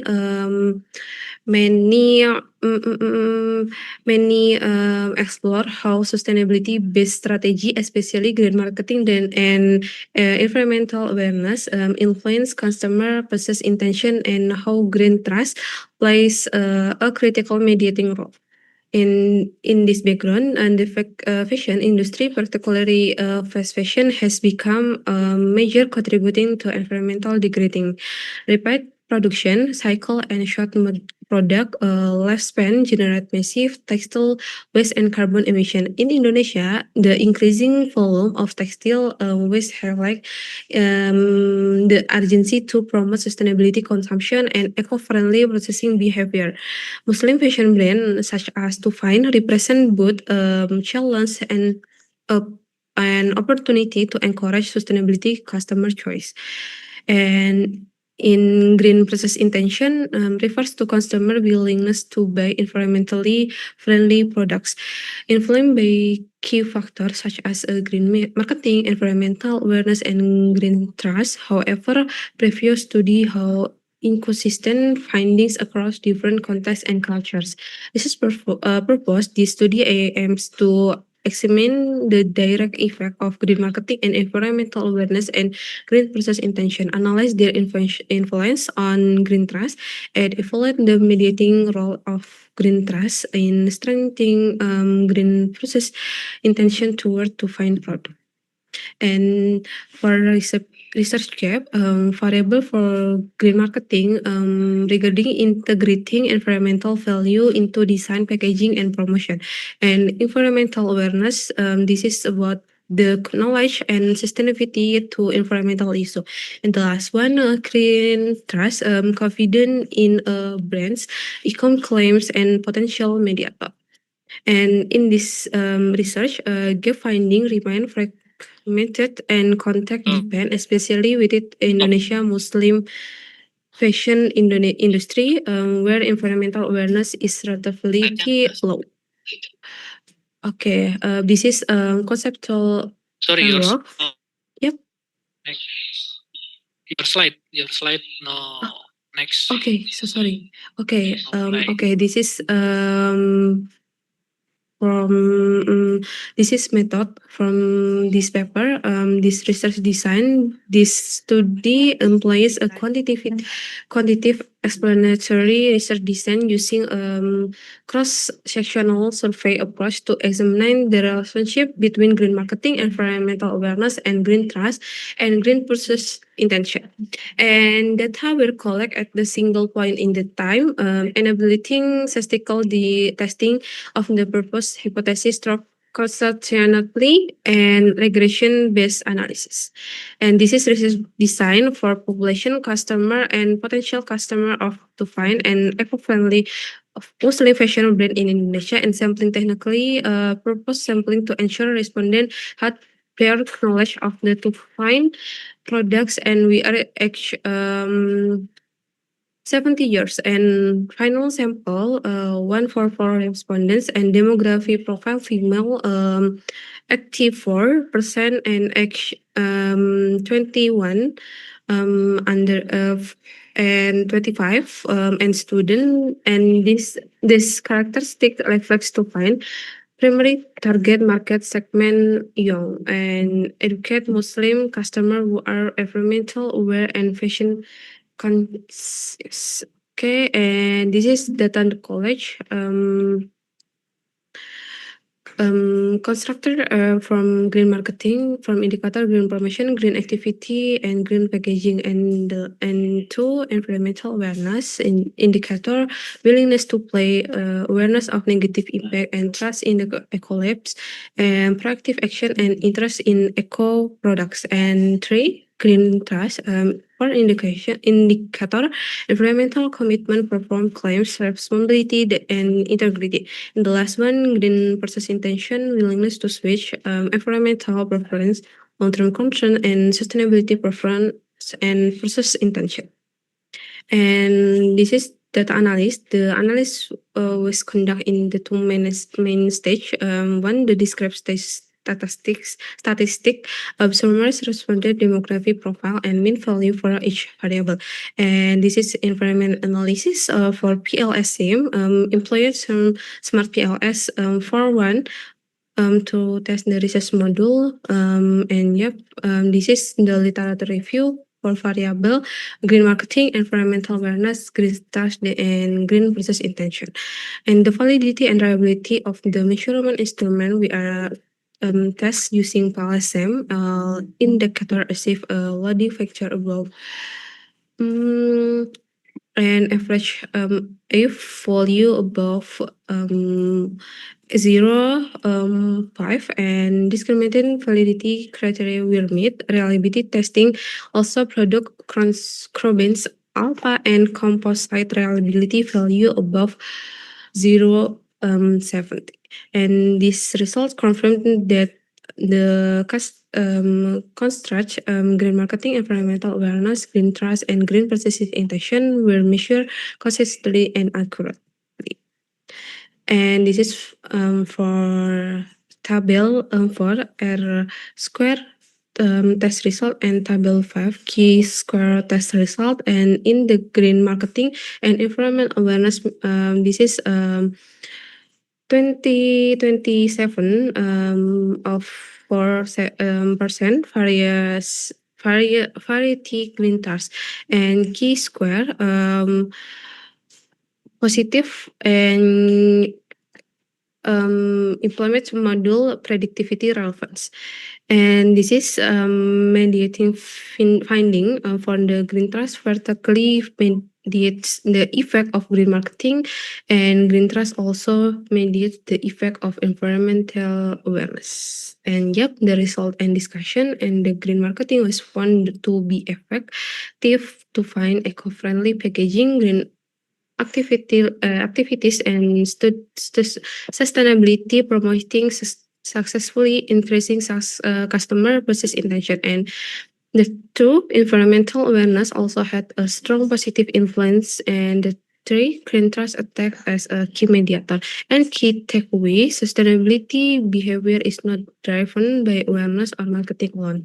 It must be reinforced by TARS, and the green marketing was found to be effective. And environmental awareness also had a strong positive influence, and the three green trust attack as a key mediator. And yep, the conclusion is green marketing, environmental awareness, and green task all have significantly positive effect on green process intention. And the green task successfully mediates the relationship between marketing or awareness and consumption intention to buy eco-friendly product. For to find this mean strength eco-friendly marketing and packaging, and the prioritize transparent and trust building, not just promotion claim. And the limitation and further research, this one study focus on a single brand to find and limited variable, and for future research is encouraged to explore additionally mediator and broader respondent scope across different demographic or geographic groups. Maybe that's all from me and my team. Yep. I now respectfully return to session back to the moderator. Thank you. Thank you, Mrs. Salsabila Lintang. Any question? Gak bisa. Oh ya. No, okay. We next the group.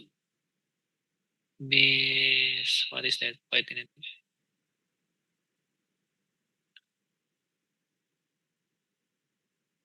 Adeline Salurapa.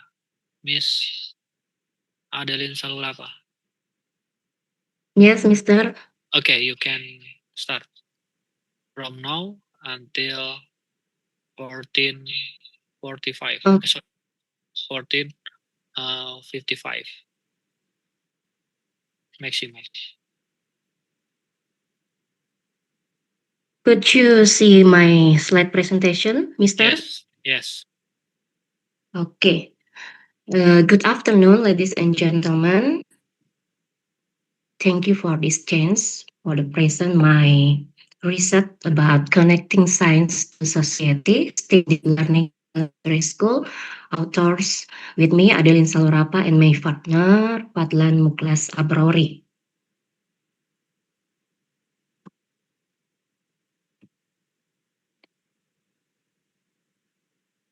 Education in the science is crucial. Critical, creative, and problem-solving thinking skills are needed in students so they can address various issues in society. Currently, the Ministry of Education, Culture, Research, and Technology, or Kemendikbudristek, is promoting the implementation of the deep learning approach in the classroom. STEAM, science, technology, engineering, art, and mathematics approach, which combines science, technology, and art in its application. When these two approaches are combined, it is hoped that harmony can be created. Based on the observation result in 5th grade at Indo Tionghoa Elementary School in Tarakan, it showed that the learning process in the classroom is still not optimal. Teachers are still impressed with teaching conventionally This is evident when teachers simply teach and students receive learning information without incorporating technology and art. The material stuff is also very superficial without involving learning activities that support student critical thinking skill. Meanwhile, the Merdeka curriculum clearly provide flexibility for teacher to develop learning materials and allow for innovation in teaching strategies.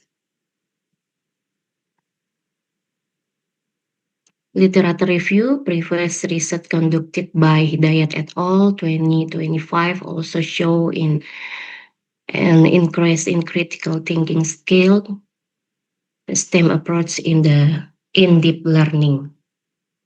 Research method, research design pre-experimental with a one group pre-test post-test design. Population and sample. The population in this study consisted of 27 fifth grade students of Tionghoa Elementary School. Technique of data collection and analysis. The data analysis technique used in this study is statistical based quantitative analysis using the SPSS 25 application, which consists of prerequisite tests and hypothesis tests. The prerequisite tests include normality and homogeneity tests. After these tests are conducted, the t-test is performed as a reference for tests. Source of data and instrument. Source of data are observation result and pre-test post-test. The research instrument consists of 10 multiple choice questions, and the test questions are based on the material tough and aligned with critical thinking ability indicator. This research design generally does not use a control group, only one class. Data collection was done by administering pre-test, post-test. Result discussion. Based on the result of statistical test using the SPSS 25 application, it showed that there is an increase in learning outcome before and after the implementation of STEAM deep learning approach by giving pre-test and post-test question. We can see the table 2 pre-test and post-test result. Minimum pre-test and post-test SEM 2020 and maximum 100. Average 50.90 and post-test 61.81. Standard deviation 21.36 and post-test 17.08.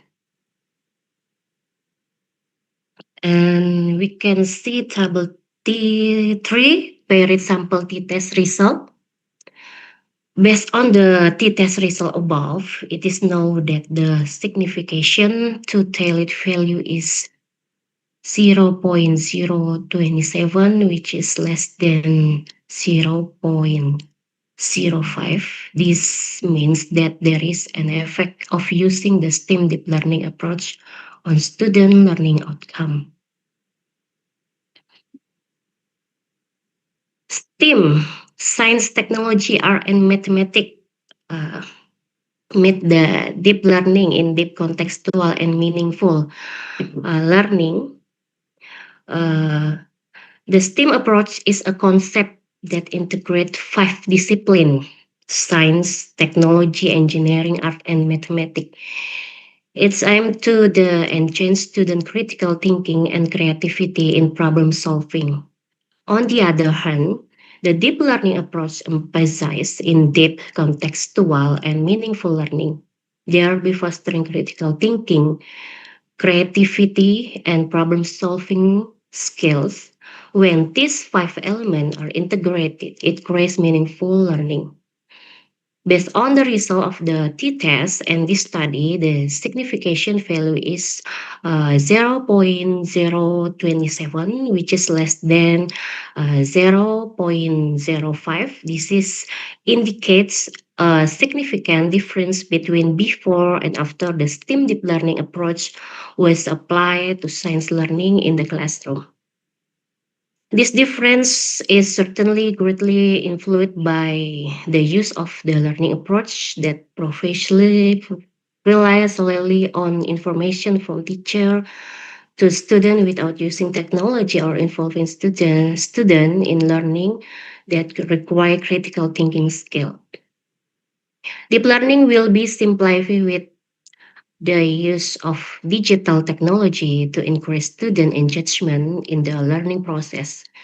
This is certainly in line with meeting the criteria for STEAM learning, which include the element of technology utilization. Besides utilization technology, the STEAM approach also integrate the learning process with art, enabling students to become accustomed to solving problem creatively. And the material, this research I use the material ecosystem contain various images of food chain and food web accompanied by picture of animal and plant object. This align with the inclusion of our element in the learning process, such as creating food chain or food web according to the creativity of the student. This was evident when the students were very enthusiastic about drawing animals or plant according to their individual abilities.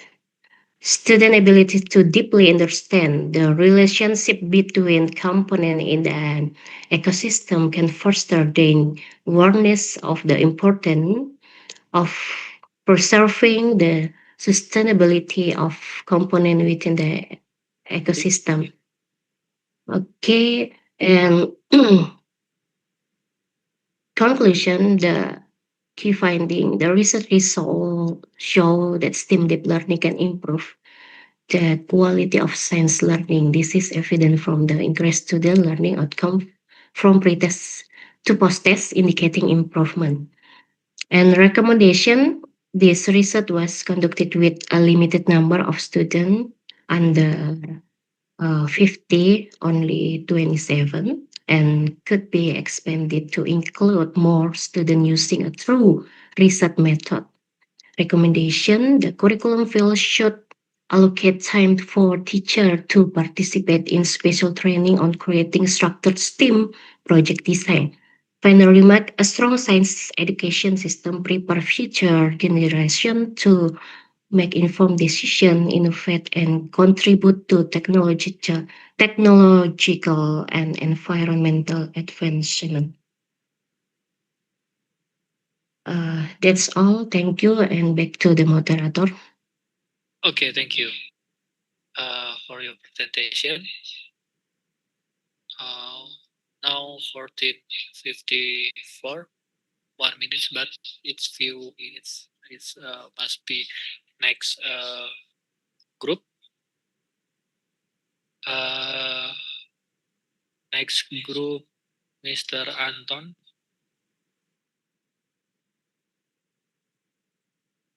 Okay. Okay, Yes. you can. Yeah. Yeah, you can Sorry. start the Yeah. presentation until Okay. 10 minutes from now. Okay. I share my PowerPoint first, moderator.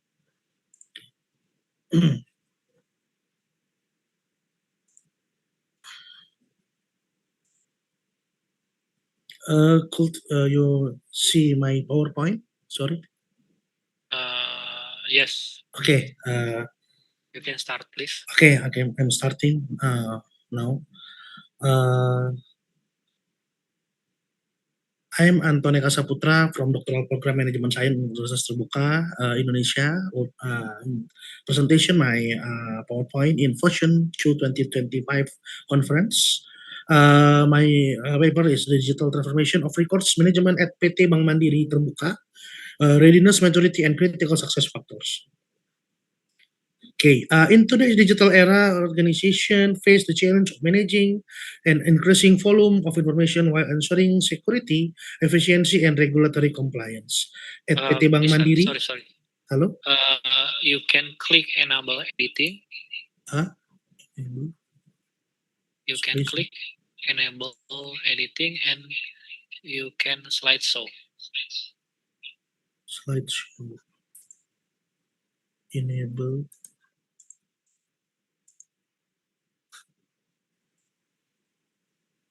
Siap. So, Okay.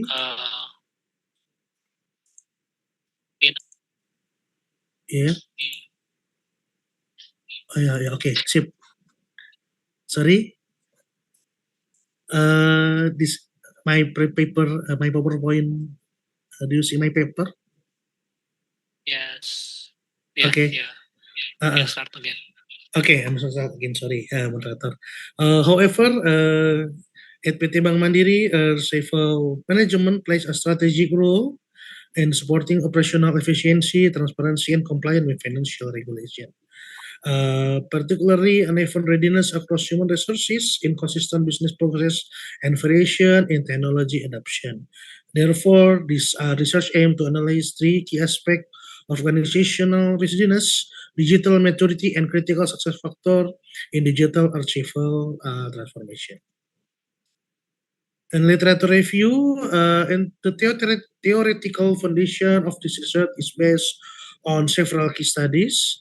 First, strategic management theory by David and David in 2017 explains how strategy formulation, implementation, and evaluation drive organization success. The second, digital transformation theory, FEAL 2019 and Westerman et al. 2014 highlights how technology, processes, and cultural change must be aligned to create digital value.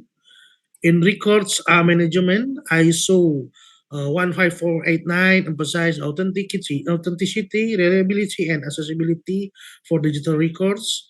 The PPT framework provides a holistic approach by balancing human, process, and technologies capabilities. The DREAMY framework by the Carroll et al. 2025 measures digital maturity across 5 stages from initial to amazing to optimizing. And lastly, the critical success factors Trinity et al. 2023 identify leadership commitment, cross-unit collaboration, and data governance as key enablers of the security governance. Okay, the research method approach, the study applies an exploratory sequential mixed method approach as proposed by Creswell in 2014. And the research was conducted in 2 stages. First of all is the qualitative phase involved in-depth interview with our several managers at Bank Mandiri to explore internal challenge and readiness level. And the second is the quantitative phase use Likert scale survey to measure readiness and digital maturity across division. Data from both stages were triangulated to ensure accuracy and depth of analysis. And the analysis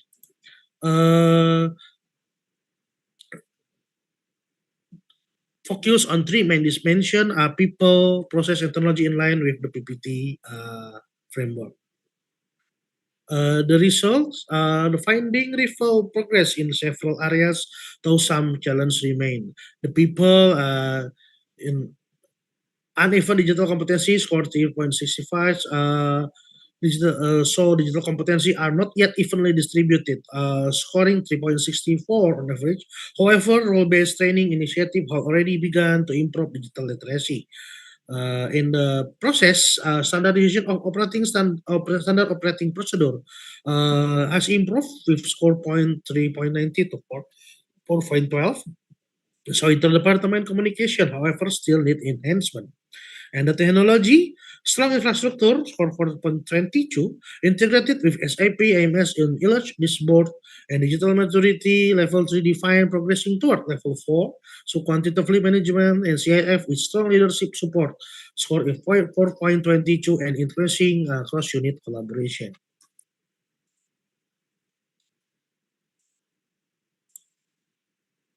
Okay, discussion. This result highlights several important insights. First, key insight, strong top management commitment has been crucial to the success of digital archiving initiative.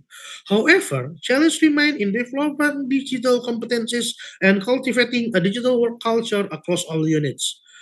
To address this, Bank Mandiri has implemented key strategies such as role-based training, change management program, and system consolidation to the centralized service solution or CSS, and continuous improvement in ensure through alert audits and benchmarking among different units. And future direction, develop an adaptive roadmap based on the dreamy gap analysis for long-term transformation.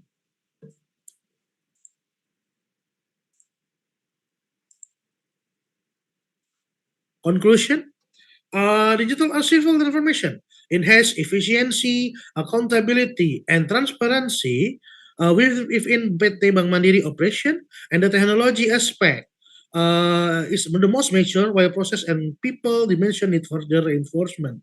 Among three dimension, the technology aspect show the highest level of maturity, while people and process still need reinforcement. The overall digital maturity is currently at level 3 and progressing toward level 4. And the integration of PPT, Dreamy, and CSF provides a strong conceptual foundation for continuous improvement and sustainable transformation roadmap. And the recommendation in a short-term digital training, the focus should be on digital training and SOP refinement and KPI alignment and internal communication. In the long term, we establish digital service roles, integrated artificial intelligence or AI-based tool, and form a digital record governance board.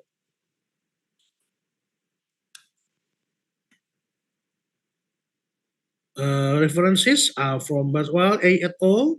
2013, Digital Business Strategy, MIS Quarterly, David F.R. and David F.R. 2017, Strategic Management Person, The Cares A. et al. 2025, Digital Readiness Model Springer, Trebete et al. 2023, PPT Maturity Framework and Technology Implementation, Westerman G. et al. 2014, Our Leading Digital Harvard Business Review Press, RNRA 2020, Implementation at Sri Kandi Application, and Study A and Wisaksono B 2024, Evaluation of Civil Digitalization.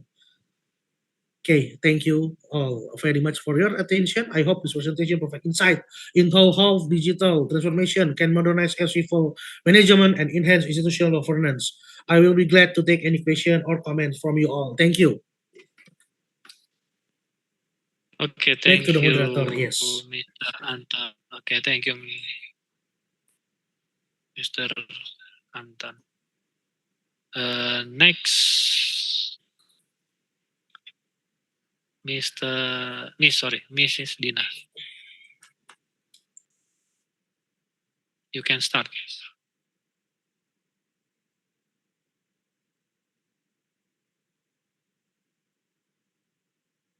Where's Miss Dina?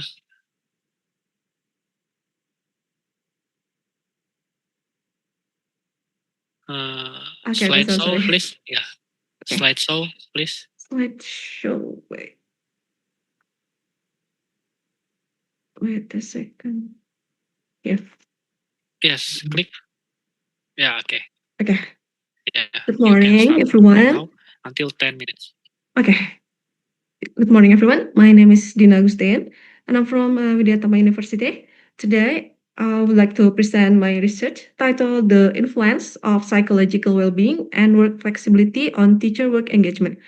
This study focuses on vocational high school teachers in Bandung and explores how their psychological well-being and work flexibility affect their level of engagement at work. Okay, introduction. In the rapidly changing landscape of vocational education, engagement engagement play a crucial role in ensuring learning success and achievement institutional goals. Engagement is not only about working, it's about how passionate, dedicated, and energetic teachers feel in their work.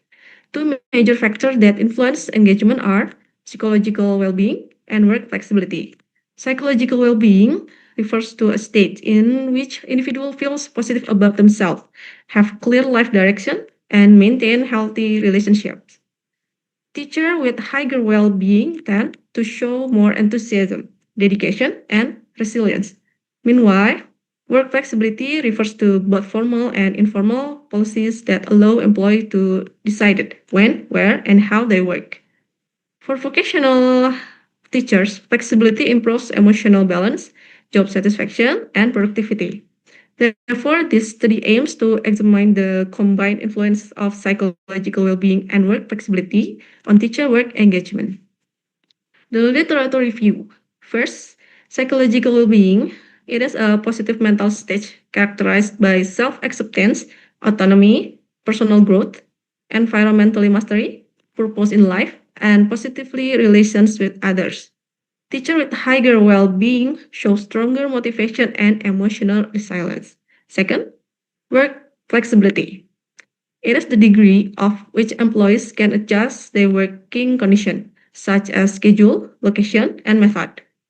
According to Alec, flexibility promotes autonomy and sense of control, which are essential components of engagement. Third, work engagement. Based on Scofley and Baker, 2006, engagement is a positive, fulfilling work-related state characterized by vigor, dedication, and absorption. Engaged teachers show enthusiasm and high commitment, which lead to better student outcomes. Research method. This research involved 142 permanent vocational high school teachers in Bandung during the 2024/2025 academic year. This study used saturated sampling, meaning all teachers were included as respondents. Data were collected through structured questionnaires with a Likert scale from 1 to 5, psychological well-being, 18-item questions, work flexibility, 9 items, and work engagement, 9 items. Validity was tested using person-product moment correlation, and reliability using Kronberg alpha with greater than 0.7, indicating the instruments were reliable. Data analysis using multiple linear regression with SPSS software, including t-test for partial effect, f-test for simultaneous effect, and r-squared for the coefficient of determination. Result. The regression model shows R 0.732 and R squared 536, meaning that for 53.6% of the variation in work engagement is explained by psychological well-being and work flexibility.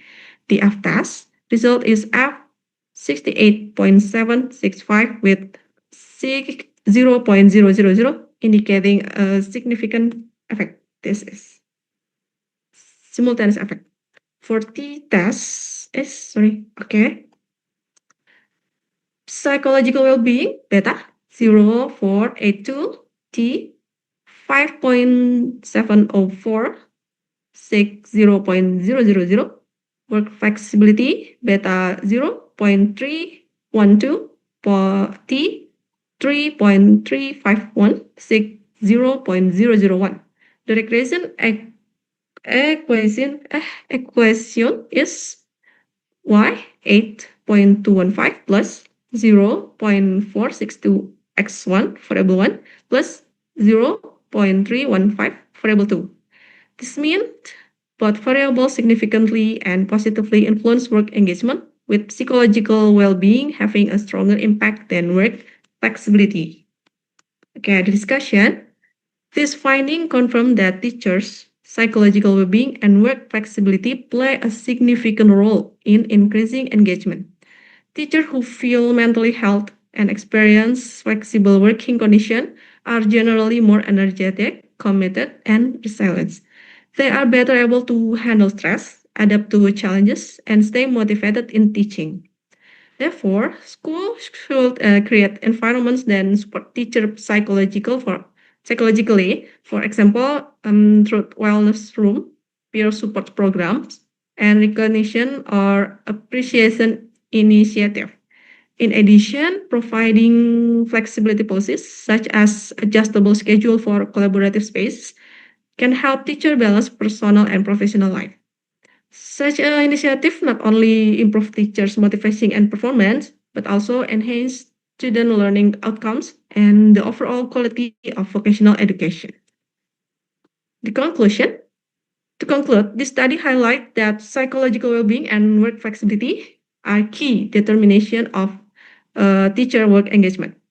Teachers who feel psychologically well and enjoy flexible working conditions are more engaged, motivated, and dedicated to their profession. Therefore, schools should prioritize mental well-being program and flexible work system to boost teacher engagement. This in turn will enhance educational quality and student success in vocational institution. Here are the references, and that's the end of my presentation, sir. Thank you very much for your attention. Mike, thank you so much, Mr. Virus Mubarak. Okay, thank you, Mrs. Dina Agustin. Yeah. Okay, we can next group, I think. Any question in here? We have 3 minutes left. If no question, we can next group. Next group is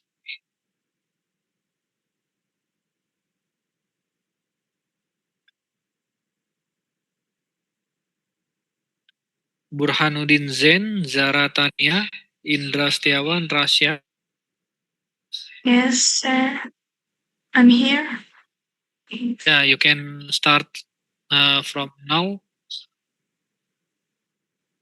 You share May I screen your send presentation? presentation. Okay.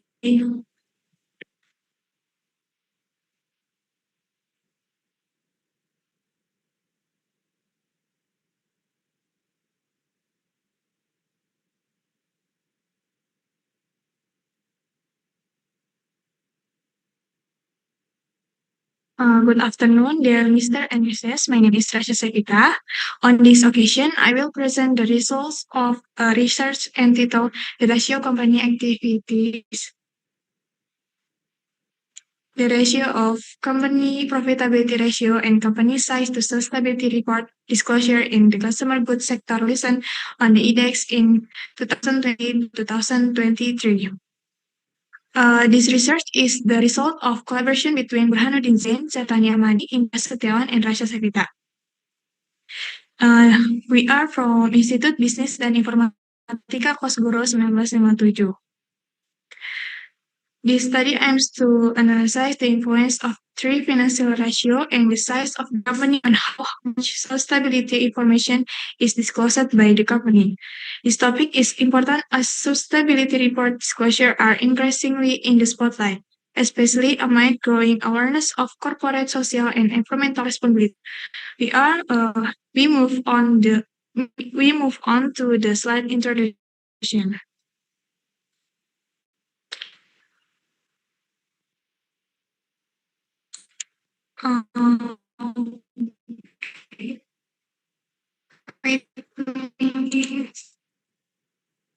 Sustainability reporting is based on triple bottom line or TPL. Oh, sorry.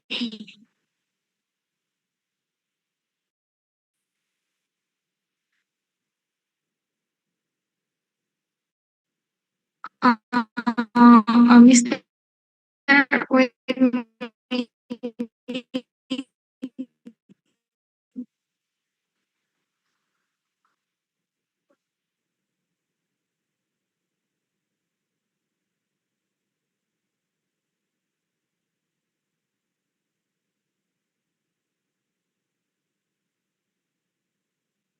Okay, sustainability reporting is based on the triple bottom line or TBL concept introduced by John and Clinton, 1997, embracing three aspects: people, the stress that neglects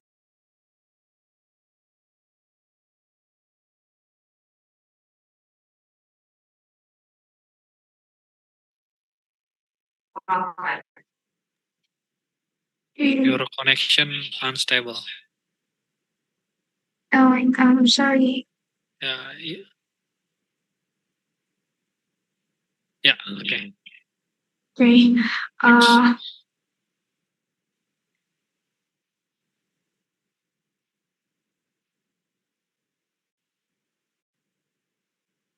The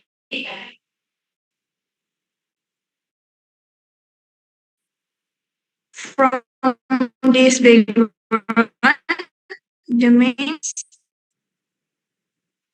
objective of this study is to analyze the influence three factors. One, company profitability ratio. Two, company size. Three, company activity ratio. The purpose of the study is to analyze the influence of activity ratio in consumer goods sector companies.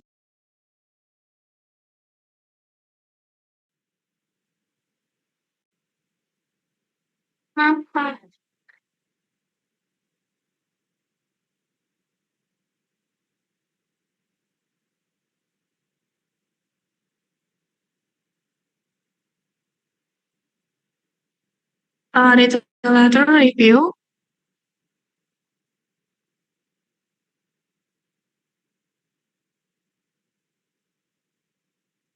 According to the theory of Jensen and McLean,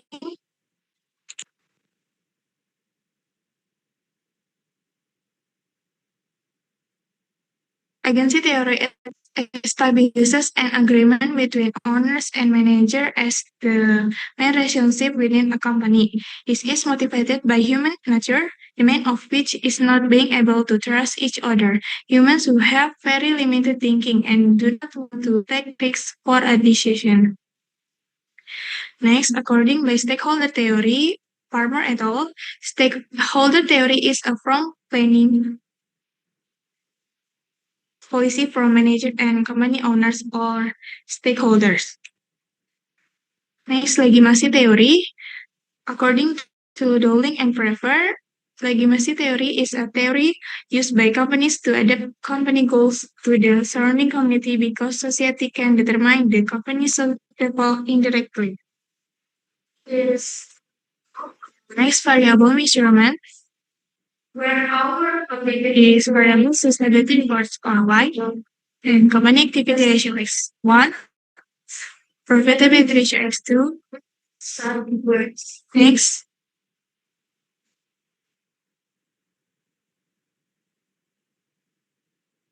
which one? There is significant and positive influence on the sustainability report variable. As two, there is a significant positive variable in transparency sustainability reports. Result based on previous research provide further evidence, namely a negative but significant influence. As three, there is an influence of company size variable on sustainability report, and some do not have a significant influence. Research method. The data source take in secondary data. In this research, the population used is company in the consumer goods sector for the 2020 to 2023 period.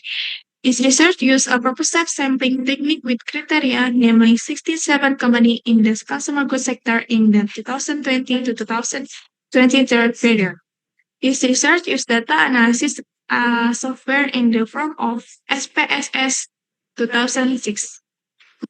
Next, let's take a look at the result of our research. Descriptive statistical test. The total ratio has minimum value 0, maximum value, average profitability value 1.0921, and standard deviation 0. The ROA ratio has a minimum value 0.02, maximum value 0.20, average profitability value 0.0560, and standard deviation 0.04679. The LN ratio has a minimum value 0.60, maximum value 2.11, average profitability value 1.4843, and standard deviation of 0.046582.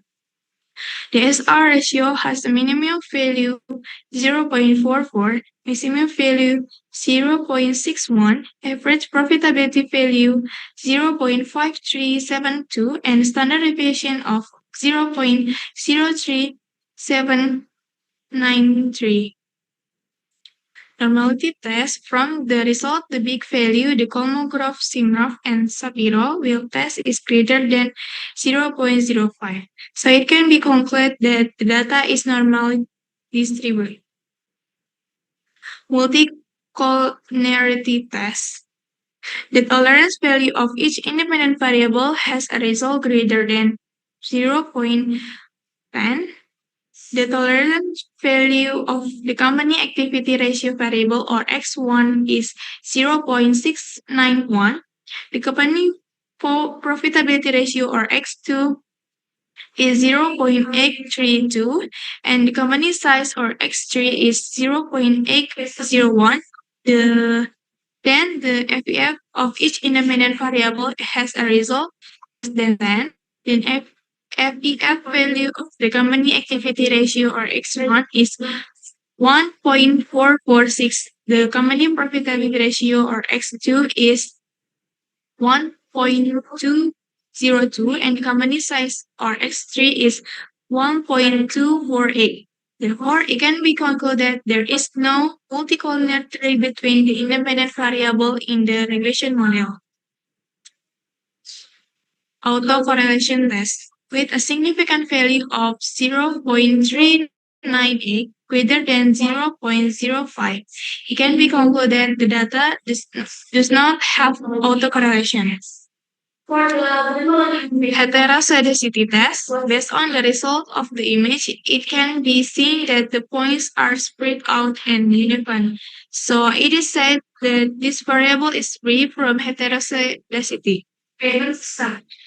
Multiple regression analysis. This result means the company activity ratio or X1, profitability ratio X2, and cover 0. So the financial performance variable is 0.535. Company activity ratio or X1 regression coefficient is 0.011. This result included that every 1 unit increase in the T2 regression variable will increase financial performance by 0.011. The profitability ratio or X2 regression coefficient is negative 0.446, indicating that every 1 unit increase in the ROA regression variable will increase financial performance by negative 0.446. The company size or X1 regression coefficient is 0.010, indicating that every 1 unit increase in the LR regression variable will increase financial performance by 0.010. T-test hypothesis H1 on the variable ratio of company activity to disclosure sustainability reports declared rejected. This explains that the significant value of 0.698 is greater than 0.05.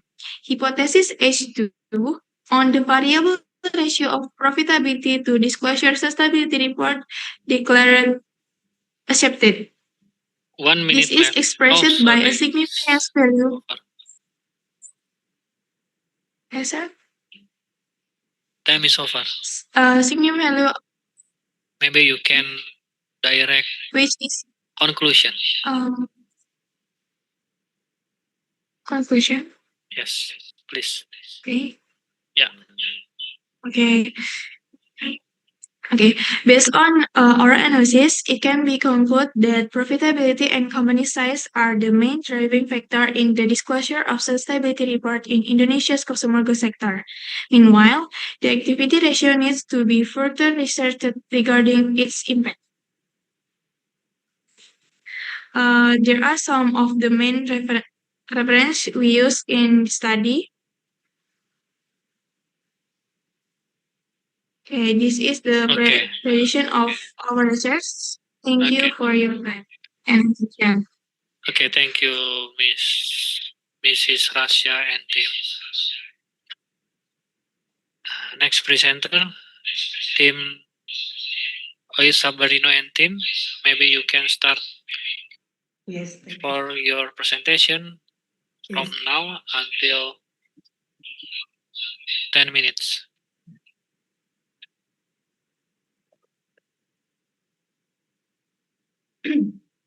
Okay. Okay. Good afternoon, everyone. My name is Saribanon. I want to present my research. The title is Food MSMI Competitive Through Halal Supply Chain Activities, the Mediating Role of Production Efficient. We are from the ITL Trisakti. Introduction, the halal industry has gained importance, particularly in Indonesia with a large Muslim population. The food MSMI sector play a vital role in the industry. The study aimed to examine the impact of halal supply chain activities on the competitive of food MSMI in Bekasi City. With production efficient as a mediating variable, this research addressed a gap in the halal supply chain literature, focusing in MSMIs with space challenge such as limited capital, technology, and market access.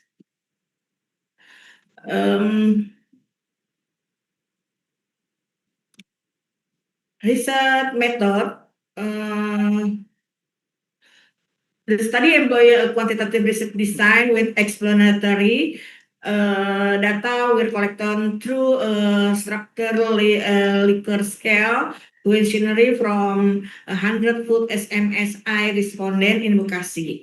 PET analysis was used to examine the relationship between halal supply chains activities, production efficient and competitive. The study hypothesized that halal supply chain activities positively affect product efficiency, which in turn impact competitive. Analyze using PET analysis using GASB software. The literature study, previous studinya halal supply chain impact efficiency and competitive by Prasetyo and Jasmine. So research fokusnya like effect of halal supply chain competitive with production efficiency as a moderator from effect competitiveness. The result key findings show that halal supply chain activity significantly impact production efficient. Estimate 0.593 probability small than 0.001. Production efficiency is true has a strong effect of competitive. While halal supply chain activity did not directly affect competitiveness, their effect was significant when mediated through production efficiency. This indicate that halal supply chain practice enhance competitiveness by improving production efficiency. This result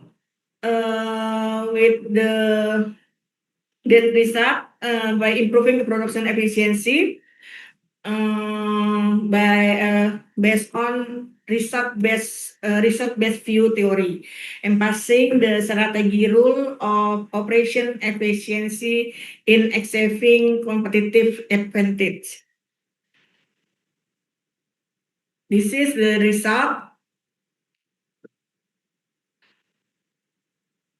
Conclusion from this study is that halal supply chain activity indirectly enhance the competitiveness of food MSMI in Bekasi through their effect on production efficiency. While the direct effect on competitiveness was not significant, the indirect effect via production efficiency was crucial.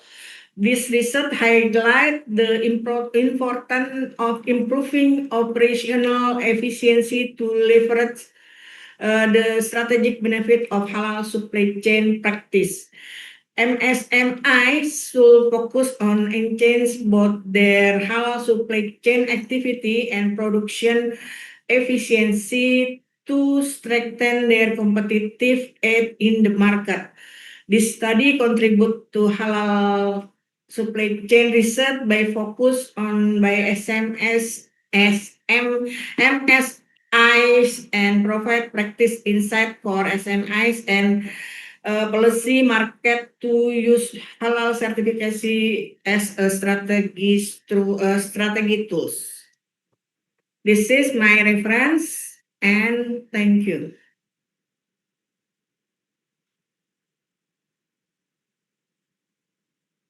Okay, thank you, Miss Oishari Baron.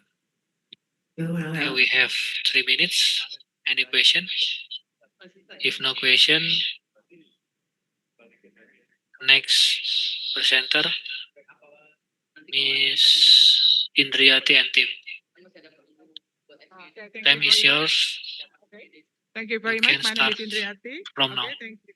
Okay. Thank you very much. Thank you very much. My name is Indriati. I'm from Institute Transportation and Logistics Trisakti, and our title is Port Efficiency through Equipment and Facility Optimization, Container Loading and Unloading Effectiveness at Teluk Bayur, West Sumatra. An introduction, the strategic importance of port infrastructure. As we know, the Indonesia archipelagic geography makes maritime transport essential for national logistics and trade.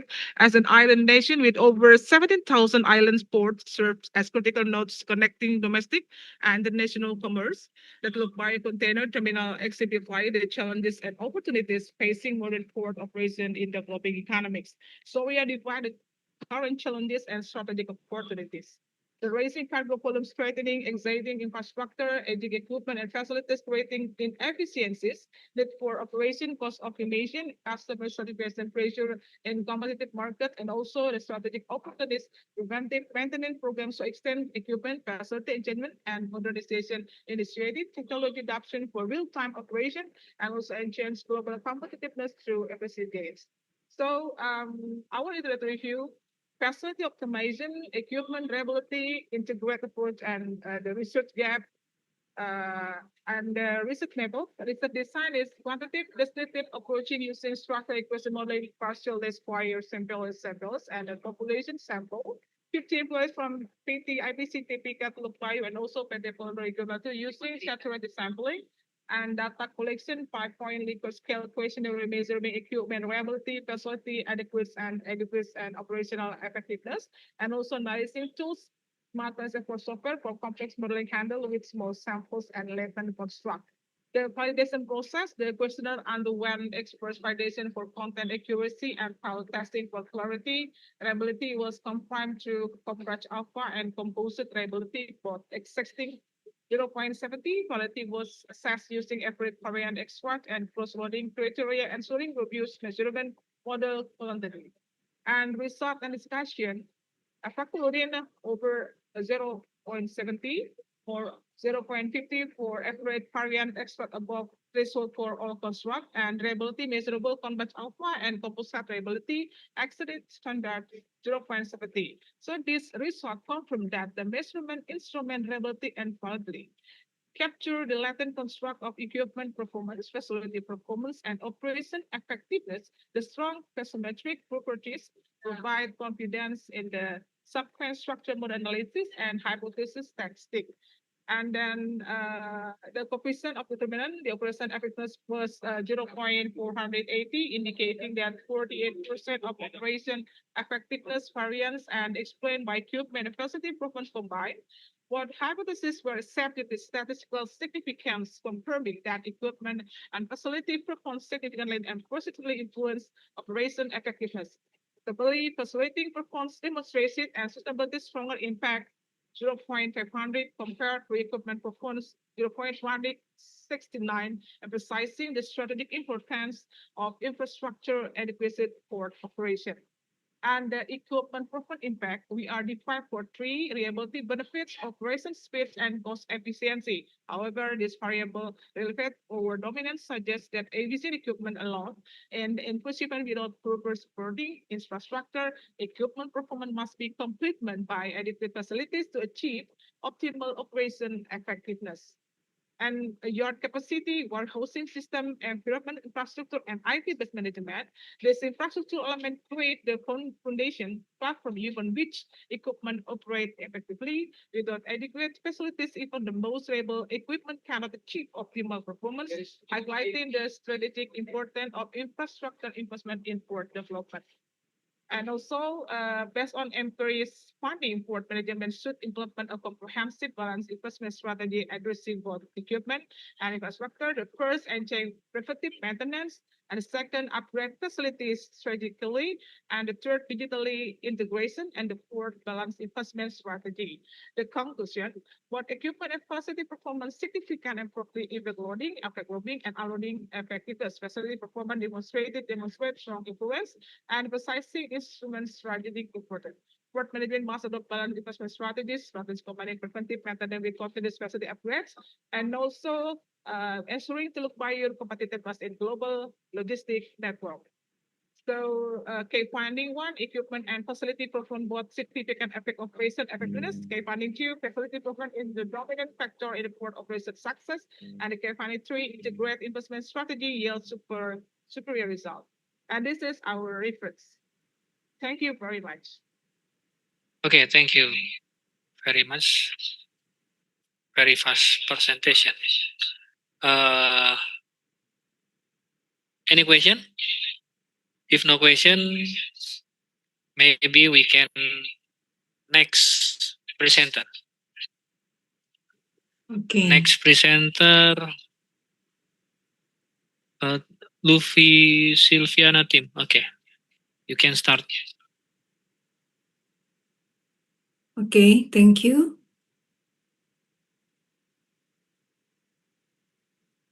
Bismillahirrahmanirrahim. Assalamualaikum warahmatullahi wabarakatuh. Good afternoon, everyone. My name is Luffy Silviana Janti, and I'm honored to present our research title, Analysis of Mathematics Teacher, Readiness Technical Knowledge, Perceptions, and Challenges in Implementing Digital Learning e-Module in Indonesia. This study is a collaborative effort with my friends at IKIP Siliwangi, focusing on how mathematics teachers in Indonesia adapt to digital tools in education. Into the digital era, the integration of technology in education is no longer optional. It's essential for meeting the evolving needs of students. E-modules, as innovative electronic learning platforms, provide interactive, accessible, and engaging educational experiences. This technology enhances learning by allowing students to study at their own pace, access rich multimedia resources, and develop essential digital literacy skills that align with 21st century educational demands. E-modules are increasingly integrated into the curriculum for various educational levels, enhancing the learning experiences. Their interactive nature supports diverse learning styles and foster a more engaging educational environment. And multimedia utilizations, e-modules utilize multimedia elements such as animation and quizzes, allowing students to grasp complex mathematical concepts more easily compared to traditional methods. This multimedia approach leads to enhanced student understanding and retention. And enhancing skill for the future, studies indicate that e-modules not only boost academic performance but also cultivate essential skills like critical thinking and problem solving, crucial for students in the 21st century workforce. This is a literature review research by Widya Stuti et al. In 2025. Shows e-modules create richer learning experiences compared to traditional print materials. And studies by Sarah et al. 2023 and Krismayanti et al. 2018 highlight how teacher perceptions affects their motivation to adopt technology. Moreover, ERITA in 2022 indicates that digital modules are implemented from elementary to vocational levels to foster critical thinking and problem-solving skills.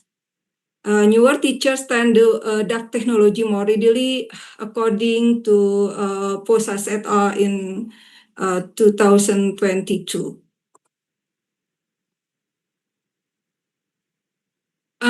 Research method in this study, the descriptive quantitative approach was utilized to systematically collect data on various aspects of mathematics teacher readiness for modules. And the population of this study consists of all mathematics teachers in Indonesia who use or have the potential to use e-modules in their teaching. Purposive sampling technique was used to select 212 teachers, each with at least basic experience or knowledge of digital learning modules. And data was collected through validated like Likert-based questionnaire via online and offline surveys complemented by in-depth interviews. And statistic analysis was performed using SPSS software for quantitative data, while qualitative data from interviews were thematically analyzed to provide deeper insight. Results and discussion.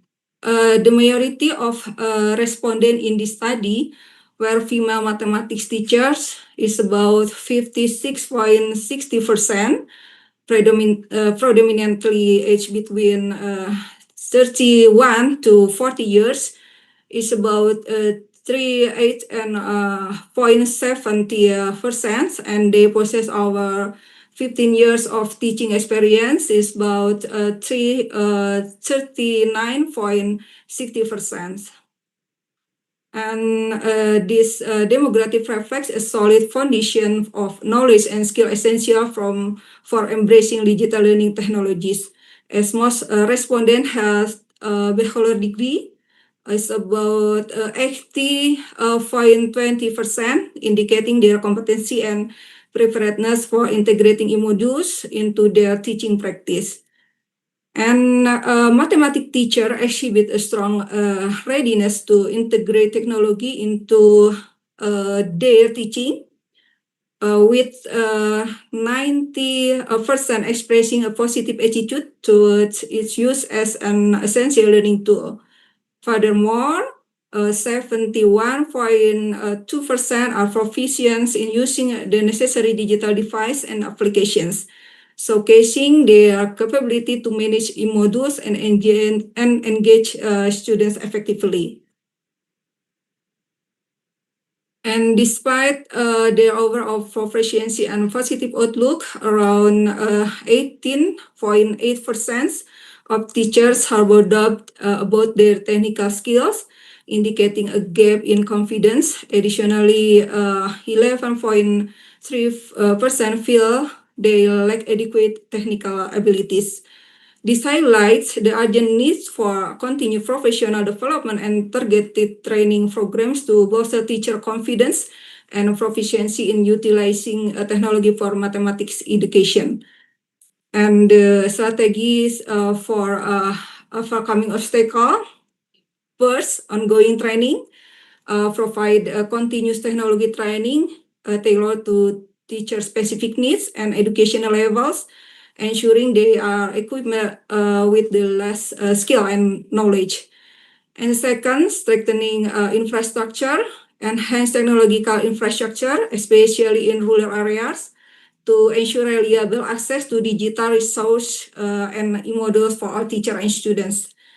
And the third, mentoring system development, establish a mentoring system where experienced teachers can guide and assist their peers, creating a supportive community for effective e-module integrations.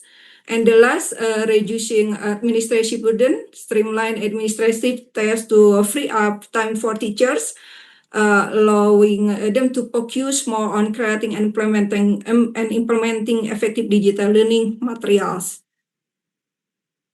And the conclusion, the majority of respondent voices a very positive attitude towards technology integration in mathematics education, indicating a strong willingness to adopt digital learning solutions, and teacher indicate various challenges faced during the implementation of digital learning, including limited access to technology, inadequate infrastructure, and reduced face-to-face interactions.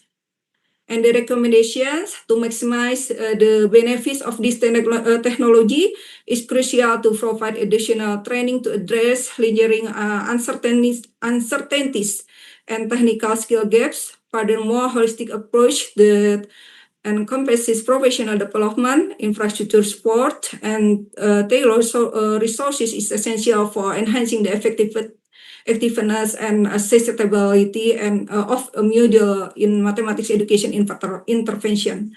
And the final remark, mathematics teacher in Indonesia exhibit a generally good level of readiness to adapt digital modules, indicating a positive attitude and proficiency in using digital tools. This is our references. That's all my presentation.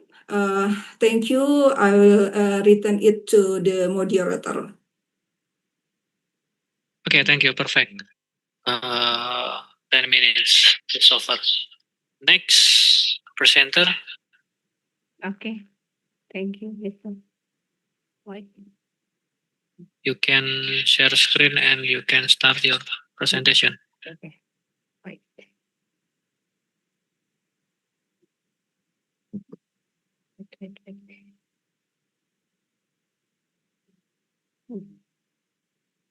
Okay.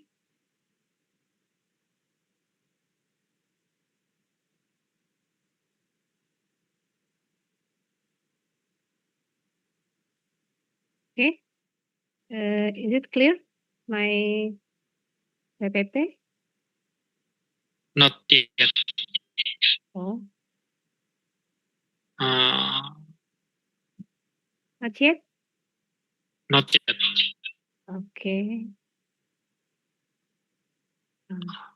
Okay, maybe you can replay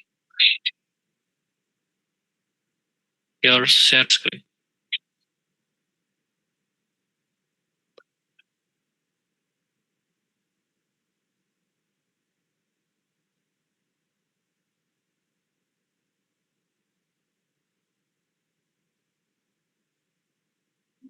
Sudah? Not yet?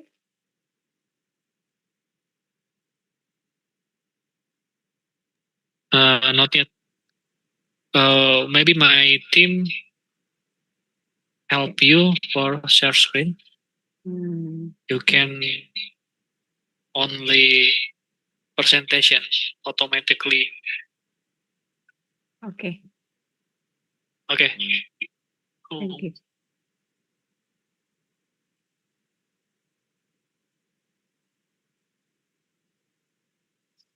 Okay, you can start your presentation. Okay, thank you. Good afternoon, ladies and gentlemen. My name is Mira Amelia Amri, and then my friend is Abdul Yapit Mahmud Yunus. I am from University of Jakarta. Next. Okay. Pedagogical content knowledge, understanding its role in teaching. Okay. Sorry. Fractions are one of the most conceptually demanding topic in elementary mathematics. Students often rely on rules without understanding part-whole relationship. And then teachers tend to emphasize algorithm limited conceptual reasoning. And then Sulman's concept of pedagogical content knowledge integrated one content knowledge and then knowledge of student, knowledge of instructional strategies, knowledge of curriculum.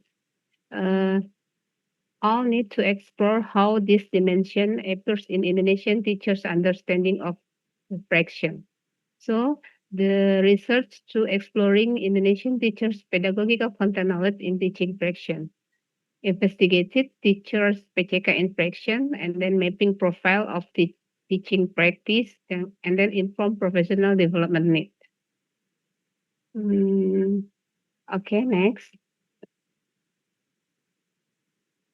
Okay, key finding from previous research highlights significant gap of teachers in teachers' knowledge and common student misconception regarding fraction. Number one is teachers' knowledge gaps. Many teachers lack of understanding of fraction concept, impacting their ability to effectively teach students. And then student misconception. Students often struggle with the concept of equivalency and operation involving fraction, leading to persistent error. PCK importance, research indicated a strong correlation between teachers' PCK and student success in learning fraction. And then fundamental theories by Ma, Ball, and then research justification, the identified gaps reinforce the need for study to address teaching practice and improve student outcomes in fraction education. Next.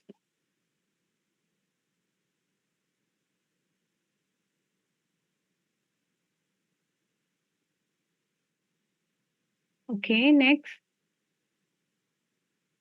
The research method, this is descriptive design aimed to explore how elementary teachers demonstrate PCK in fraction and then captures teachers' reasoning, representation, and pedagogical decision. The participant is the 5 elementary teachers enrolled in master program in primary education and all had classroom experience and pedagogical training. Research conducted over 2 months. And then data collection, number one is fraction-based numeracy tasks. The topic is comparison, equivalence, operation, misconception, and then curriculum links, and then access for content knowledge of students, the knowledge of instructional strategies, and the knowledge of the curriculum. The data collection also from semi-structure interview explores reasoning, instructional choice, and curriculum enlargement. And then instrument validation, expert judgment by 2 marks education, lecture, answer validity. And then data analysis, thematic coding, code for 4 PCK dimension, and then with code with CK, KOS, KOIS, and KOC, identified PCK profile. So, procedural to focus, and then to integrate it, and then triangulation and peer spring ensure trustworthiness. Next. Okay, the result and discussion. 5 participants, and then the orientation, number 1 is procedural focus, correct procedures, minimal use to representation, and then limited QOC. And then number 2 is procedural focus, accurate algorithmic word, weak in conceptual justification. And then the participant 3, conceptual reflective, strong use of models, anticipate misconception, link to curriculum. And then participant 4, algorithmic to partial, dependent on procedures, occasional errors, limited student or curriculum insight. And the last one, participant 5, integrated PTK, balanced procedures and concepts, use representation, and then strong curricular links. Okay. So the conclusion, teacher exhibit a spectrum of PTK inspection, procedural to focus, and then algorithmic to partial, and then conceptual to reflective, and then integrated.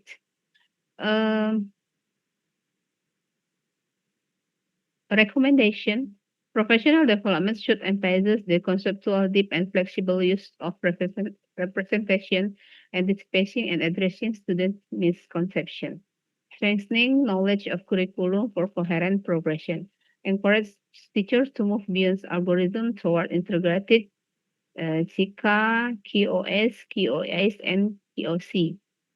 So advancing PTK impression requires holistic growth, connecting procedural fluency with conceptual insight.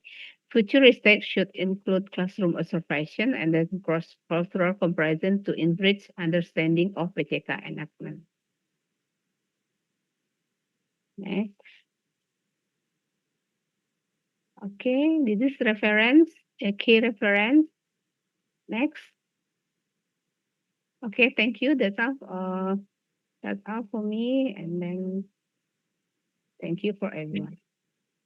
Okay, thank you, Miss Mira. Next presenter, maybe. Miss Nur Khomaria from UMB. Okay, thank you. Let me share the PowerPoint. Okay. Can you see my PowerPoint? Yes. Okay, thank you. Okay. Good afternoon, everybody, and Assalamualaikum warahmatullahi wabarakatuh. Let me introduce myself. My name is Nur Komaria Agustina, and actually, I do this research with my colleagues, Bapak Gendroyono, but he cannot come today. So the title of my research is Teachers' Digital Literacy of Different Teaching, of different,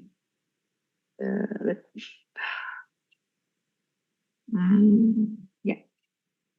Teacher digital literacy of different teaching career phases at Muhammadiyah High School in Yogyakarta, Indonesia. Let me. Okay. So I also spent my doctoral degree at Kent State University, Ohio, United States. For the introduction, at that time, the learning loss because of the pandemic and other reasons why digital literacy is very important here. And because of that, increasing the teacher standard for student achievement. And so there is the need of teacher technology competency in language teaching. Then there are also different teacher stages and career phases that we need to understand to give them proper professional development. Okay.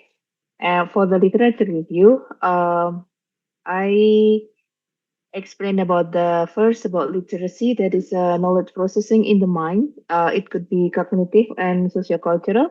And in the literacy, there is also new literacy that is related to the teacher digital literacy. That is the shift from dominance of printed media to technology and digital platform. And the digital literacy itself is technology-based communication based on reading and writing with technology. And then for this research, I use qualitative with phenomenology design, and mostly the data collection is with in-depth interview. I use the envival qualitative data analysis for thematic analysis. And then this is the part that is interesting from my research, because I do the research on career path and phases. So here I found out that what is it like? I plan the participants that there is a generation name that the baby boomers, generation X, and millennials. Yeah. So boomers is from age 50 to 55 until that, and then generation X 40 to 50 or 55, and then millennials when they start from 21 to 40 years old. And for the result of my qualitative research, the first I want to show about the demographic information. The first is actually I only get two generation for my participant, that is generation X and millennials. I have and their teaching phase is like 4 years and 3 years.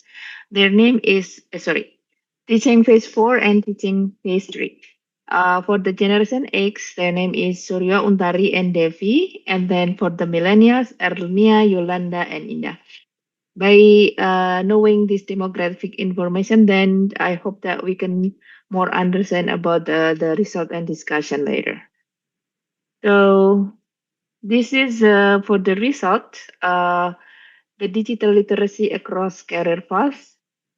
From my research, well, actually, there is the result is we can divide it into three phases. That is the early career, that is they teach less than 5 years, and then for the mid career 6 to 15 years, and then for the senior they teach already more than 16 years. So if we want to know that's for the early career, usually they have a high confidence, but they have a less experience in pedagogy. But it is on the contrary with the senior, because for the senior, they usually for the digital literacy, they have like struggle with advanced apps and uneven literacy. But they have a deep pedagogical repertoire. So the mid career is like in between. So they kind of for both what is it? Moderate to high literacy, and then they can balance the synchronous and asynchronous effectively. And then they have a stronger curriculum adaptation, and then they can link the content knowledge with methods and integrate ICT meaningfully. And then for my discussion, I can get the teacher's insight here that teachers think that digital literacy, teaching skill, and professional development are related to each other. So learning about technology is not separated. And then differences in digital literacy among teachers from different phases. They also realize that based on teacher career and age and teaching experience, they have differences in digital literacy, and differences in pedagogical differences in pedagogical adaptation and classroom practice also influenced by age and teaching career phase. And also teacher experience and institutional support leverage this teacher teaching process. Okay, so for the conclusion, that my participants are in a stable pace, yeah, because they already have a certain experience and in a certain career teaching pace. And then age and experience with gadgets affect the way they learn and use the technology. And then teachers also demonstrate the different patterns of digital literacy across the career phases. Teachers are good at integrating content, but they still need to learn more to integrate technology in teaching. So even though technology is kind of our everyday life, but for teachers, they still need more time and more opportunity to learn about it. Okay, so that's the end of my presentation, and this is the references that I use for my research. Thank you so much. Have a good day, and assalamualaikum warahmatullahi wabarakatuh. Waalaikumsalam warahmatullahi wabarakatuh. Thank you, Ms. Nur Komaria. Next presentation. Next presenter.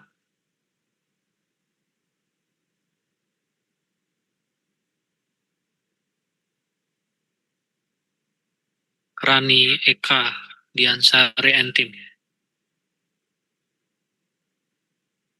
Rani Eka, Palsa Ayunda Tisya. Yeah, I answer. Oh, okay. Okay. You can start your Okay, thank presentation. you.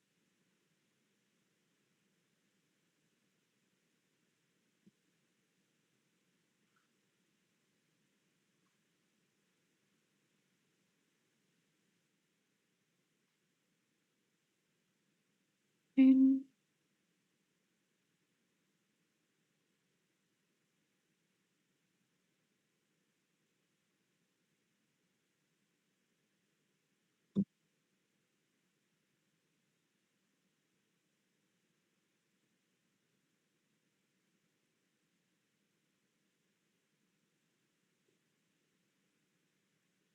Okay. Good morning, distinguished participant and fellow researcher. Let me introduce myself. I am Falsa Ayundatisha from Universitas PGRI Yogyakarta. It's a pleasure for us to present our study entitled Exploring Village Fund Accountability Through the Lens of Institutional Isomorphism. This research was conducted to understand why, despite the massive distribution of village funds across Indonesia, accountability problems still persist at the grassroots level. So let us begin by asking a simple but that's important question. Why is it so difficult to ensure accountability in village governance even when regulations are clear? So to answer that question, let us look back at the broader context and phenomenon. In Indonesia, the village is a unique legal entity recognized under Law Number 6 of 2014, which grants villages both autonomy and financial authority. Through fiscal decentralization, every village receives substantial funds from national budget, a mechanism designed to reduce poverty and empower local communities. However, what we found is rather paradoxical. While formal regulations are becoming stricter, accounting accountability problems at the village continue to grow. Many villages experience to complete documentation, delays in reporting, and limited transparency. Why? Because formal administrative logic often clashes with local social norms and customs. Villagers often believe that oral trust and social legitimacy are more important than written reports. This conflict between formal regulation and informal norms is precisely the phenomenon that motivates our research. We want to understand how village officials navigate this contradiction in their daily governance. So, why is this topic urgent not only for Indonesia but for the developing nation in general? Because village funds are no longer a small issue. In this such context, transparency can even be perceived as disrespectful. Thus, what looks like non-compliance from government perspective may actually be a form of a social adaptation. This is why our research are urgent. We need to rethink accountability not only as administrative process but as a social negotiation between law and local culture. Based on this tension, our study seeks to answer these three main questions. First, how do different forms of institutional pressure, coercive, normative, and mimetic influence accountability in village fund management? And then second, how do social norms and formal regulation create tension in implementing accountability? And third, how do village officials and local communities respond to or adapt to this conflicting expectation?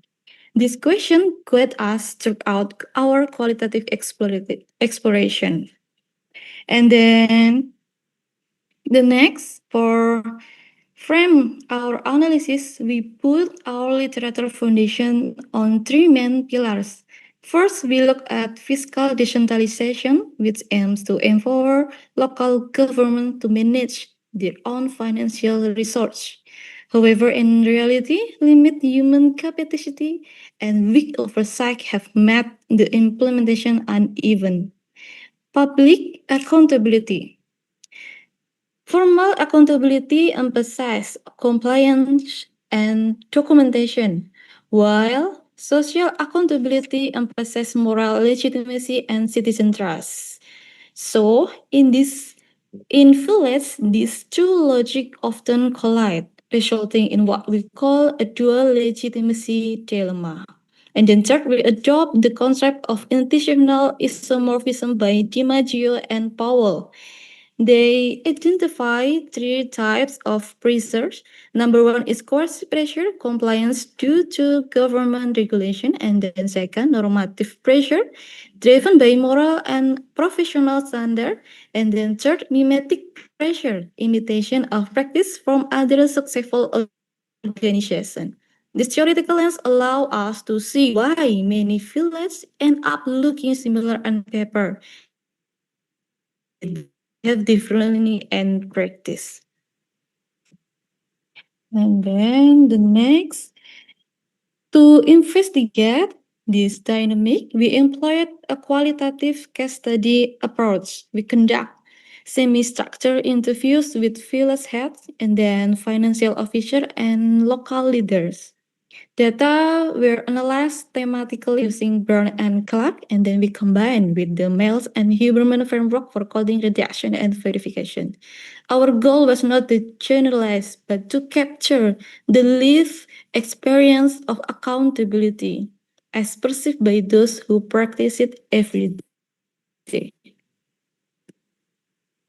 So here, that our finding, the first term, there are few terms here, and then the first tension between norms and formal regulation.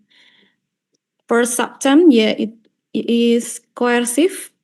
For the illustration, new regulation require detailed digital reports. However, limit literacy and internet access hinder proper documentation. And then second, subtem normative.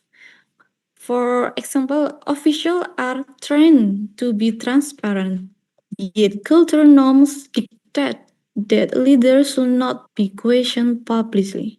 And then third, mimetic. Many villages imitate reporting formats from neighboring villages, focusing on form rather than substance.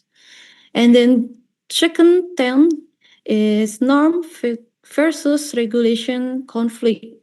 First, administrative workload versus local practicality. And then for the illustration, deadlines are often missed due to research constraints, while citizens demand quick results rather than lengthy reports. And then second, transparency versus social hierarchy. So for the illustration, is sharing too much information may cause tension or public criticism. So some leaders prefer to disclose less detail. And then the last is adaptation and dilemma. The subterm is village official strategy. The illustration is they comply with major regulation while maintaining informal communication channels to preserve social harmony. And then the next, discussion of findings. First, so then we can know the role of isomorphism. Coercive pressure from central government pushes villages to follow formal reporting. And then second, normative pressure through training and moral standards internalize the idea of transparency. And then third, mimetic pressure make villages copy others then that appear successful, often leading to symbolic compliance. In other words, the form of accountability exists, but not always its substance. And then how about tension about formal norms and local culture? Formal rules are universal, but local contexts are not. Many regulation fails to account the diversity of language, tradition, and hierarchies. In practice, village negotiate these gaps to maintain both administrative compliance and social legitimacy. And then how about implication for accountability? Administrative accountability can be achieved through paperwork, yet substantive accountability, where citizens truly understand and trust the process, is far more difficult. The real accountability, therefore, must go beyond rules. It must connect governance with the cultural logic of the community. And then for the conclusion, our study shows that accountability in village function is shaped by three interacting forces: coercive, normative, and mimetic isomorphism. And then to answer the third question, to make accountability real and meaningful, we recommended first, designing accountability system that combine administrative compliance with social adaptation. And then second, encouraging context-sensitive audits that focus on outcomes and citizen perception. And third, expanding training for field officials beyond technical reporting to include communication, participation, and then cultural understanding. And four, allowing regulatory flexibility to accommodate local variation in infrastructure and capacity. And ultimately, accountability is not just about writing reports. It is about building trust between the government and the people it serves. So, ladies and gentlemen, our research invite us to rethink about accountability, not as a one-size-fits-all model, but as a dynamic process that is shaped by law, culture, and human relationship. So, we leave you with this reflective question: can we truly build accountable governance if we fail to understand the culture of this we govern? Thank you very much. We look forward to your talks and questions. Thank you. Thank you, Miss Falsa Ayunda Tisha. Okay, the last presenter, Miss Reni Widayati and team. Yes. Okay. Thank you. Thank you very much. Yeah, you can start from now. 10 minutes. Let's just proceed.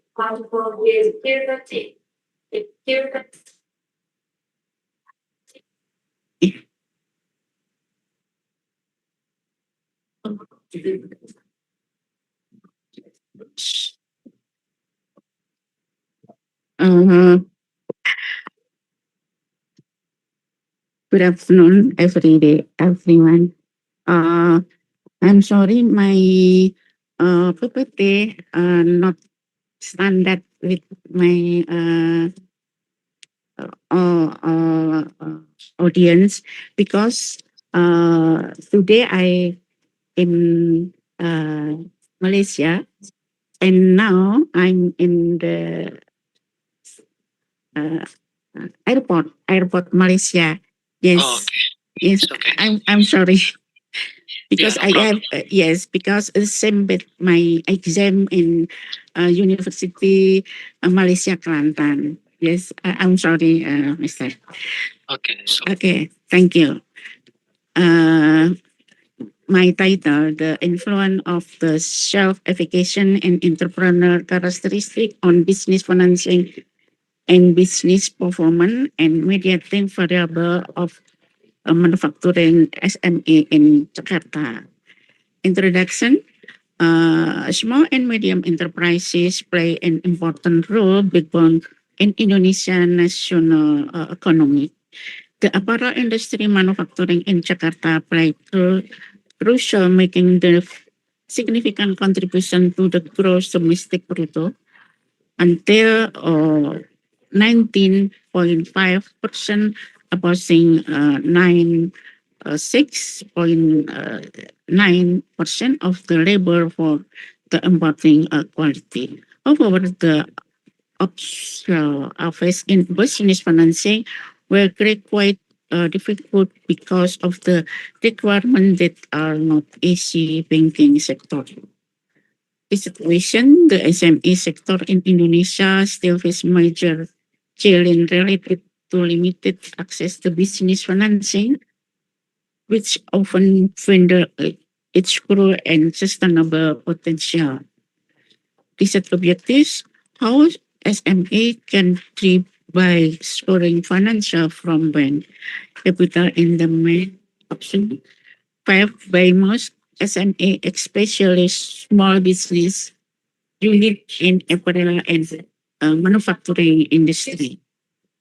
Operation in Jakarta, there are 152 companies, small and medium enterprises in the apparel manufacturing industry, and my sample 93 SME. As limited access to capital is the main option for SME in competitiveness, innovation, and business development, especially increased fair market competition. To overcome this absurd, adapt understanding to the internal factor that affect in business performance, self-efficacy, and entrepreneur and characteristic. Yes, my conceptual framework, entrepreneur and self-efficacy and entrepreneurial characteristic, and have the moderation, business performance, and business financing the DP. As a method, this study this quantitative approach, which survey method primary data apparel company owner with sample 19.3 from the population 105 to apparel companies in Jakarta. The PLS and SAM approach involve testing the model and validity and reliability of the measurement and factor. The result of the analysis of business performance, BP, and positive and significant of business financing, BF, with part confession of 0.293 and P 0.002, which show increased access to financing.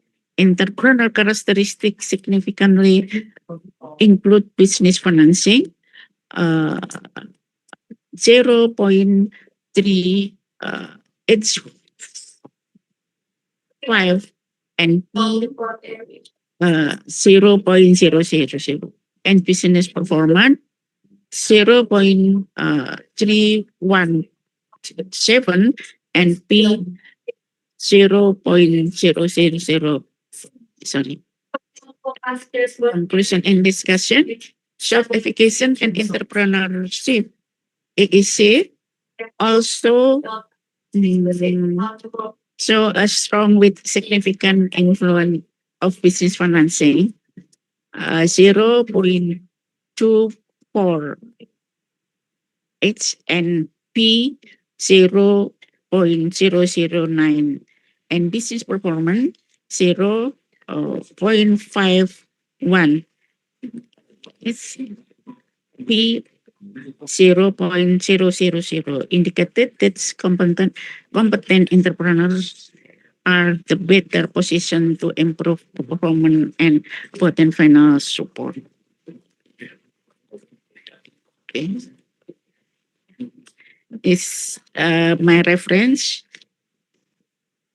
this ini. Okay. Thank you very much, Mr.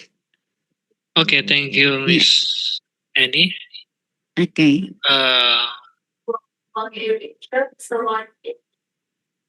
Okay, I think that's all for the presentation. All participants in this room.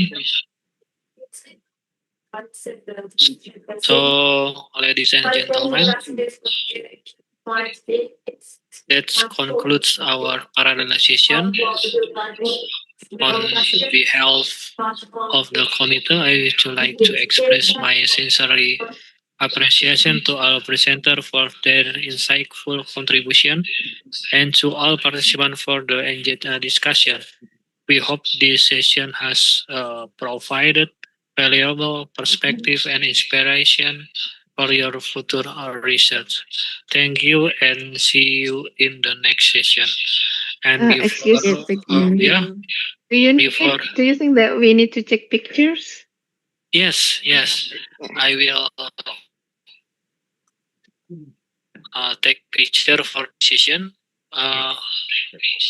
Mas Andri, if you want possible open camera, maybe you can open camera and then I will take picture.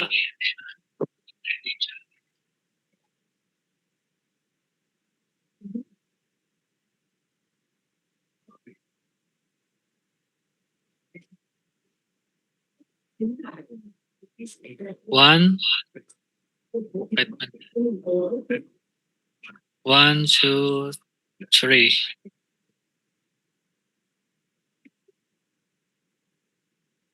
Okay. Okay. Thank you That's so it. much. Thank you so Thank much. you. All participants. Okay. See you See Fusion you 2026. See you again. Okay. Assalamualaikum warahmatullahi wabarakatuh. Waalaikumsalam Waalaikumsalam warahmatullahi warahmatullahi wabarakatuh. wabarakatuh. Recording stopped.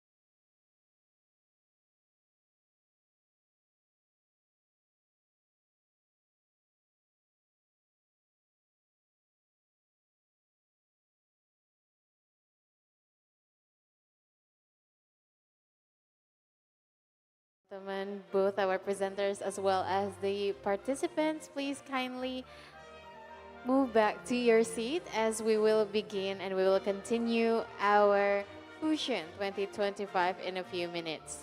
Indeed it is, but Trixie, it has been such a productive, such an incredible and interesting parallel sessions before. Now we kindly invite all of the amazing participants, more especially those who have attended directly here at UTCC, to be seated your respective seats once again.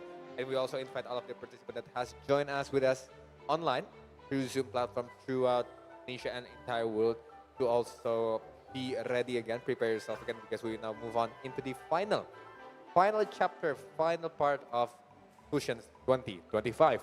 Right, we have an exciting news, Kabijak. As I Yes. mentioned before, we're going to have an award ceremony for the best paper as well as the best presenters. So please make sure that you are ready in your seat. And for those of you who are joined online, please have your camera turned on so your face will show on our screen. Indeed, yes. Exciting, exciting, exciting days.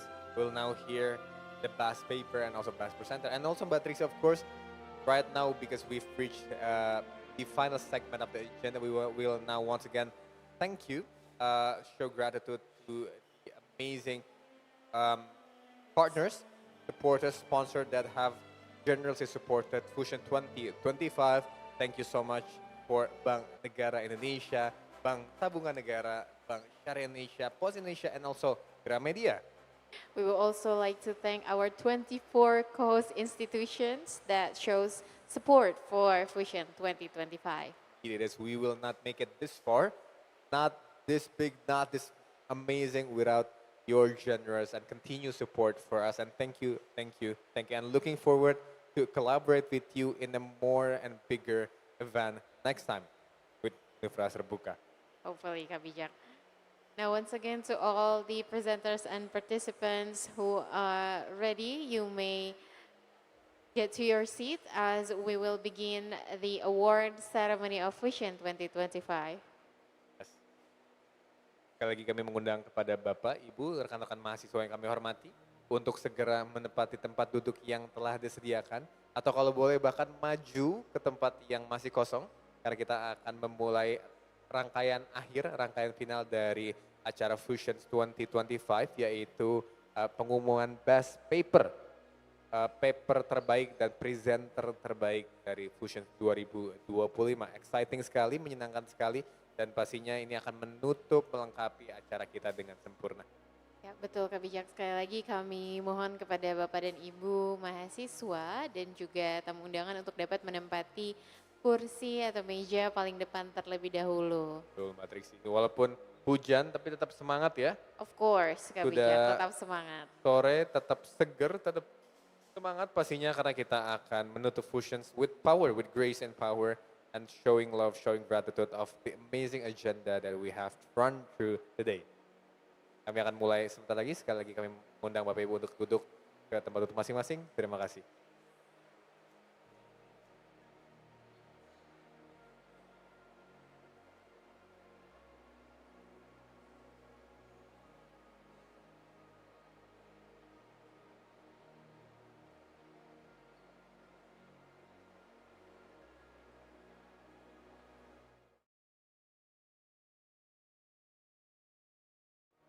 Right, Assalamualaikum warahmatullahi wabarakatuh.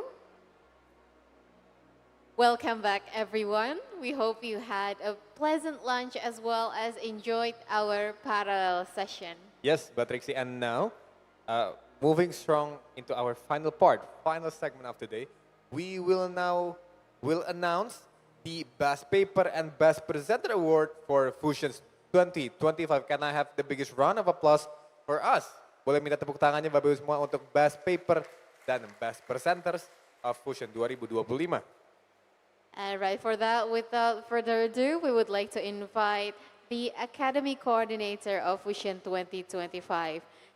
Please welcome Dr. Faizul Mubarak, MM.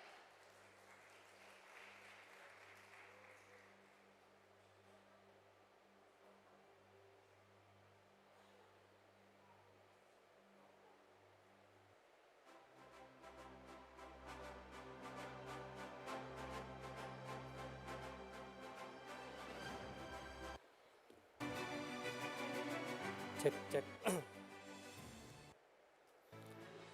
Assalamualaikum warahmatullahi wabarakatuh. Distinguished respected all participants.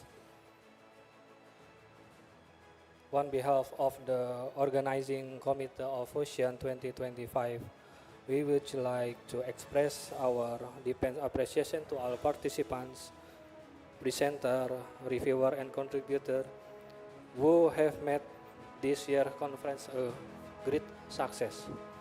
As part of our commitment to recognize academic excellence and scholarly contributions, it is our great pleasure to announce the reception of the Fusion 2025 awards as follows. For the Best Presenter Award, maybe you can see in the share.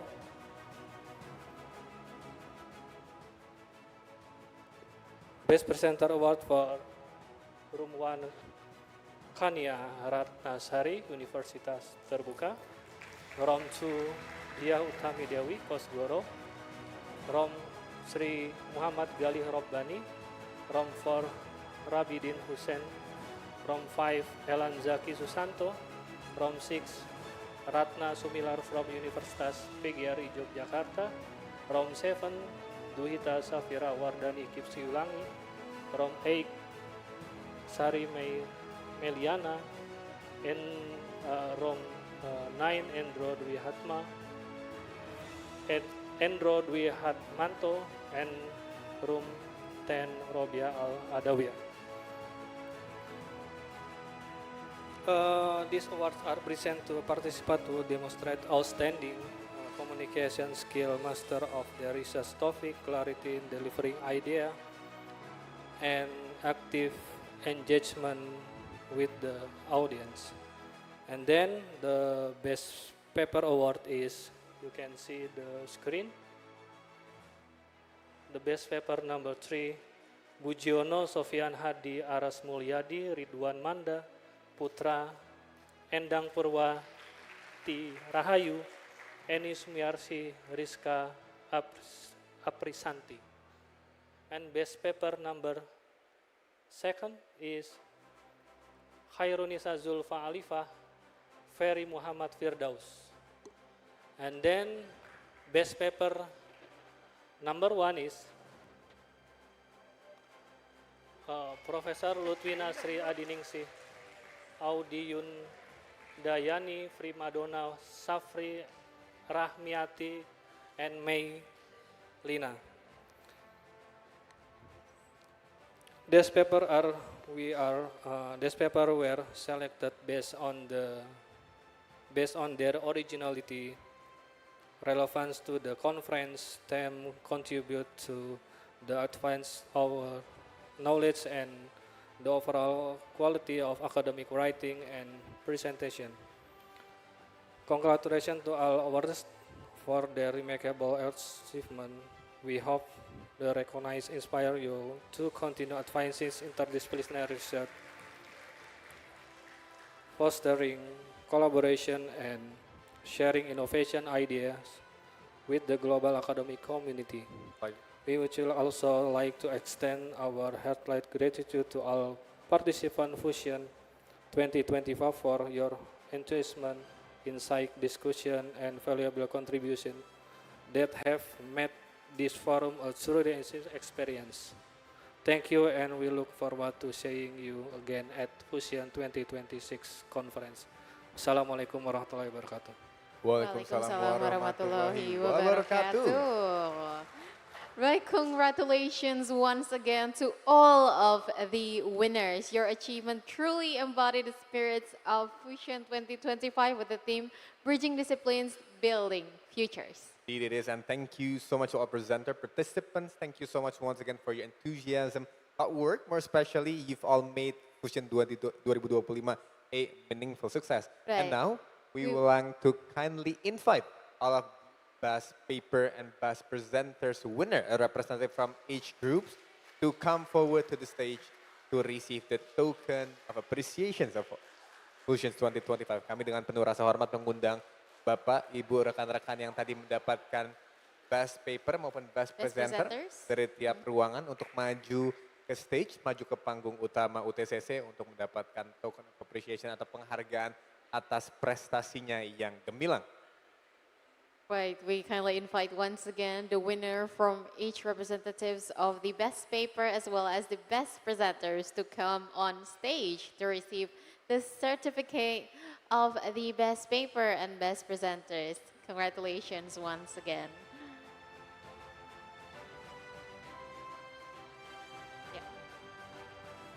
And now, we are very honored to present directly the certificate, the token of appreciation. We kindly invite the director of the postgraduate schools of Universitas Terbuka, Professor Maman Rumanta, to come up stage to present the token of appreciation to each winner. Standing strong in the stage, we have Professor Lidwina as the first winner of the best paper of Fusion 2025.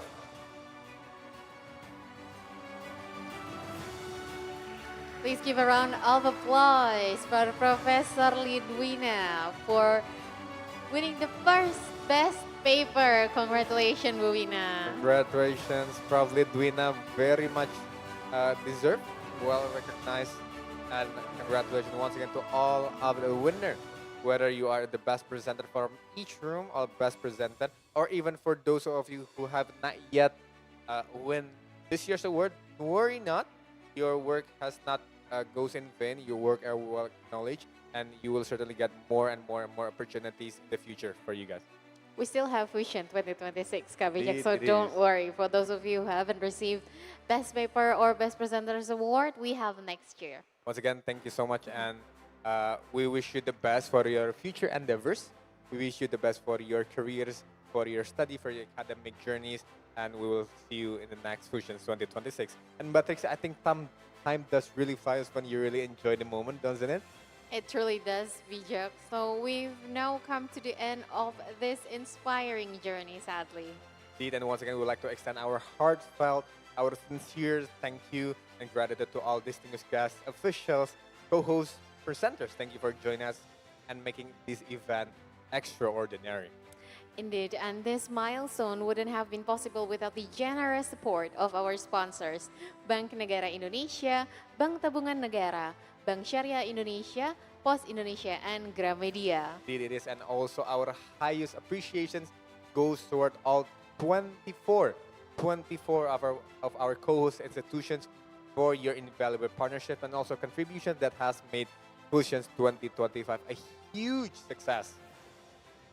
Not to forget, of course, the biggest round of applause goes to the tireless efforts, the continuous work, the sleepless night of the committee of the graduate schools of Universitas Terbuka. Terima kasih banyak seluruh panitia dari Pasca Sarjana Universitas Terbuka. Boleh minta tepuk tangannya untuk seluruh panitia yang telah bekerja keras untuk menjadikan Fusions 2025 sukses dan berhasil seperti sekarang ini. Right, and last but not least, to everyone here, we wish you the best in your future journey. Please take care on your way home, and may this event inspire you in all pursuits. On that, with our behalf as the MC, my name is Bijak Sabara. And I'm Trixie. And see you at Fusions 2026. 2026.